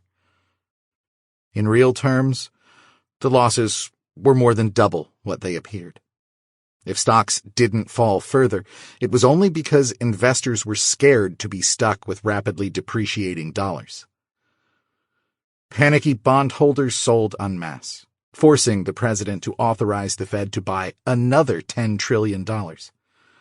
Despite the limits on withdrawals, so many people had withdrawn so much cash over the past week that tighter restrictions were announced, and officials in Washington were meeting to discuss a bank bailout. The sudden flood of trillions of dollars in cash into the economy, coupled with unprecedented demand for durable goods, caused the consumer price index to jump 10% within 4 hours, and then another 10% 4 hours after that. The president had issued executive orders forcing grocery stores and gas stations to stay open, but looming bankruptcies, employee walkouts, mile-long gas lines, and food riots forced him to revise the price controls. Panic bred panic, and by mid-afternoon the entire financial system had collapsed. Banks closed, brokerage firms went offline, and tens of thousands of small businesses shuttered their doors rather than give up valuable goods in exchange for rapidly depreciating dollars. Or even worse, lose them to looting. By the end of the day, most newscasters, having given up trying to appease the Federal Information Agency, began to describe the unfolding disaster in explicit detail, fueling the panic further. Riots broke out in Boston, New York, Chicago, Los Angeles, Miami, Portland, Baltimore, and a dozen other cities. Large swaths of several urban areas were on fire. Making matters worse, close to half the police and firefighters in many of these cities had simply walked off the job. Many businesses, defying federal edicts, had begun indexing wages to inflation or paying in crypto, but government employees were still paid in dollars, which had lost much of their value over the past week. The collapse, as it was already being called, was the biggest disaster in U.S. history since the Civil War. And it was still getting worse. The jubilant mood on the plane had turned somber. Every one of them had friends and family in the U.S. Valerie gathered that Davis Christopher had done what he could to keep their loved ones safe, but there were limits to what even a man with virtually unlimited wealth could do in the face of such chaos. The rest of the world fared little better. The yen, having initially gained as investors fled dollars, fell on fears that Japan would default on its own outsized debt. The euro, which had fallen slightly over the preceding week, stabilized. The Chinese yuan gained somewhat, and gold had doubled in value. The biggest gains, though, were in cryptocurrencies. Even John's modest stash would likely be enough for him to buy a small house on Utanao. Newscasters and financial experts struggled to quantify the problem. The world had gotten so used to thinking of the dollar as a universal symbol of value that, now that it was in freefall, commentators lacked the language to describe what was happening. Had the yuan gained value or lost it? No one seemed to know. It was up against the dollar, but down against gold and crypto. Everything had become unsettled, and the chaos and uncertainty bred further panic. Just after the markets closed at 5 p.m. Eastern Time, the plane landed briefly to refuel at a small airstrip in Sinaloa, Mexico. Lowell Benjamin informed them that Davis had made a sizable contribution to the cartel that was the de facto government in the area. Half an hour after touching down, they were in the air again, bound for Utanao. When they'd reached cruising altitude, Davis, who had been talking with Rami and Lowell at the front of the cabin, stood and faced the passengers while the other two took their seats. "Well, everybody," he said with a grim smile, "it looks like we're going to make it." Valerie and a few others clapped or cheered, but the celebration was muted and ended as quickly as it began. Kade, sitting in the last seat in the front of the cargo, continued to stare out the window, a blank expression on his face. "I did what I could to prepare for this day," Davis went on. "But I'm going to be honest with you. There were a lot of things I didn't foresee, and our escape owes as much to luck as to skill or planning. For now, chaos is our friend. As you all have undoubtedly guessed, though, Lowell and I didn't organize this escape just to spare you from the mayhem in the States. I won't glorify it by calling it a plan. I have an idea. I know I've given the impression that I was opposed to Ad Astra's mission to capture Mammon. I had my reasons for cultivating that impression. But as I've said, it simply isn't true. I would have been happy to be proved wrong. I expected to be proved wrong. The Mammon mission failed through a combination of malice and misfortune. At this point, it appears that a woman named Myra Bostwick sabotaged the impactors. But we don't know who she was working for, or why they wanted the mission to fail. There's plenty of blame to go around, and, as is always the case when somebody sticks his neck out, the guy in charge takes a fair share of it. But Kade's purpose was a noble one, and he might very well have succeeded. Hell, I'm probably as much to blame as Kade. I sure as hell didn't make things any easier on him. Kade made no response to this. That said, what's done is done, and now we've got to live with the consequences. The dollar is collapsing, and the global economy is going to follow it down the drain. Things are bad, and they are going to get much worse. We're going to see widespread famine, disease, and war, and there's no Superman to save the day. I can only pray that we avoid nuclear war between the U.S. and China. Beyond all that, though, we face another threat. In 4.5 years, Mammon is going to come around again. Rami tells me. Well, Rami, why don't you tell him? Rami got to his feet and cleared his throat. I had to leave Ad Astra in a hurry, as you can imagine, he said.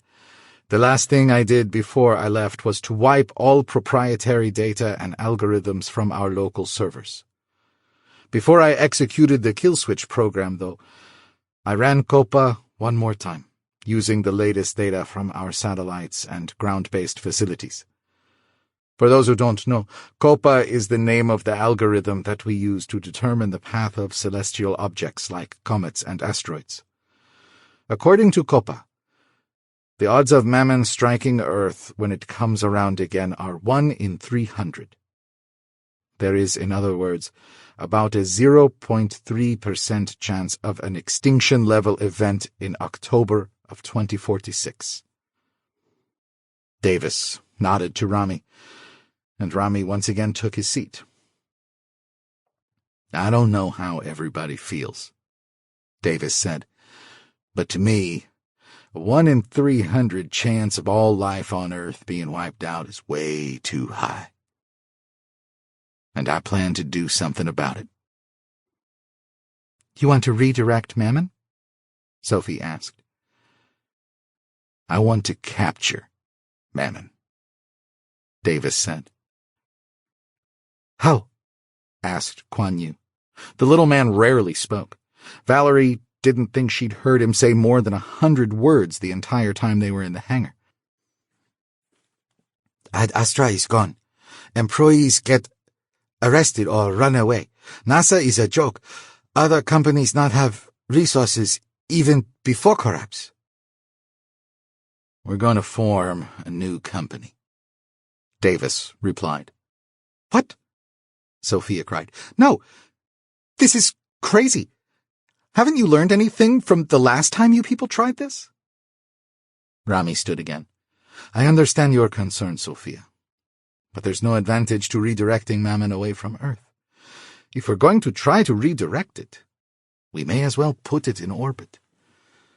Additionally, Davis said, the financial reality is that nobody is going to put up resources just to avert a 1 in 300 chance of a catastrophe. There's no profit in it. You have got to be kidding, Sophia said. After all this, you're still concerned about money. How much money do you need, Mr. Christopher? People are going to be dying of hunger by the millions, and you need what? A bigger plane? You misunderstand, dear, Davis said. I have no great attachment to money. I was ready to be bankrupted by the success of the Mammon mission, and I'm ready to spend everything I have on another mission. But I don't know if it will be enough. We will need help from other people with resources, and they aren't going to part with those resources if they don't directly benefit. Other than not dying in a fiery apocalypse, Valerie said. The odds of any given person dying from a Mammon impact are 1 in 300, Davis said. That's enough risk to prompt the average person to take some basic precautions. It's not enough to make them give up a substantial sum of their wealth, particularly at a time like this. If you had a choice between hiring armed security to protect your family from bands of thugs roaming your neighborhood, or significantly reducing the odds of an asteroid hitting Earth, which would you choose? And before you answer, remember that I've already picked up the tab on your behalf. I can do that for every human being on Earth. But with some help, I might still be able to do something about Mammon. And if you happen to get your hands on a few 100 tons of iridium in the process, Sophia said, that's just a bonus? I'm unlikely to be in a position to benefit personally from the capture, Davis said. He smiled at Valerie. Other than, as you say, not dying in a fiery apocalypse. This new company is going to be located on Utanau, Nash asked. Davis nodded. For the time being. Utanau isn't a good launch location, though, for a few reasons. Fortunately, we have a head start on that elsewhere. Lowell? Lowell stood, and Ramy and Davis stepped aside. In 1975, Lowell began, reading from a screen in his hand. A German aerospace engineer formed a company called OTRAG, with the goal of developing, producing, and operating a low-cost satellite launch vehicle. It was the first private company to attempt to launch a private spacecraft. A private consortium of 600 European investors financed the development and production of the OTRAG satellite launch vehicle, which was intended as an alternative to the space shuttle. The testing and launch facilities were initially set up in Shaba, Zaire. OTRAG's first test was on May 17, 1977. France and the Soviet Union were opposed to German long-distance rocket development, and pressure from those countries resulted in the closure of the Zaire facility. In 1980, OTRAG moved its production and testing facilities to Saba, Libya, about 500 miles south of Tripoli. A series of successful tests were conducted at the site beginning in 1981. Under pressure from the U.S., OTRAG shut down in 1987, and the Libyan leader Muammar Gaddafi confiscated the facility and equipment. Shortly after the Obama administration deposed Gaddafi in 2011, southern Libya fell into chaos. For the next 2 decades, a series of ineffectual governments in Tripoli struggled in vain to stabilize the country against successive waves of jihadist and other terror and rebel groups. In 2034, Davis Christopher purchased the Saba facility from the Libyan government. That same year, in a secret agreement, Libya ceded sovereignty over 700 square miles of territory around Saba to Davis in exchange for financial and military assistance against the rebel groups. Davis provided tens of millions of dollars in aid and built up a mercenary army of 8,000 men, primarily from North Africa, the Middle East, and Eastern Europe. This army successfully took control over the ceded territory, providing a security buffer to the beleaguered Libyan government. Beginning in 2036, Davis embarked on an effort to rebuild and refurbish the rundown testing and launch facilities. Considerable resources were spent to keep the existence of this project hidden from the general public and to ensure that no significant geopolitical opposition would arise. The project was scheduled to be completed by June of this year, but it is expected that the ongoing economic crisis will delay completion by up to 6 months. Lowell looked up from his screen. We expect to have a fully functional launch facility by the end of 2042. He stepped aside, and everyone on the plane sat in stunned silence for some time. At last, Ramy spoke. To be clear, Davis, he said, your plan is to have a functioning space program in less than 4 years in the middle of the Sahara Desert in Libya. Well, said Davis with a wry smile, like I said, it's more of an idea than a plan. This concludes Titan by Robert Kroese, narrated by Jonathan Beville. Copyright 2021 by Robert Kroese. This unabridged audiobook is published by arrangement with Robert Kroese and was produced in the year 2022 by Tantor Media Incorporated, a division of Recorded Books, which holds the copyright thereto. Please visit tantor.com for more information on our growing library of unabridged audiobooks.